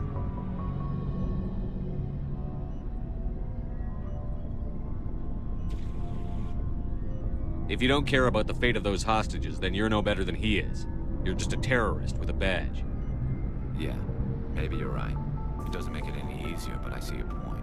Just wish I could have stopped him. That's all.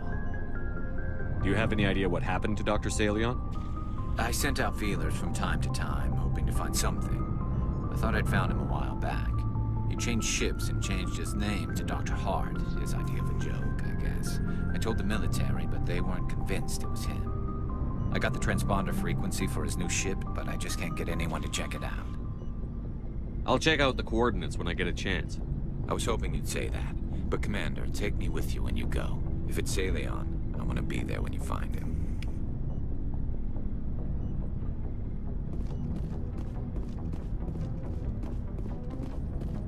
Oh, before I go, you said you're serving with Commander Shepard now? We saw him on the news here. He's cute. Later, sis. Tell me you didn't hear that. Afraid I did. Oh, shoot me now. One of my sisters. That's Sarah, the youngest. What's up? You didn't come by to eavesdrop on family mail.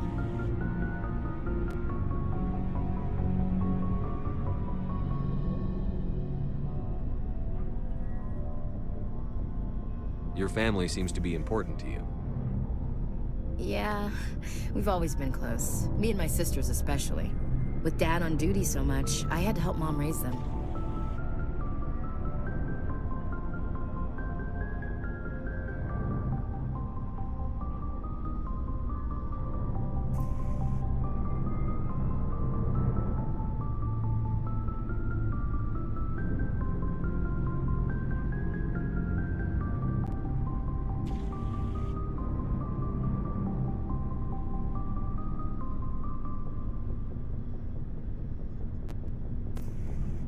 Did your father serve with the fleet? Yeah, took any crap posting he could get that offered space time. You know what? He worked his ass off trying to get recognized, but he never made it above serviceman 3rd class. He was real proud when I made chief. First thing he did was salute.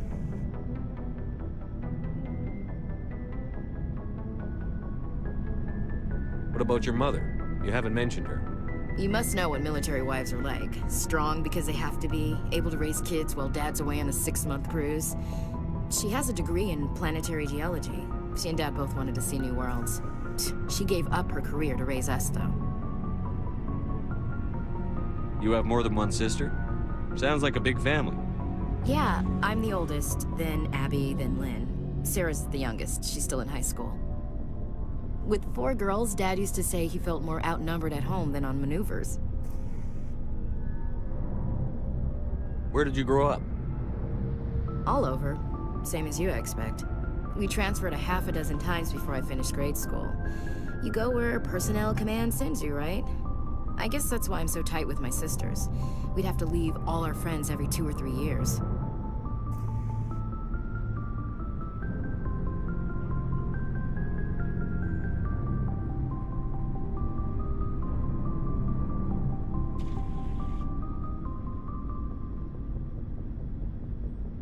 I was an only child, but I get the idea. At least one of my parents was always on duty. Yeah, military families, eh? With schedules like that, it's a wonder we ever have kids anymore.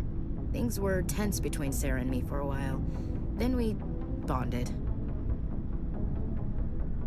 Sounds like a story. Feel like sharing? Sarah got herself a boyfriend who wanted to go faster than she did, Mike. I didn't think he was a bad kid, just pushy. Lynn would send me these worried vidmails, and I'd tell her to relax. Where were you when this was going on? I was on active duty. Sarah's graduating high school this year. This was only a couple years back. They were on Amaterasu. At the time, I was assigned to Chernobog. Same cluster, but a dozen Hellwire away. Close enough to talk regularly, too far to make it back in an emergency. I couldn't afford a fast packet flight. If he really liked her, he wouldn't be pushy. Yeah, of course. If he didn't ask at all, I'd wonder if he thought Sarah was ugly. Damned if you do, damned if you don't. Mike thought they'd go for a romantic walk in the woods, because he figured it was past time they did the deed. She levered Mike face first into a tree and left. Didn't have a scratch on her. Good thing Mom and Dad had us all learn some kind of self-defense. I took emergency leave and walked Sarah to school for a few days. Why didn't you tell the police? She said it wouldn't solve the real problem, and she and Mike would both become household names. It was a small colony. I said it was her call to make, that we should let her do it her way. Mom was pretty pissed about that. You said all of your sisters learned self-defense? Lynn did pistol practice, but didn't like it. She's kind of nervous. Sarah took Aikido. Abby decided to learn the sword. She always was a little weird. Likes big skirts and tops you have to tie her into. They do great things to her figure, though.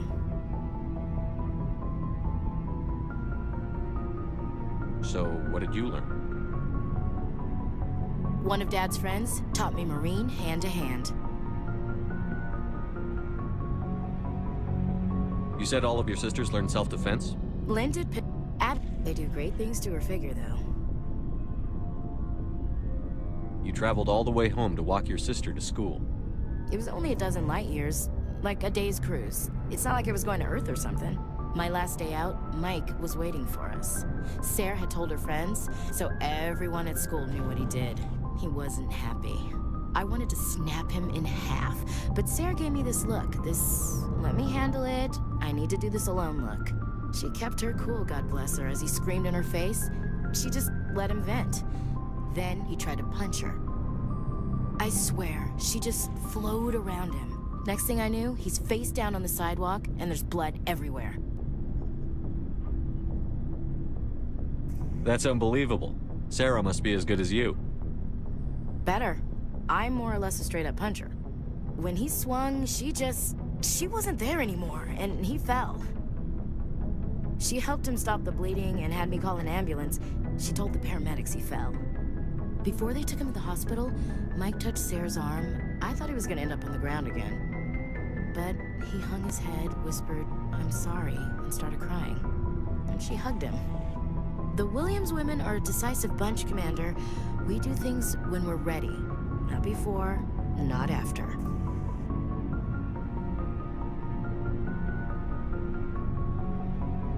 Where was your father during this? Wasn't your family stationed near him?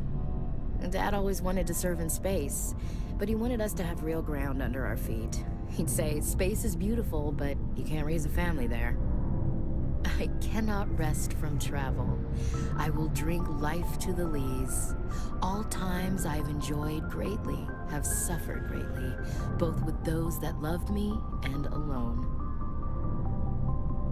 For always roaming with a hungry heart, much have I seen and known, cities of men and manners, climates, councils, governments.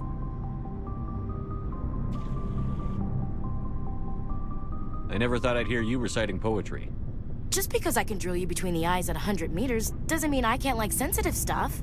Just don't spread it around. Ulysses was my dad's favorite poem. Every time he shipped out, he recorded me reading it.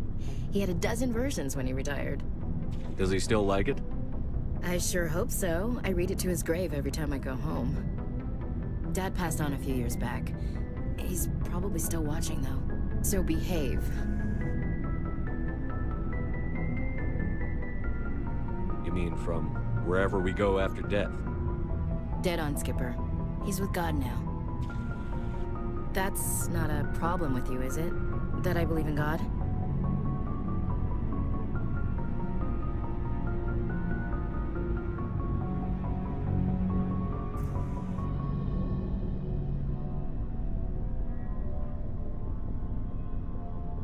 Everyone has the right to believe what they want. Says so in the Alliance Charter. Only with fancier words. I'm glad you're open-minded about it. I've met a few people who are really weirded out by my faith. Because I work in space, I can't believe in a higher power? Jeez. Hello, have you people looked out the window? How can you look at this galaxy and not believe in something? I should get back to my duties. Didn't mean to take up so much of your time. What's your opinion on the last mission? Not sure I buy Dr. Tassoni's story about her and her mom not talking. They're family, right? I think she's being... Too bad those ruins got destroyed. We'll talk later, Williams. Looking forward to it, Skipper. What do you want, Shepard? Why did you become a mercenary? Lots of reasons.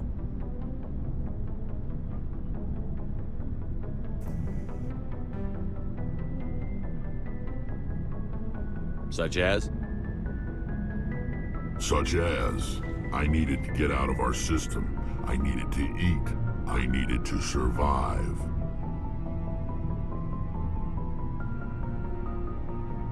Why not stay and help your people? I tried to help. That's why I had to leave. What happened? I was betrayed. I was head of a small tribe. We were trying to restore order after the war, but the other tribes were against us. They followed Jared, one of the few warlords who survived the war with the Turians. But he was old, and so were his ideas. He wanted to continue the war. He wanted us to fight. Turians, Solarians, each other. It didn't matter who, as long as we were fighting. What did you want? I just wanted Jared to shut up, to stop his ranting. I wanted him to stop leading the tribes astray. But he couldn't understand how much things had changed. We didn't have the numbers to go to war. Even if we did, the genophage made sure we couldn't replenish our numbers fast enough. I told them all to forget about war. We needed to focus on breeding, at least for one generation. And for a while, we were getting through. Some of the tribes started coming around. I take it the warlord didn't appreciate that. No, he didn't. He arranged a crush with the tribes. A meeting on neutral ground. He wanted to talk. We met at the Hollows, near the graves of our ancestors. The skulls of our dead laid bare to remind us where we come from, and where we all go. It's as sacred as any Krogan place can be. Violence is forbidden. It sounds like a trap to me. You must have suspected as much. I did. But when your father invites you to a crush, well, there are some laws that even we hold sacred. Jared was your father? He was. Until that day. We talked, but we didn't get anywhere. When it was clear that I wouldn't join him, he gave the signal. His men leapt from the graves of our ancestors like Krogan undead. The few that were loyal to me died quickly. I escaped with my life, but not before I sank my dagger deep into my father's chest. That is why I left, and that's why I'll never go back. You must have family other than your father. Don't you miss them? You trying to make me cry, Shepard? I've got some unfinished business with my family, but that's all. What kind of business? Before I left, I made an oath to my father's father. I swore to recover my family's battle armor. It was taken from him after the uprising. What's so important about this armor? It's a relic. Useless, really. But it was worn by 5 generations of my family before the war. It's rightfully mine. Originally, it was taken by the Turian military. We weren't allowed armor or weapons after the war. Now, it's in the hands of Ton Actus, a Turian scum who collects relics from the war. He's made millions selling Krogan artifacts that were stolen from my people. He's got several bases where he stores his goods, all fortified and guarded. I just don't know which base has my family's armor. Just tell me where to start looking. I'll upload the data to your nav system. But Commander, I want to be there when you find him. So long, Rex. Shepard. Commander? We'll talk later, Williams. Looking forward to it, Skipper. Commander, how are you?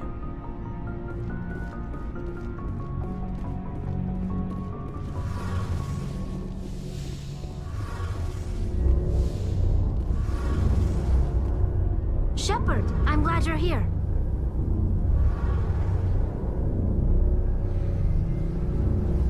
Good to see you smiling again, so to speak. I'm sleeping much better now. I guess I'm getting used to how quiet your ship is. I still think a lot about my pilgrimage, though. I know Theron's our top priority, but with all the worlds we go to, I was hoping to find something to bring back to the flotilla.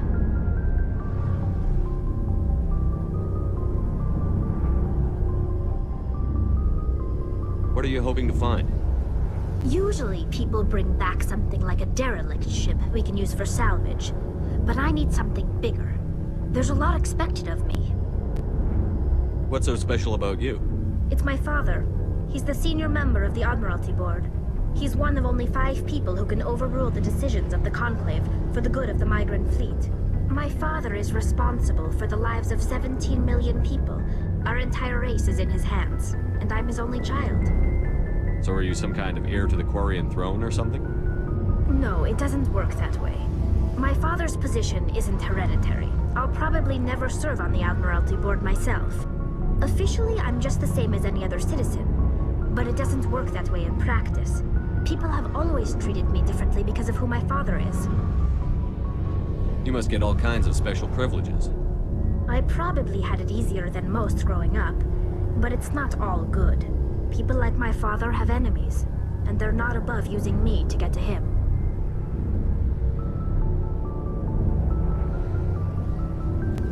It must be tough on you.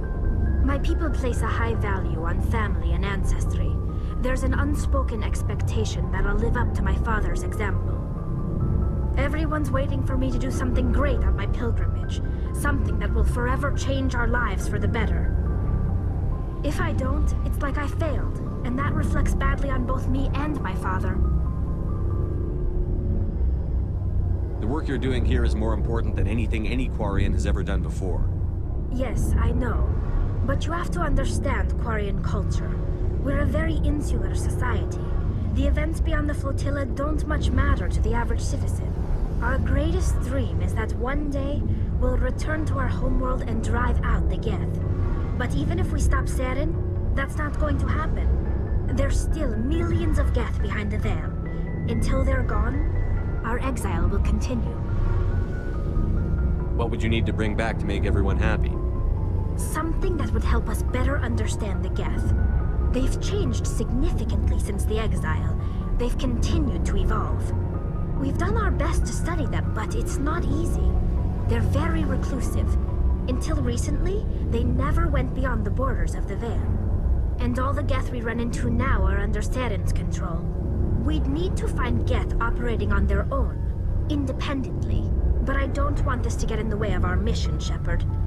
First, we stop Saren. Then I'll worry about my own problems. What was your father like? It wasn't easy growing up as the daughter of one of the Admiralty. Even before he joined the board, he was a prominent figure. People looked to him for leadership. He had to set an example, and he expected the same of his daughter. Plus, he was pretty strict, a military man through and through. He never allowed me to settle for anything less than excellence. As a kid, I sometimes felt like he was pushing me too hard. But now I'm old enough to appreciate what he taught me. The world doesn't owe us anything. If we want something in life, we have to earn it.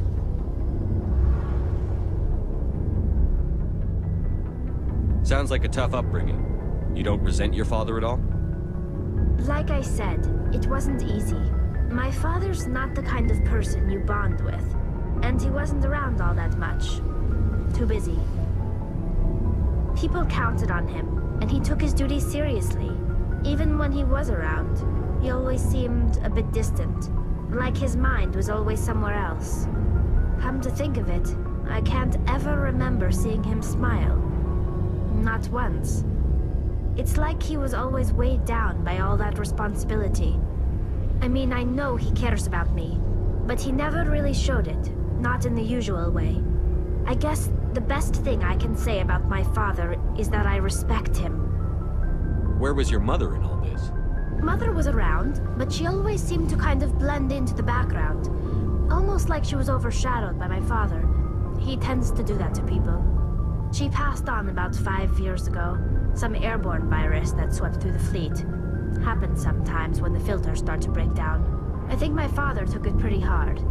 After she was gone, he became even more focused on his work. I think that was his way of dealing with the grief. I want to talk about something else. Like what? I should go. See you later.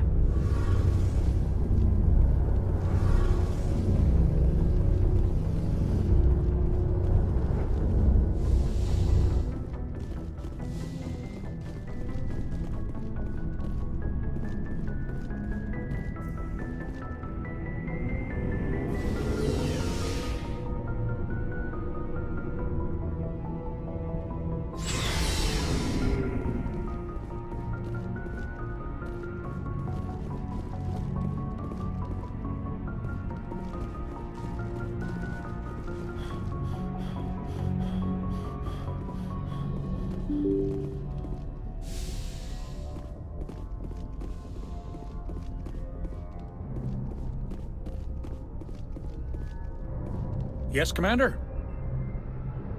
Carry on, Presley. Yes, sir.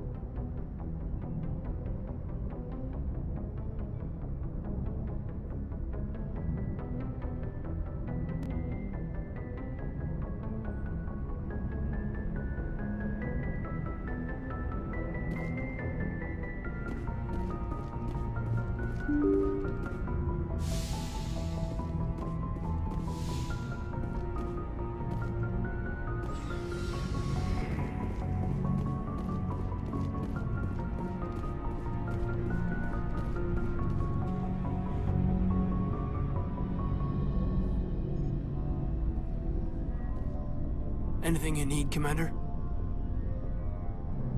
Just trying to get a sense of where the crew's at. Thoughts? I've wasted enough of your time for now, Commander. We'll have time for personal debriefings later. We'll talk another time, Lieutenant. Commander?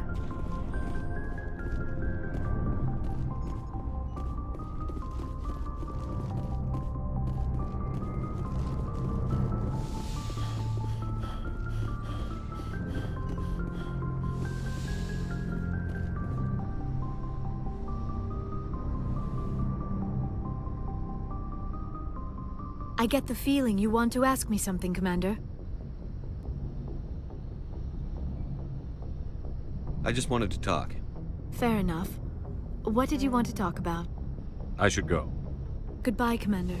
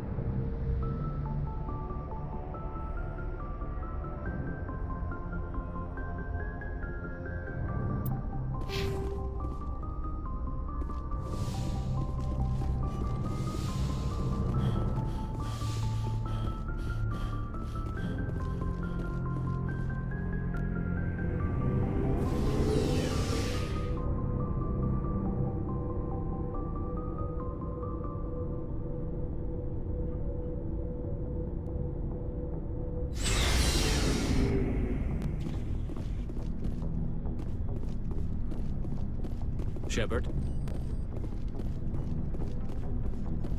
Shepard? Rex? Commander? We'll talk later, Williams. Looking forward to it, Skipper.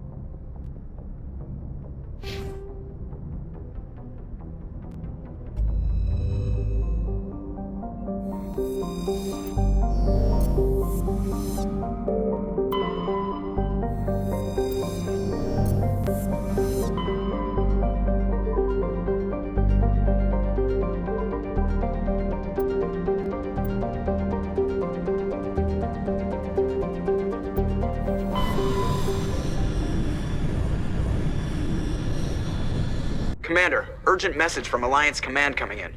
I'll patch it through. Shepard, this is Admiral Hackett from Alliance Command. We've got a situation here, and you're the only one that can handle it. What do you need, Admiral? There's an Alliance training ground where we test weapons and technology in live fire simulations. One of the VIs we use to simulate enemy tactics in the drills is no longer responding to our override commands. It's gone rogue. Are you telling me this computer is thinking on its own? We're not stupid, Shepard. This is a virtual intelligence, not a true AI. It's not self-aware, and it can't access any external systems. We didn't do anything illegal here. Virtual intelligence support is critical to our military success. VIs process thousands of status reports and react in nanoseconds. No human can do that. We need you to fight your way through the training ground of the VI core and manually disable it. Can't you disable it remotely? Our fail-safes aren't responding. The VI operates on a closed network. It can affect any external systems, but we don't have any direct access to its processes. We could bomb it from orbit, but the damage to the facility would be catastrophic. We'd prefer to have someone shut down the core. Someone like you. I know Spectres answer the Council, but you're still human. You're still part of the Alliance military, and right now we need you. The VI controls all the facility's weapons, drones, and automated defenses. You're the only one that can pull this off, Shepard. Good luck.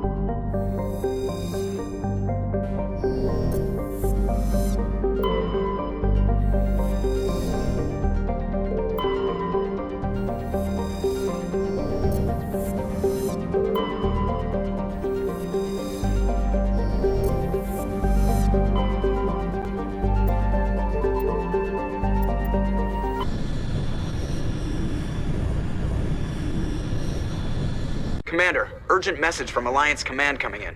I'll patch it through. Shepard, we've got to... What do you need, Admiral? There's an Alliance training ground. One of the VIs we use to simulate enemy tactics in the drills is no longer responding to our override commands. It's gone rogue. How many casualties so far? 17 Marines were killed in the simulation exercises. Before VI, but as advanced as this thing is at military strategy, it's still just a VI. We need you to fight your way through the training ground of the VI core. Can't you disable? We could. I know the VI.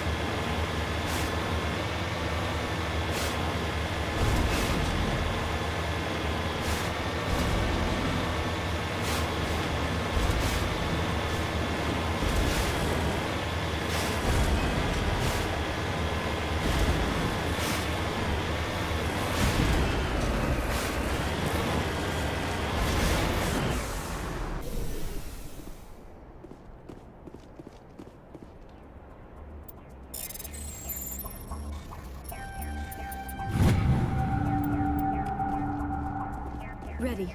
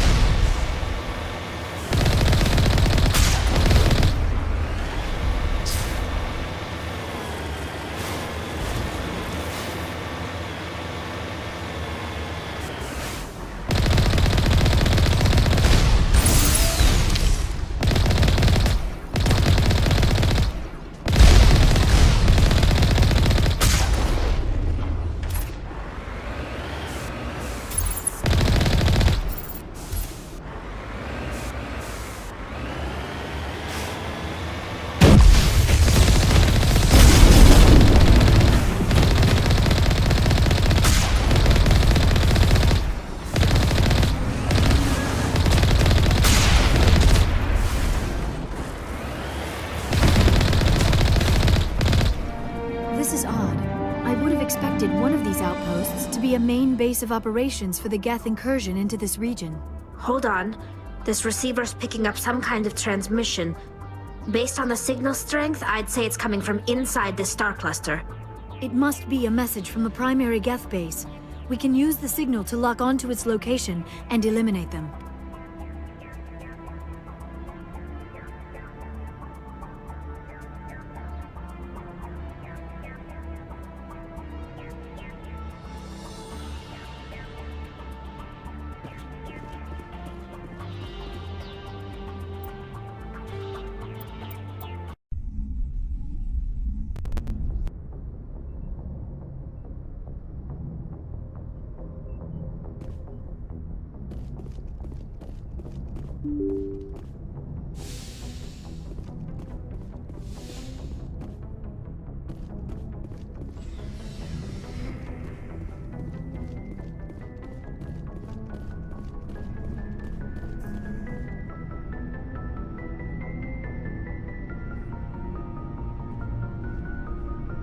Anything you need, Commander?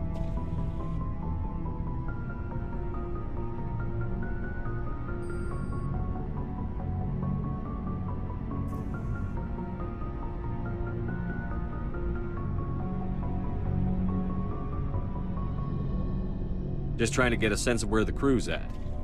Thoughts? I've wasted enough of your time for now, Commander. We'll talk another time.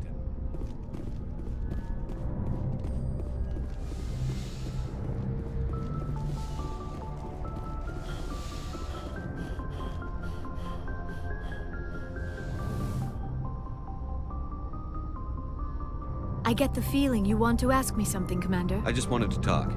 Fair enough. What did you want to talk about? I should go. Goodbye, Commander.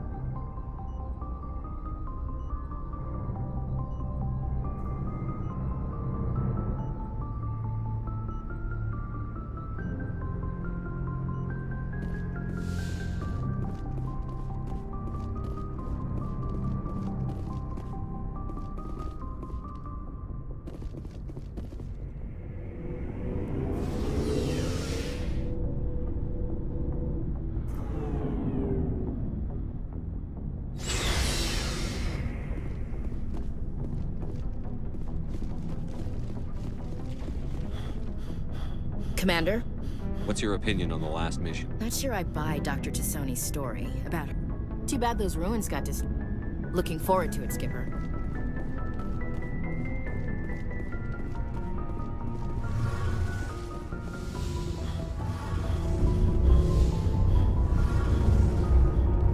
It feels like we're getting near the end, doesn't it, Shepard? With Saren, I mean. It won't be much longer.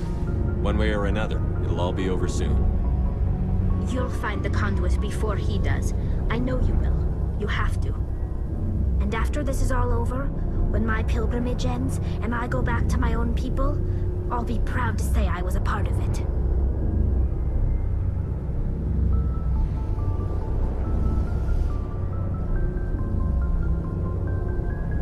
We couldn't have done this without you, Telly. You've been good to me. A lot of people treat Quarians like second-class citizens. They just want us to go back to our fleet and disappear. But you've treated me just like everyone else on your crew. Like an equal. That means a lot, and it says something about you. Whatever happens, I just want to say thank you for that. I'm gonna miss you when you go back to your own people, Telly. That won't happen for a while yet. I'll be right here anytime you need me. I should go. See you later.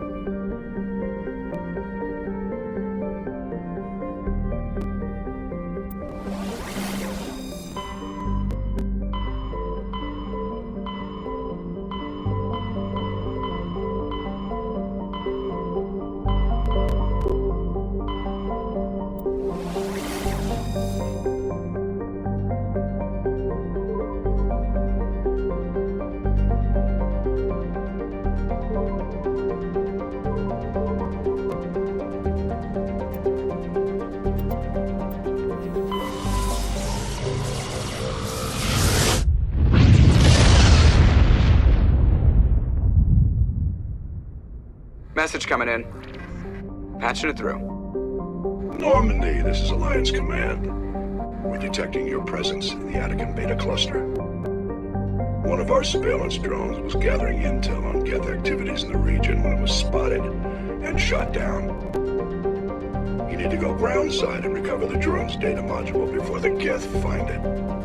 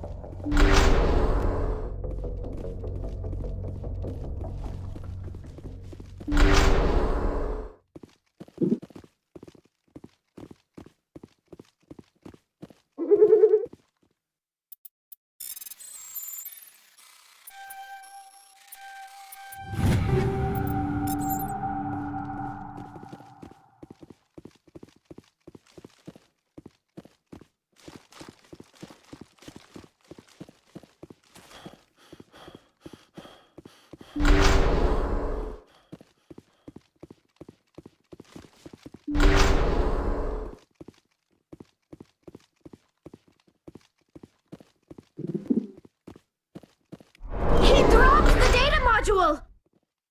It is a miracle the data module is still intact. Your pilot should be able to relay this info to your superiors.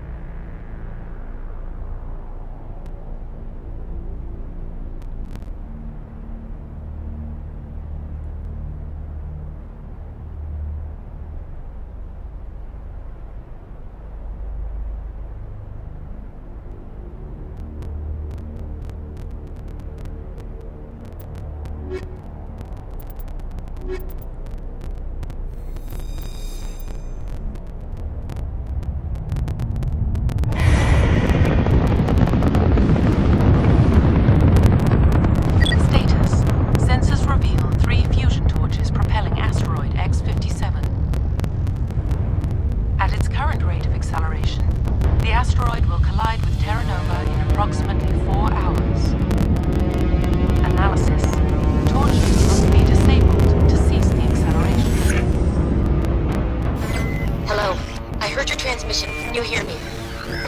Haven't found me yet, but I can't talk long.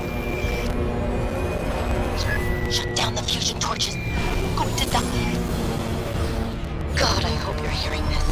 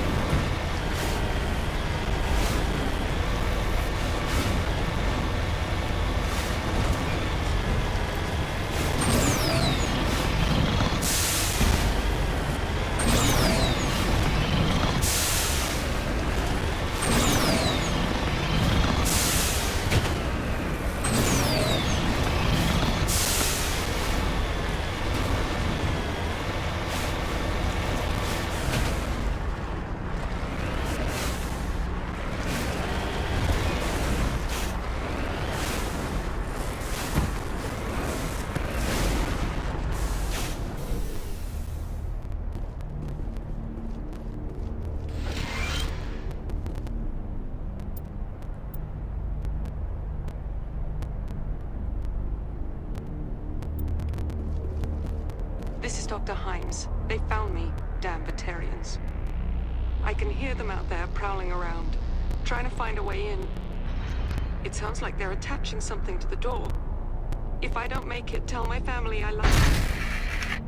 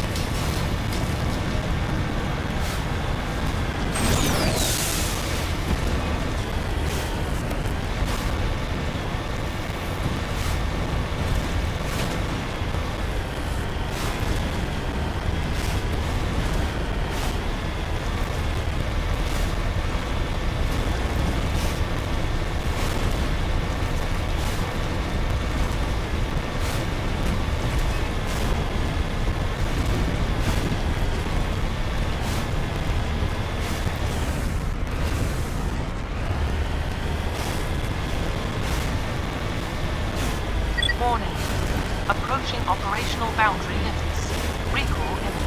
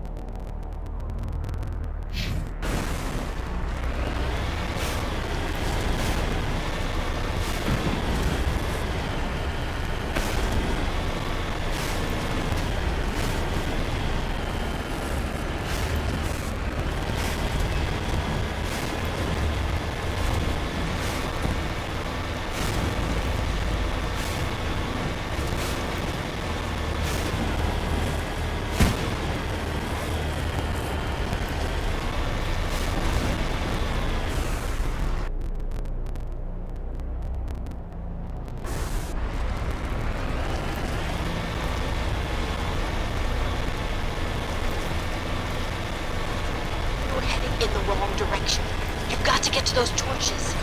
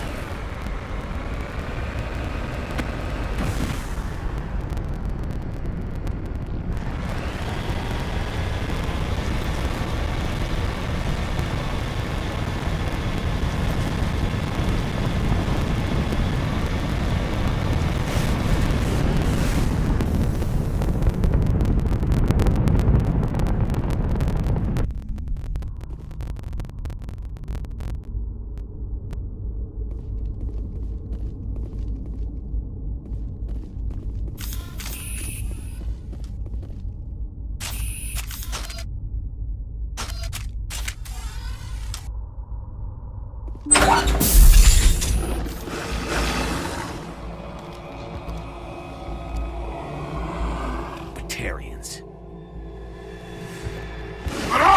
Check! Check!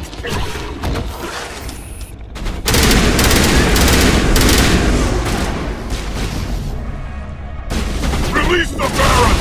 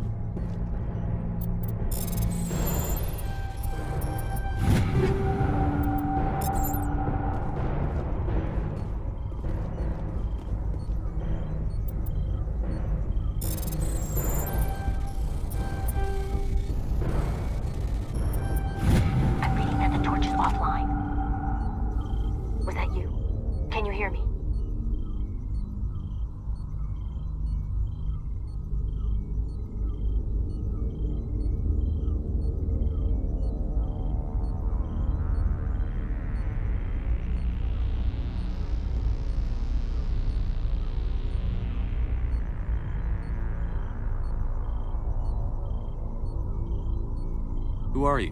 What's going on? My name's Kate Bowman. I'm an engineer. I was part of the team assigned to bring this asteroid to Terra Nova. We were attacked yesterday by Batarian extremists. I've been hiding since they arrived. I think they know the torch went out. Why are they doing this? I don't know, but if this asteroid isn't slowed, millions of people on Terra Nova are going to die. If I find out anything, I've gotta go. Good luck.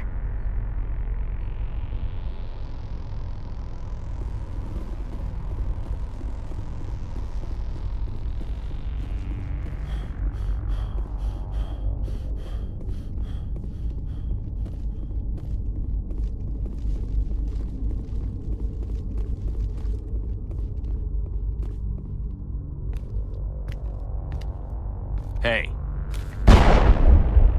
Oh God. I didn't mean to... Are you hurt?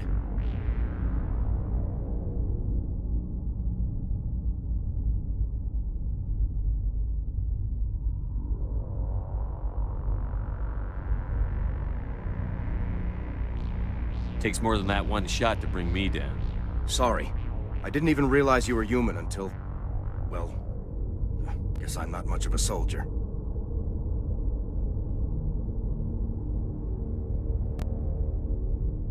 I know you're scared, but I'm here to help. Commander Shepard, with the Alliance. Simon Atwell. I'm the chief engineer on this rock. Listen, we don't have much time. The Batarians fired up the fusion torches. You've got to shut them down before we hit Terra Nova. There are 4 million people down there, Shepard. My family, they live in Aronis. My kids and grandkids. Nice communities, good schools. I don't have time to do the math in my head. What happens if we don't stop this rock? X-57 is 22 kilometers long, twice the size of the asteroid that wiped out the Earth's dinosaurs. It would be like millions of fusion bombs striking at once. Millions. The heat of the blast. 1,000 kilometers away, clothes will ignite. There'll be global wildfires. Air shock will flatten everything for hundreds of kilometers. Terra Nova will die, Shepard. Not just our colony. The planet. There'll be a climate shift, mass extinctions. The ecosystem won't recover for thousands of years. Millions, maybe.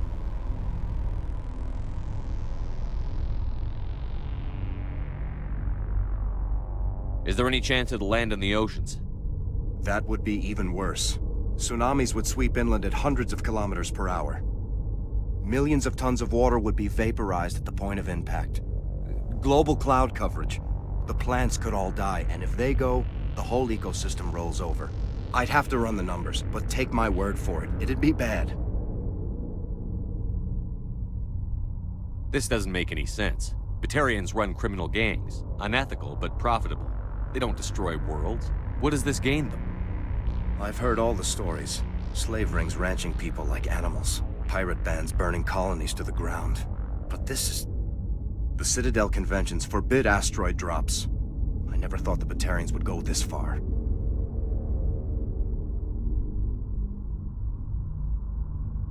Most Batarians aren't genocidal madmen, but these ones are terrorists. Yeah, I know. It's just... This isn't how I expected the world to be when I rolled out of bed this morning. You were on the ground when this happened. How many Batarians have you seen, and where? They landed at the main facility. It's locked down now. They've changed the passcodes, no idea what's going on inside. I did see groups head out to each of the torch stations. Couldn't say how many, though. Enough to give you a fight. Any idea who's behind this? Who's leading them? That might provide a clue. I heard a couple of them talking. They mentioned a Balak. It sounded like he's the one in charge. They didn't seem convinced this was a good idea, but they were scared of the guy. Scared enough to do what he wanted. Batarians everywhere, and I need to shut down all 3 torches. Anything else I should know? One of the torches is surrounded by live blasting caps. We were set up to excavate when we arrived at Terra Nova. I rigged them with proximity detectors. That tank of yours will set them off, so you'll have to go in on foot. Even then, they'll explode if you get too close. Just go slow and easy. You should be fine. You set them up. Can you disable them? Not from here. No. There are manual controls by the entrance to the torch facility inside the blast zone. You can disarm the caps there. One last thing. I had a crew working off-site when the attack hit. I'm worried about them. These Batarians are ruthless. I saw them smash the faceplates of guys working vacuum. And those Varen, I don't think they always wait for a corpse before feeding. Any idea where I can find them? They were running checks on our perimeter equipment. Easiest thing would be to tap into the transmission tower out on the surface. The equipment stations will show up on your sensors.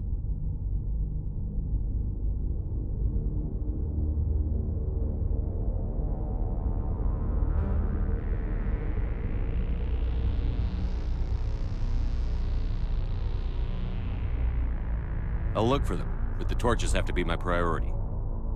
Yeah, you're right. Saving Terra Nova is more important than my team. There were a bunch of engineers over at the main facility, but they're probably all dead. That or being held hostage by the Batarians. A woman named Kate Bowman contacted me. The Batarians haven't found her yet. Katie's alive.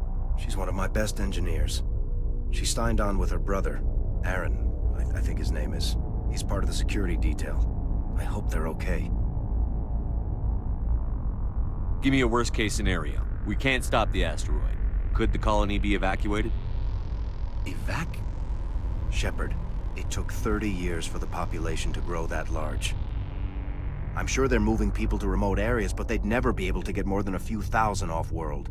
We just don't have enough ships. No one does. Well, maybe the Quarians, but I don't see them suddenly showing up and offering us a ride. Why were you moving this thing in the first place?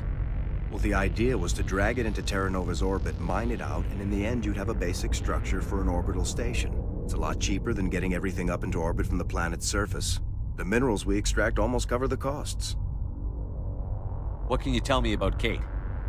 Smart as a whip and bold as they come. I hope she keeps hidden, if they find her.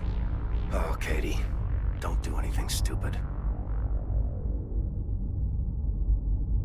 You'd better find a good place to hide. If the Batarians come back and find you... Yeah. I think I'll make myself scarce. Good luck, Shepard.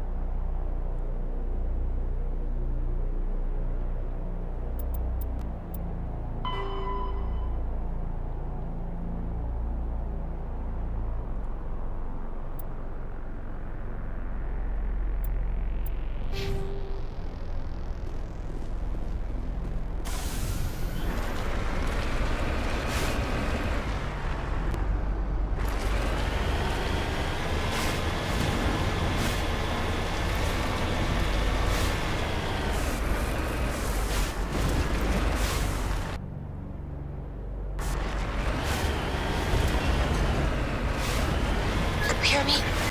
Getting all kinds of interference. Damn. Sorry.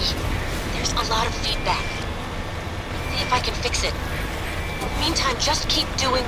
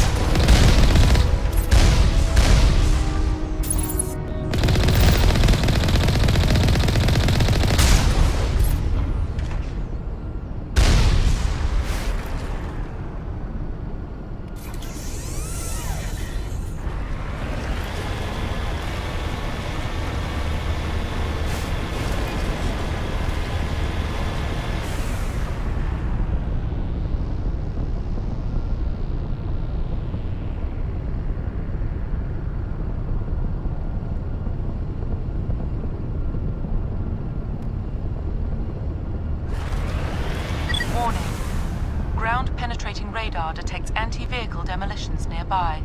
Proceed on foot.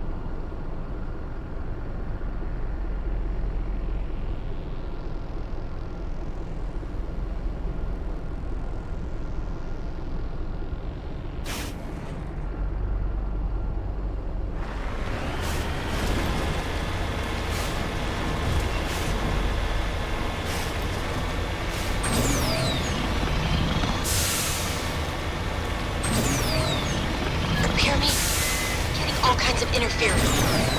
Damn. Sorry. There's a lot of feedback. See if I can fix it. In the meantime, just keep doing...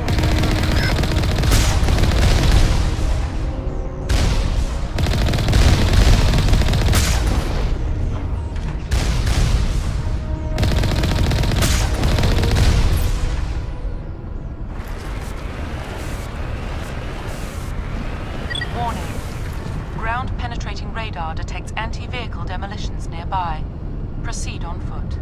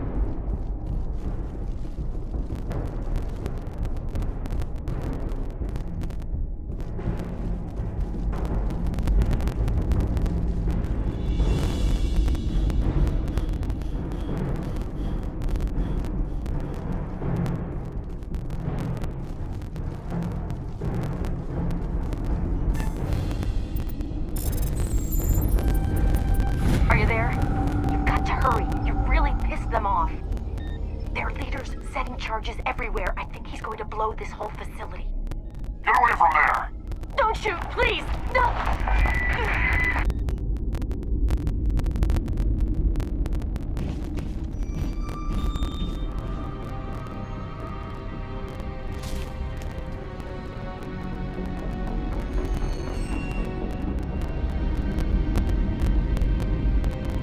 Who's shutting down the torches?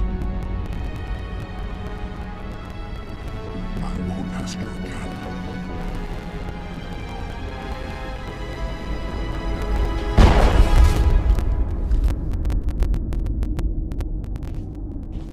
Find this problem and deal with it. Get her out of here!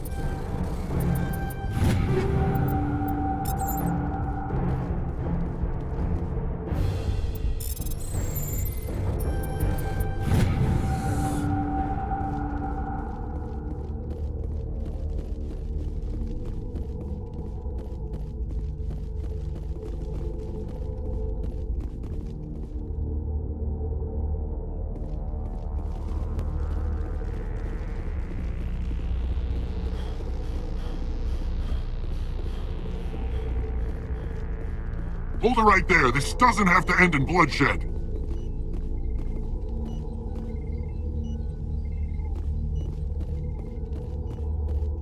Don't come any closer. We can do this the hard way, or we can end this peacefully. I didn't think you Batarians knew the meaning of the word. Look, I'm just doing my job here. Hijacking this rock wasn't my idea. I signed on to make a little profit. A quick slave grab, nothing more.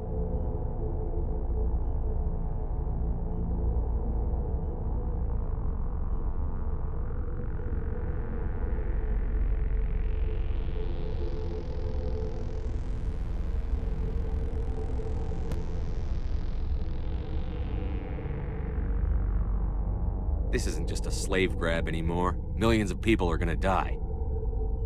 Don't you think I know that? I'm just following orders here. If it were up to me, we'd have already left.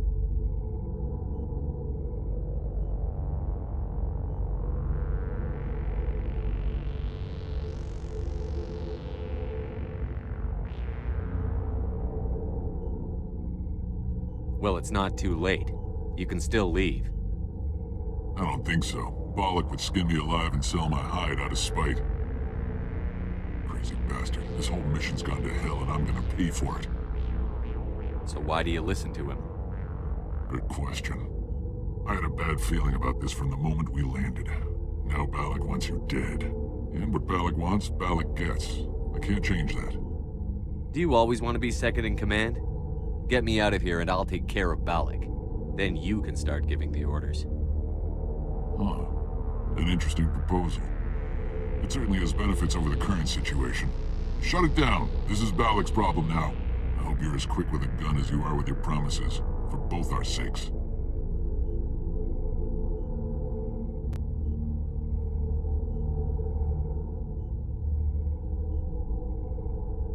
Balak will get what's coming to him, and so will you if I ever catch you in human territory again.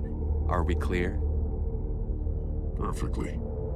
Balak's holed up in the main facility. You'll need this to get in. Don't underestimate him. He's a mean bastard. Let's go. We're getting off this rock.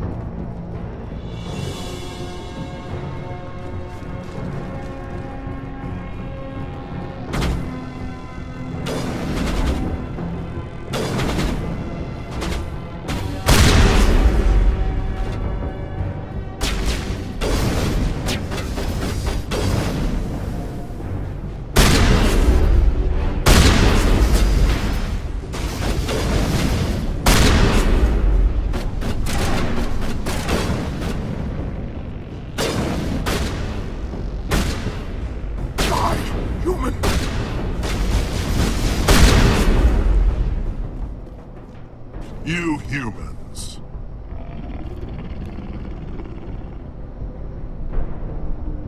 You're almost more trouble than you're worth.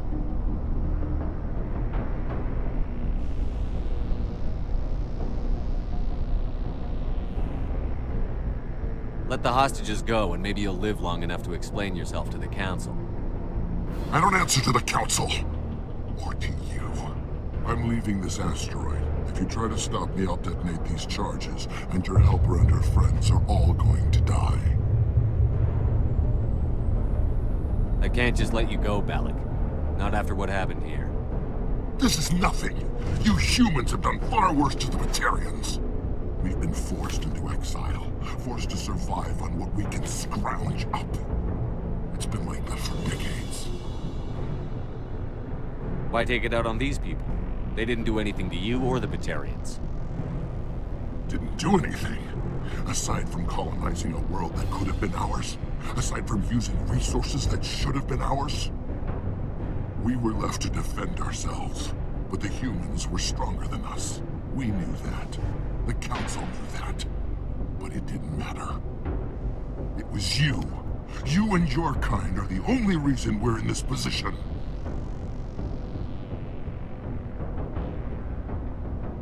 How does killing innocent people make up for that? We had no other options. Sometimes you need to get someone's attention before they'll listen. That's why we attacked you at Elysium. That's why I'm doing this. You forced our hand. You attacked us first. When we retaliated, you ran off to the Council hoping for help. When you didn't get it, you hid. You've got no one to blame but yourselves. Enough! You couldn't possibly understand. Actually, you just don't want to understand, and I'm done wasting my breath. Now, if you want your friends to live, I suggest you step aside. You can go. But this isn't over. I'll find you eventually. Maybe. But I made sure you won't follow me today. Those charges are still on a timer. Better hurry if you want to save your friends.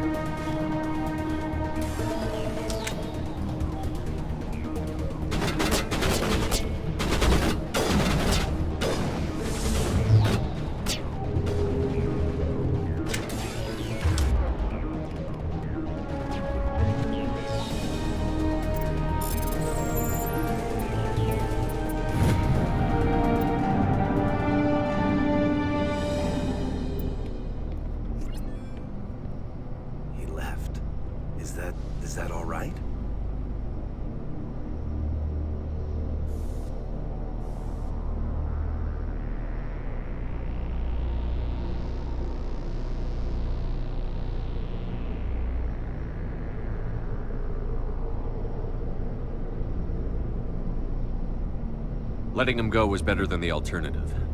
I thought you were going to stay someplace safe.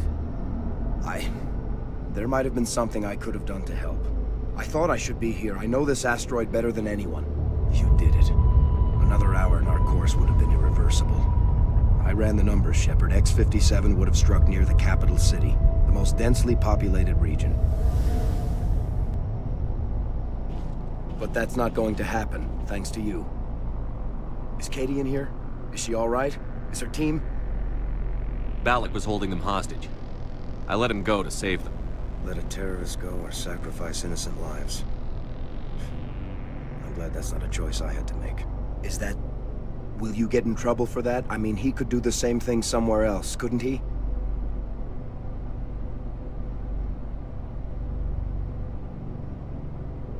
Yeah, he could. Balak seemed like a practical man. Practical but callous. I'm sure if he'd been in my place, Ms. Bowman would be dead now, along with all the terrorists. But I'm not going to sacrifice people who happen to be between me and my target. So what happens now? The bad guys get away? Balak gets away today, but we'll still be after him tomorrow. And the day after that. Me, my crew, and every other crew in the Alliance. He'll run and he'll hide, but eventually he'll slip up and we'll get him. Bad guys never get away, Simon. Not unless the good guys give up. Well, I wouldn't want you after me. Shepard, thank you for my grandchildren's lives. I don't think I'll stick around, though. Not with the team gone. Too many ghosts. It's time for me to get back and spend some time with my family. Before I go, I'd like to offer you something. Maybe you'll have more use for it than I will. As lead engineer, I get some quality items. Take your pick. You've earned it.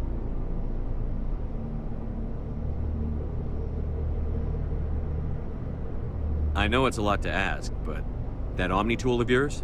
I could really use something like that. Shepard, I think I mentioned that you saved my kids and grandkids. What's an Omni tool compared to that? Take it, with my blessing. I hope you get good use out of it. One more thing. You asked me to look into your missing engineers? Have you found them?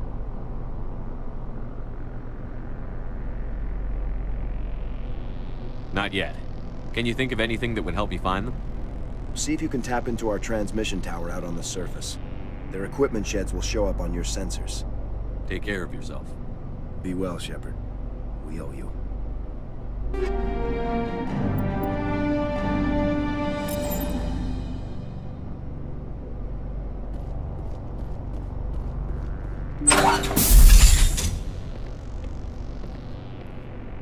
I can't believe you let Balak go. To save us. I half expected you to just let us die. Sacrifice the few for the many. Then I'd be no better than the Batarians. Besides, Balak won't get away with this. I know who he is now. He can't run forever. You sound like my brother. He was always so stubborn, but always willing to do the right thing, no matter what. Your brother was the one Balak killed? Yes. Aaron. He was the one who convinced me to join the team here. Said it would be an adventure. I don't mean to sound ungrateful, but I should see to Aaron. I understand. You've been through enough today. I'll get out of your way. Thank you. Oh, I don't even know your name.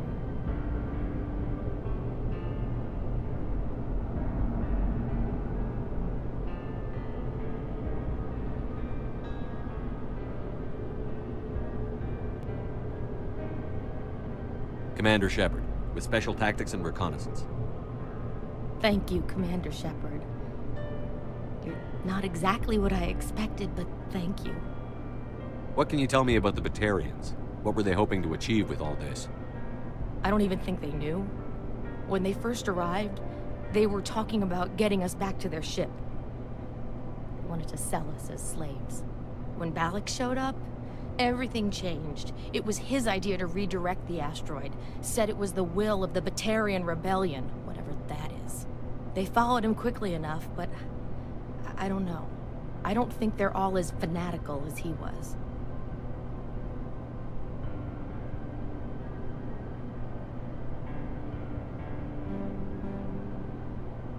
That was a brave thing you did, Kate. Contacting me on the radio, risking your life. Stubborn and determined runs in the family. My father was in the Alliance back on Earth. I think he was disappointed none of us kids signed up, but he'd be proud of Aaron. Sorry. I just...